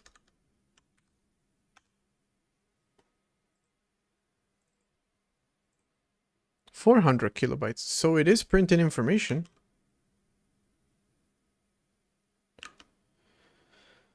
Oh my god, I fucking hate this.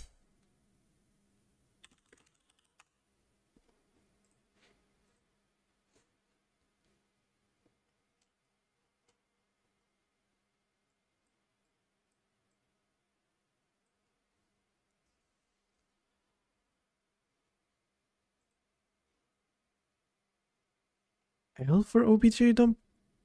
That's a new one? I've never had to use it. This would work. You know, back in the day.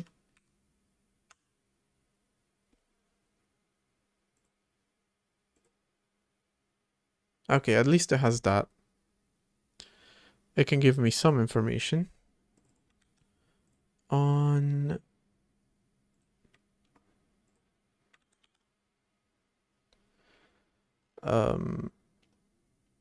303.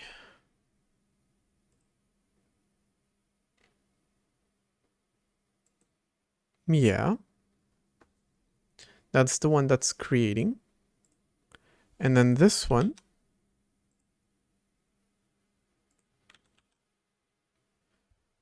Also 303.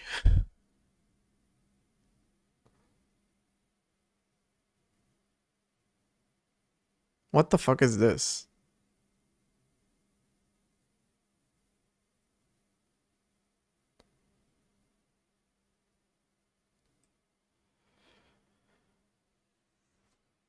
What do you mean BL to FFFF?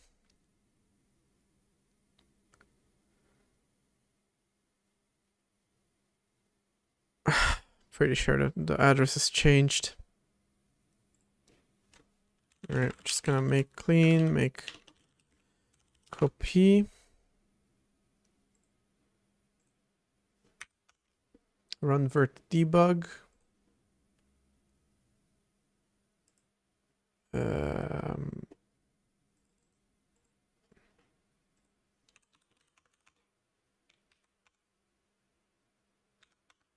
Jester's awake.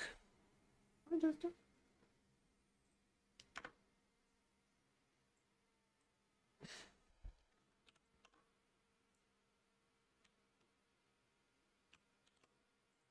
Okay, address stayed the same actually, so I could have just directly put the thing in. Alright. Debug.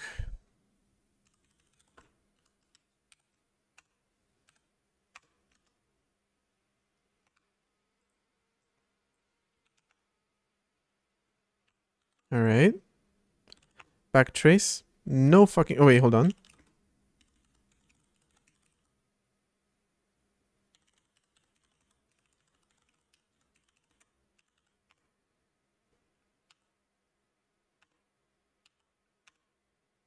Are you actually reading the symbols now?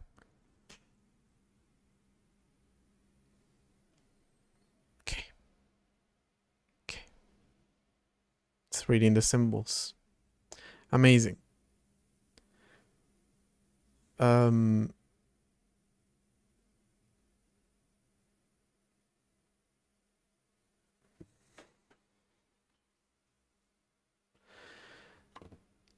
is 6AD8. That's correct. Create object. Okay. And then create component.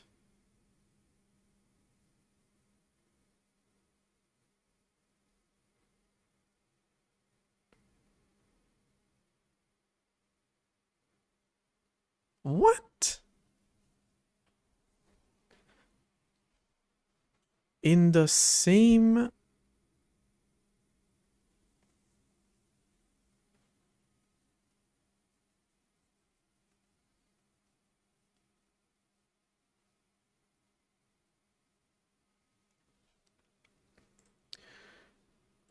In the same...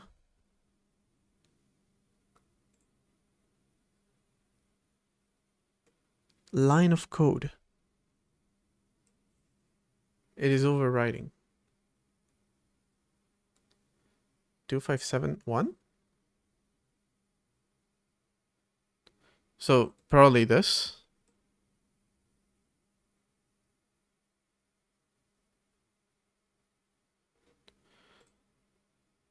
Debug output. Not sure what you mean by debug output.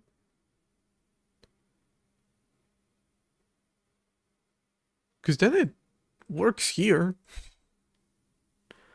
Oh, old and new value. Yes, 257. Is it because of these? Like, it shouldn't be, but...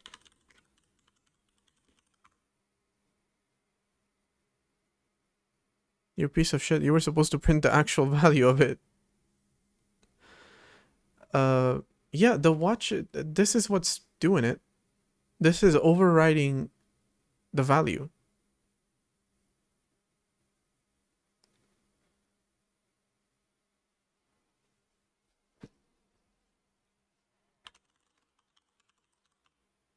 $11 is exactly what I expect to see.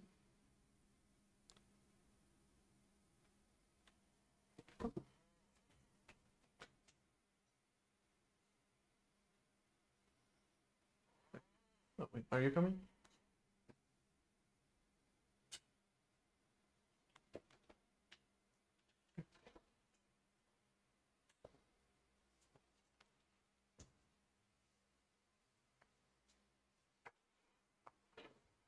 Okay, we're back. Again, anything to say?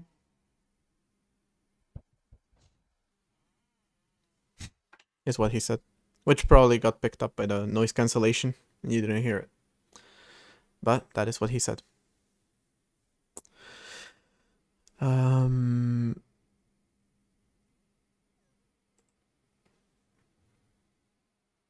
create component macro expands to component active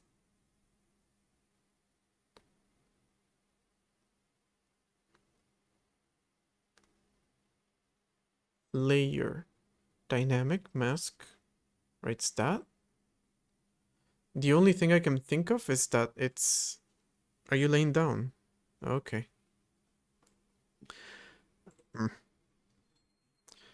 The only thing I can think of is that these macros are somehow wrong.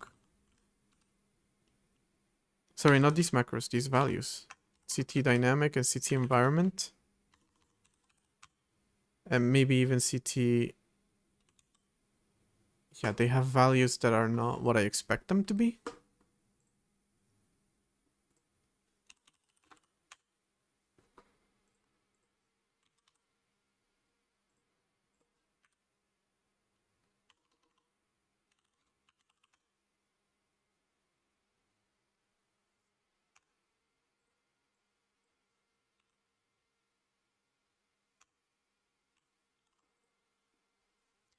1 and 3. Neither of those values adds up to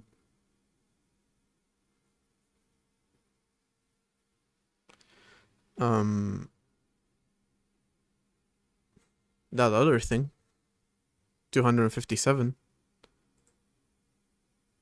So, all right, you know what we're gonna do?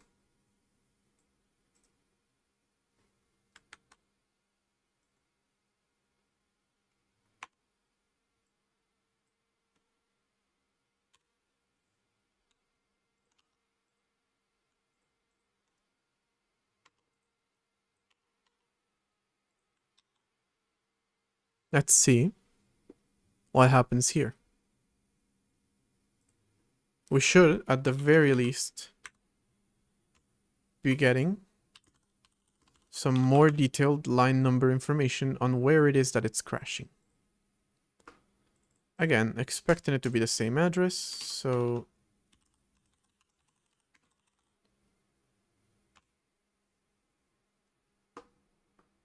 types, might need to look into types too. God, these bugs are so ridiculous, honestly. They bother me.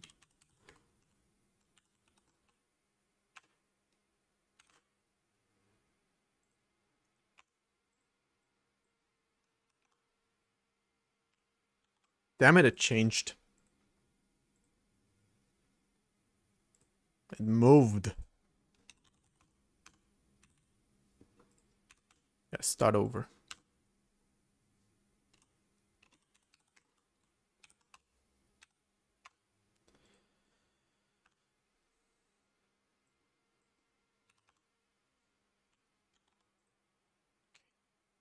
Okay.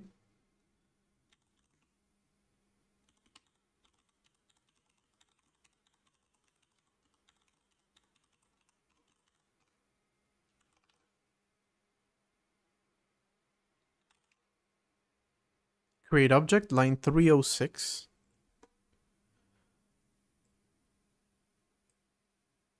Layer? Component layer.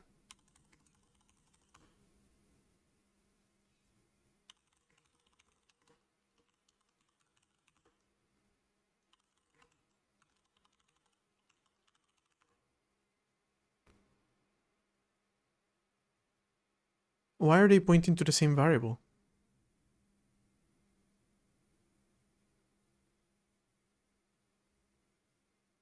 They're not packed. They should have padding.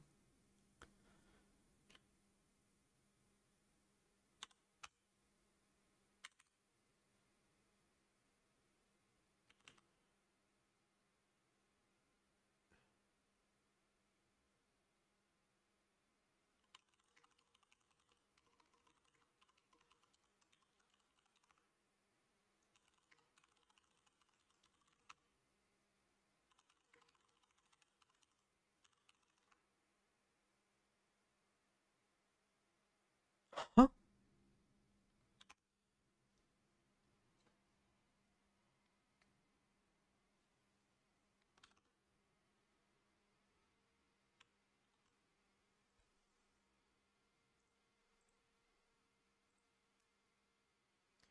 There are two uint 8s, but they're not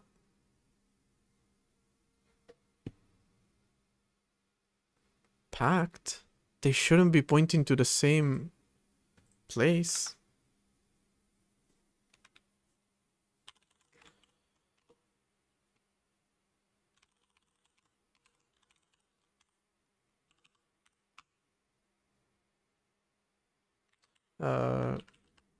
Collider list. No, I got the wrong one.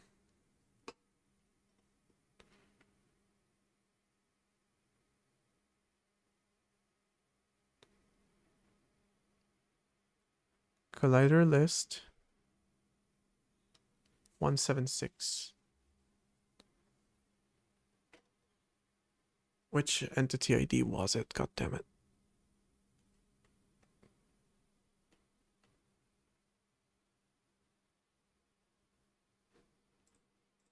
Should be here. Has collision 1, 3.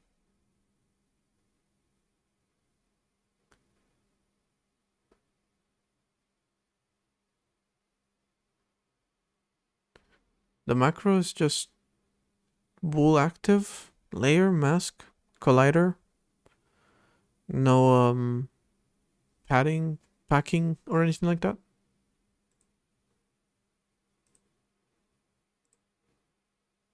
Okay, but here's what I want. This, right? Yeah. Okay.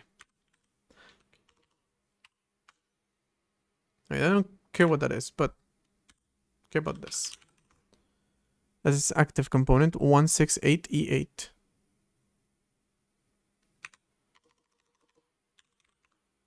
Mask 168F0. Layer E9. See you guys.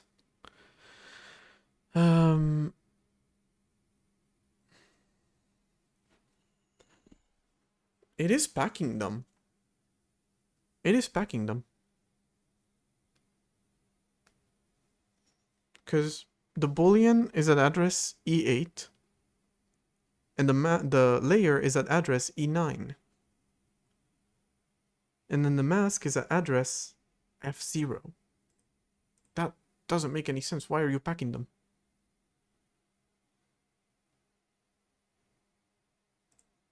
I don't understand. Do you understand? See, if you're gonna be here, you might as well help, bro. Come on. Get to it. Let's go. Come on. Help out. I don't know why today he wants to be a lapdog. Just I'm really uncomfortable right now, so I really need you to like... Let's try like this. Okay? Lapdog. You're very fat. I mean, very big for a lapdog, but okay. I guess he'll do.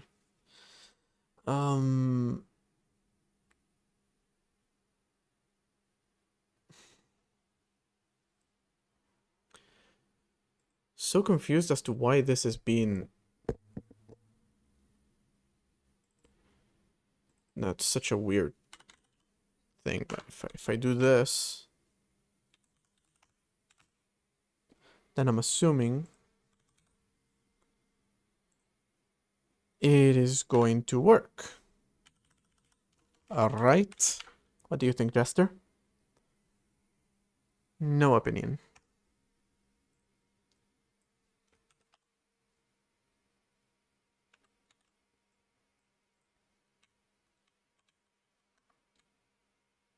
No, we don't know if it worked or not.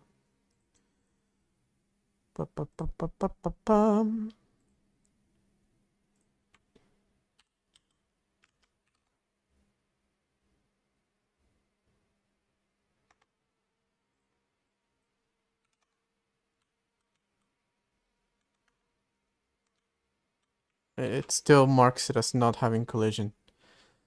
For the love of God.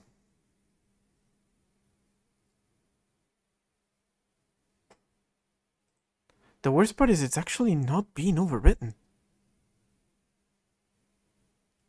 It just isn't being overwritten. I have no idea what's happening anymore.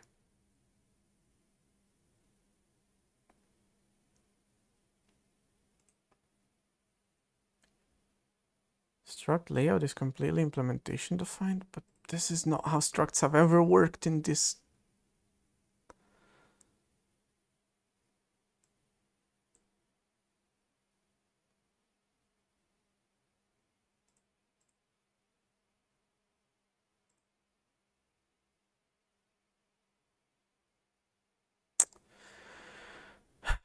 I don't get it. I definitely don't get it. Jester, okay, you're so overwhelming, okay? Come.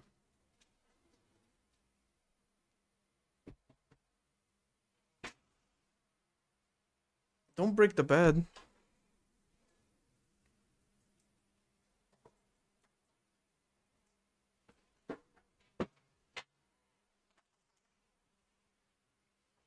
That bed's a little broken.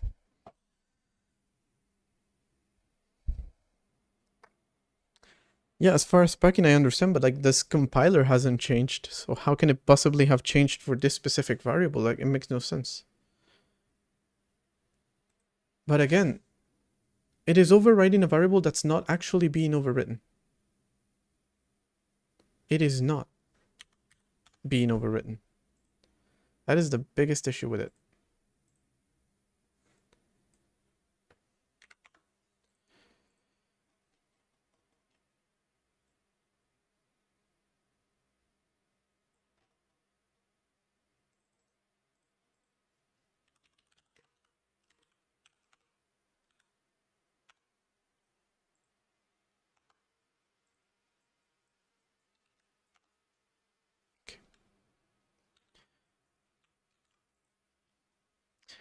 It is going from 0 to 1.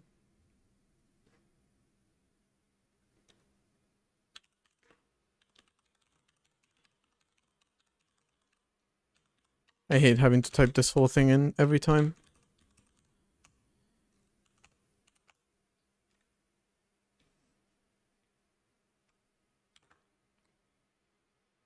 Now it's definitely not even being overwritten a second time.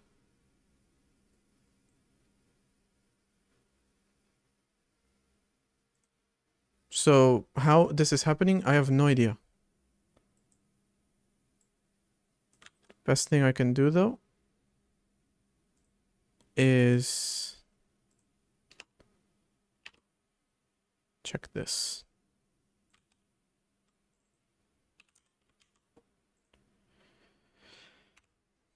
I'm expecting to be reading and writing to the same place.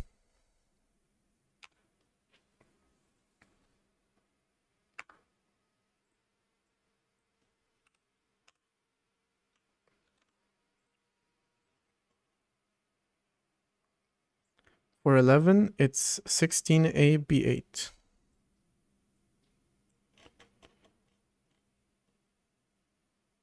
Which is not the same fucking value. Excuse me?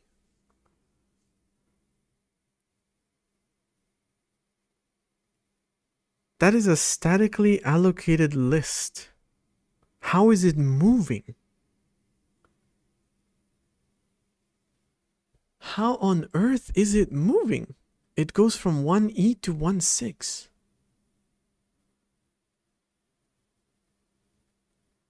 What? What? No.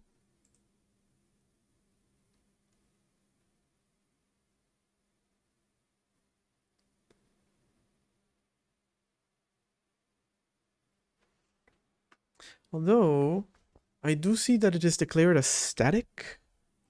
So maybe that...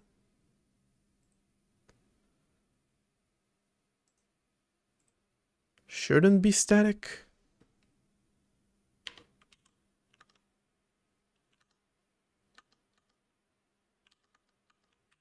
This makes so little sense.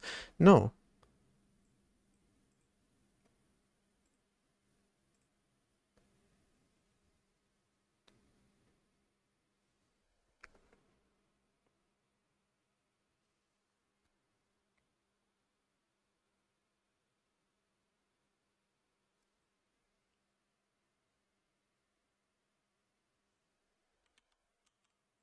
It's defined in the header as static. So each of them has their own. How has that not been a problem here? Because this is the first time that I'm actually doing anything important in here. Holy shit.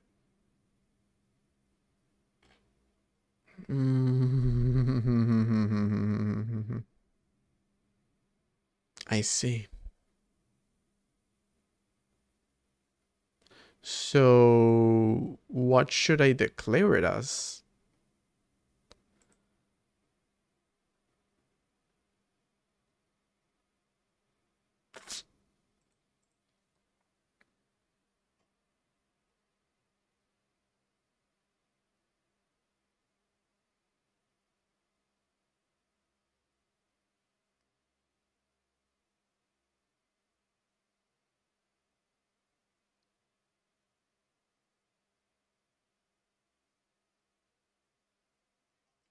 I see, I see, I see. This is the first time it's happened because it's the first time that I've actually done something like this in this code. Damn.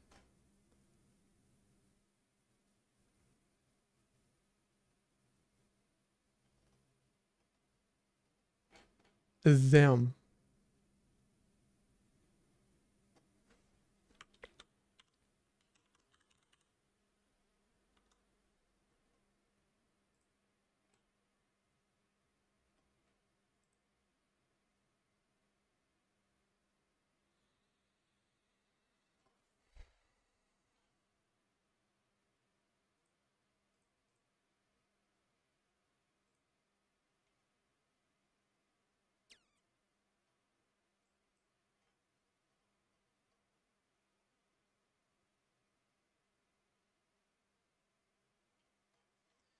Making the extern in the header.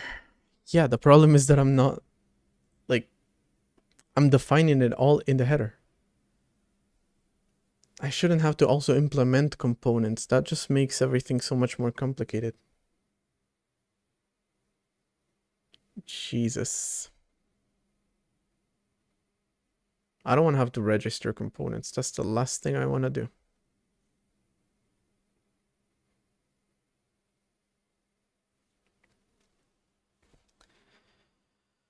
Oof.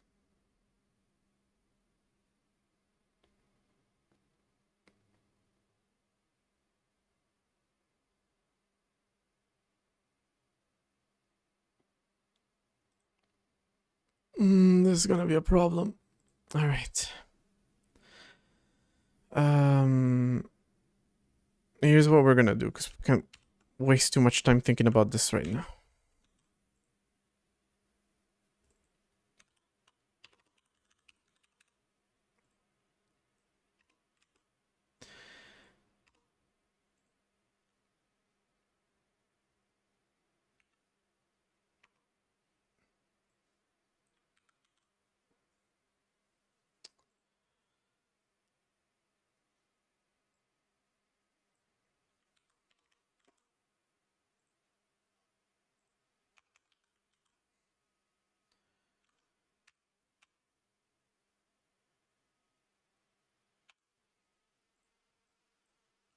Yep.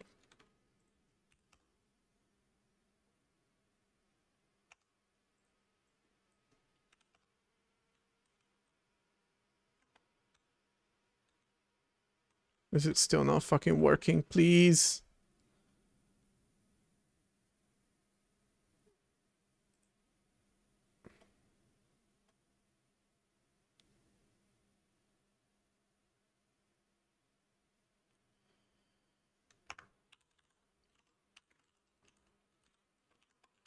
Let me just hard code this part. Entity should be 11.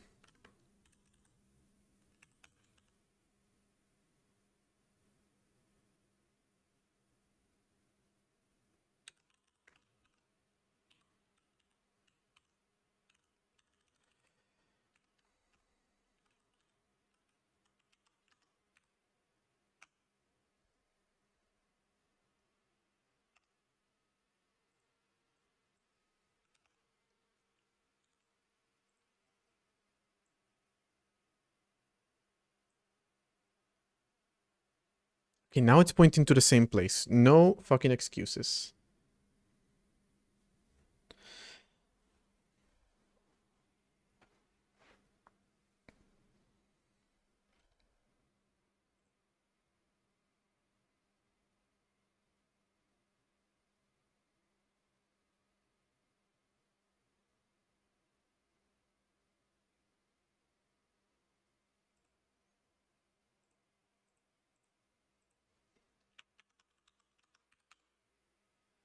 Does it see them?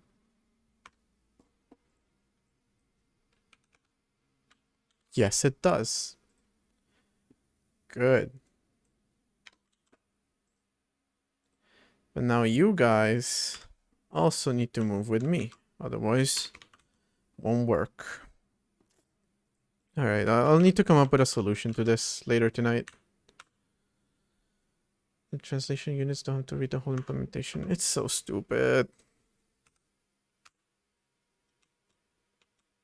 Okay, thank God.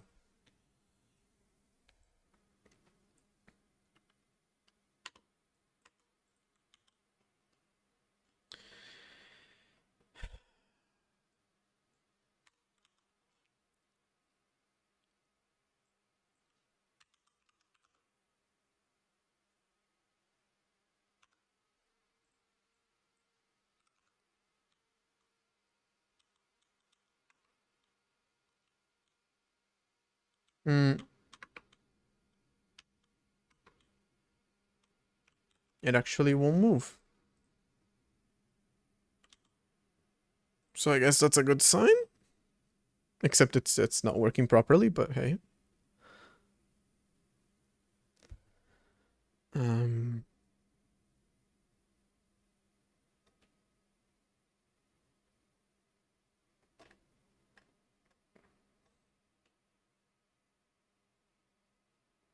Oh, also, you can go back to the way you were at least.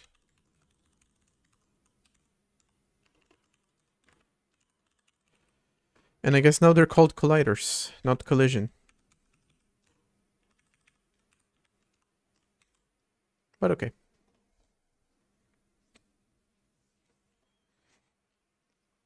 Mm.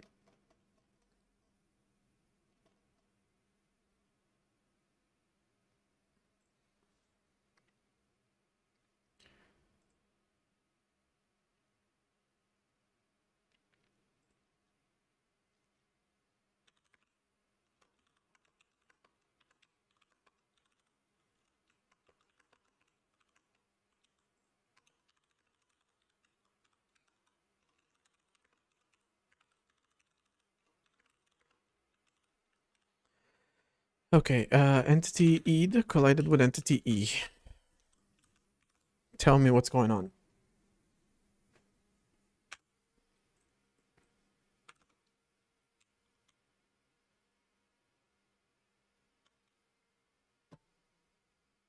Now it's back to not working.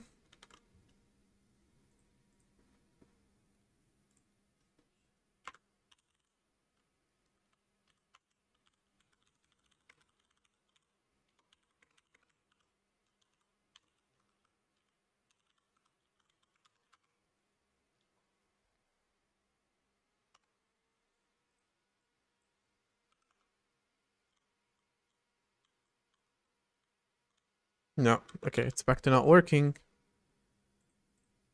Because of this.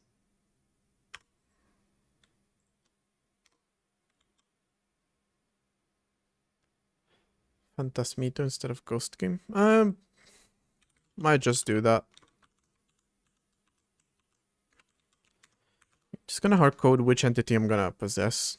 It's gonna make debugging a lot easier.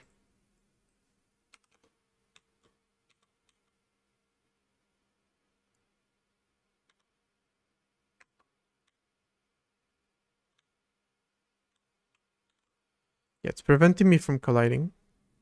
Entity 11 collided with 11. Oh my god. Oh my god. This whole thing and I didn't fucking consider this. Phantasmito.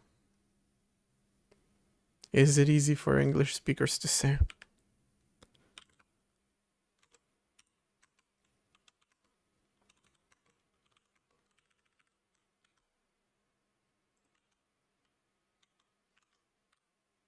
Also, technically would be Phantasmita.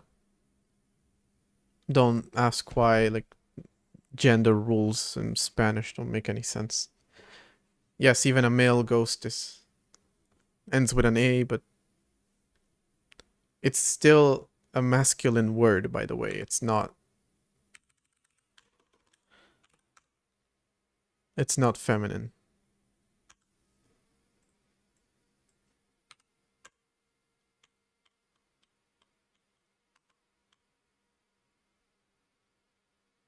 Hey! Amazing! Beautiful. I'm stuck.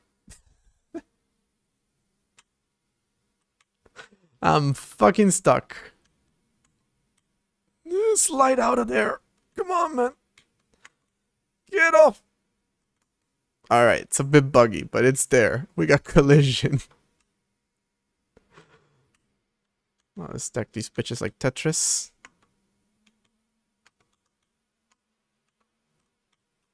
And now it doesn't move anymore. Now I've frozen the entire game. I've soft locked the entire game. Also soft locked because I didn't add the people back, but okay. Collision works, but we're not.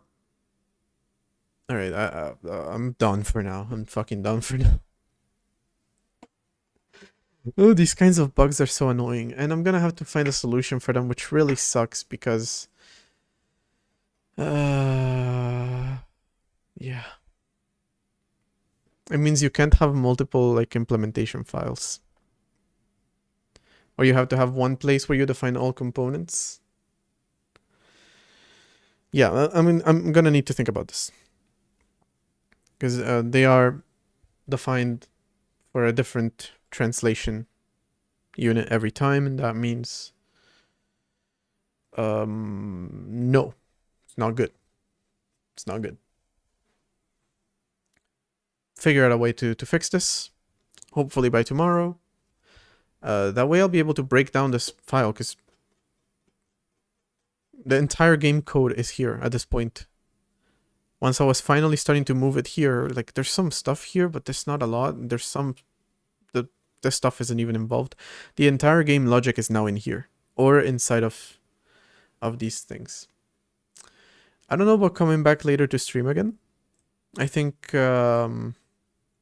tomorrow might be a dual wield. Today, not so much.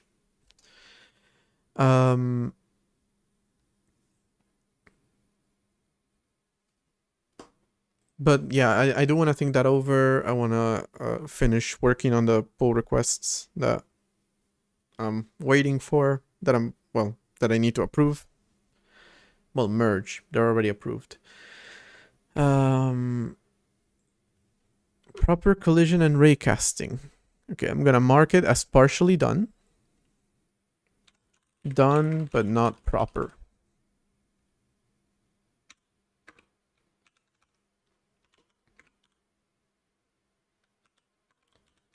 Static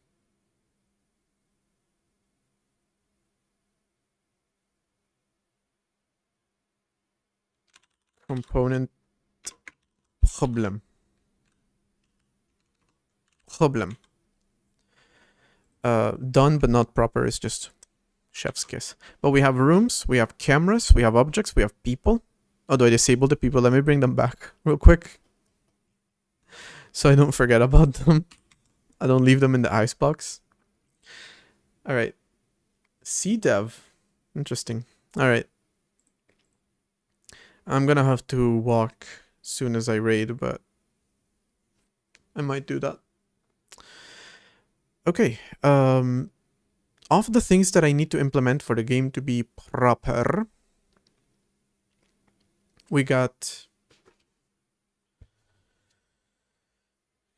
finishing collision and fixing this static component thing and pathfinding. After that, we can consider the game part 1 done-ish in mid-October. So MVP in 2 weeks. Not even. A week and a half. It's not half bad. Well, actually a 15th might be. Everything after that might be, you know, for the future. But I can consider the game done. Oh, Ice Dave, you're back. Guess what? I didn't realize the component lists are individual per each C file. That's why it wasn't working, because they were literally different components. I'm gonna need to come up with a solution for that so I can still declare components entirely in a header or in a C file and still be able to access them from anywhere. static hell. There's a word with hell for everything, but very accurate, yes. So I'm gonna figure that out probably tonight, so that tomorrow I can work on fixing another bug that's happening with collisions. And it's the fact that once you get on top of an object, you can no longer move. As long as you're on the side, you can move. But if you're on top of it, yeah, you can't move anymore. So that's another bug to be fixed. And then pathfinding. And then, like I said, the game's MVP is done. And we can start adding more stuff on top of it. But I'm more relaxed because I accomplished my goal. Not the part about making the game fun. Well, that still remains to be seen. It's playable, it's doable, sure. It's a silly little game. But everything on top of that, you know, is extra stuff. So the experimentation phase begins probably after this weekend, let's say. Could be a rounding thing. Yeah. But again, just figured out that it works. Not super interested in doing it right now. We're good. I should probably head to a supermarket too, actually, now that I think about it, considering tomorrow is a holiday. And actually, a holiday in which I do not wish to leave my house for fear of seeing a Spanish person. So maybe I should go to the supermarket too. Though I have until 11 p.m. until they close. Okay. So that's the end of today's stream. Got someone to raid already. Yeah. I can't scroll in the chat anymore. Alright. Alright, that's something to keep in mind tomorrow. We're gonna fix the collision tomorrow. Today I want to focus on fixing the other thing once I, you know, come back from apparently the supermarket and walking Jester and having dinner and all that stuff. So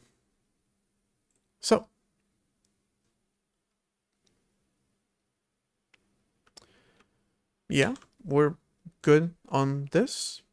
I hate that I had to move all of these functions over to here, but you gotta do what you gotta do.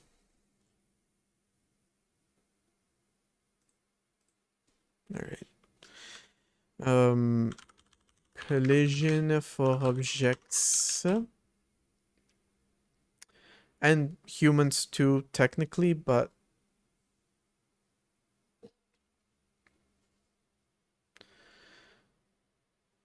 yeah, haven't tested that one yet. All right. So tomorrow is pathfinding day. That should be exciting. Hopefully. Anyway, but yeah, that should be exciting. All right. So that's it for today. I'm going to, as always, drop a link to my Discord in case I happen to once again mess up my internet like today and think that I'm not going to be able to stream. You'll hear about it there. Yeah, for anyone who joined later, apparently I disconnected my Pi-hole, so DNS from my network went down, and then I didn't understand why my internet wasn't working, and I even sent a message on Discord saying there's a chance I'm gonna have to cancel the stream. If it's not fixed in the next 2 hours, I'll have to cancel the live stream. I sent that, and then it was like, yeah, actually, it was my own fault. My bad. Also, for anyone who wants to join us on Twitch for the raid, I'm going to drop a link to that. And I copied the name of the person, but I'm on a different laptop, so finwo_. Alright, thank you so much everyone for joining. We're going to be keying some values. Not sure what that means, but let's see what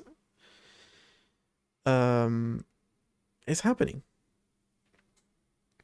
All right, everybody, thank you so much for joining. Next stream is tomorrow at 3 p.m. CEST, Central European Time, 2 p.m. UK time, and you can translate to your own time from that. High chance there's going to be 2 streams tomorrow because it's not going to happen today. But could happen tomorrow. So I guess I'll talk about it tomorrow. I like to dual wield sometimes on weekends. Sadly, I don't have the day off on Monday, but all right, that was taking forever. All right, raid is starting and Jester's food is coming out. So I'll see you tomorrow.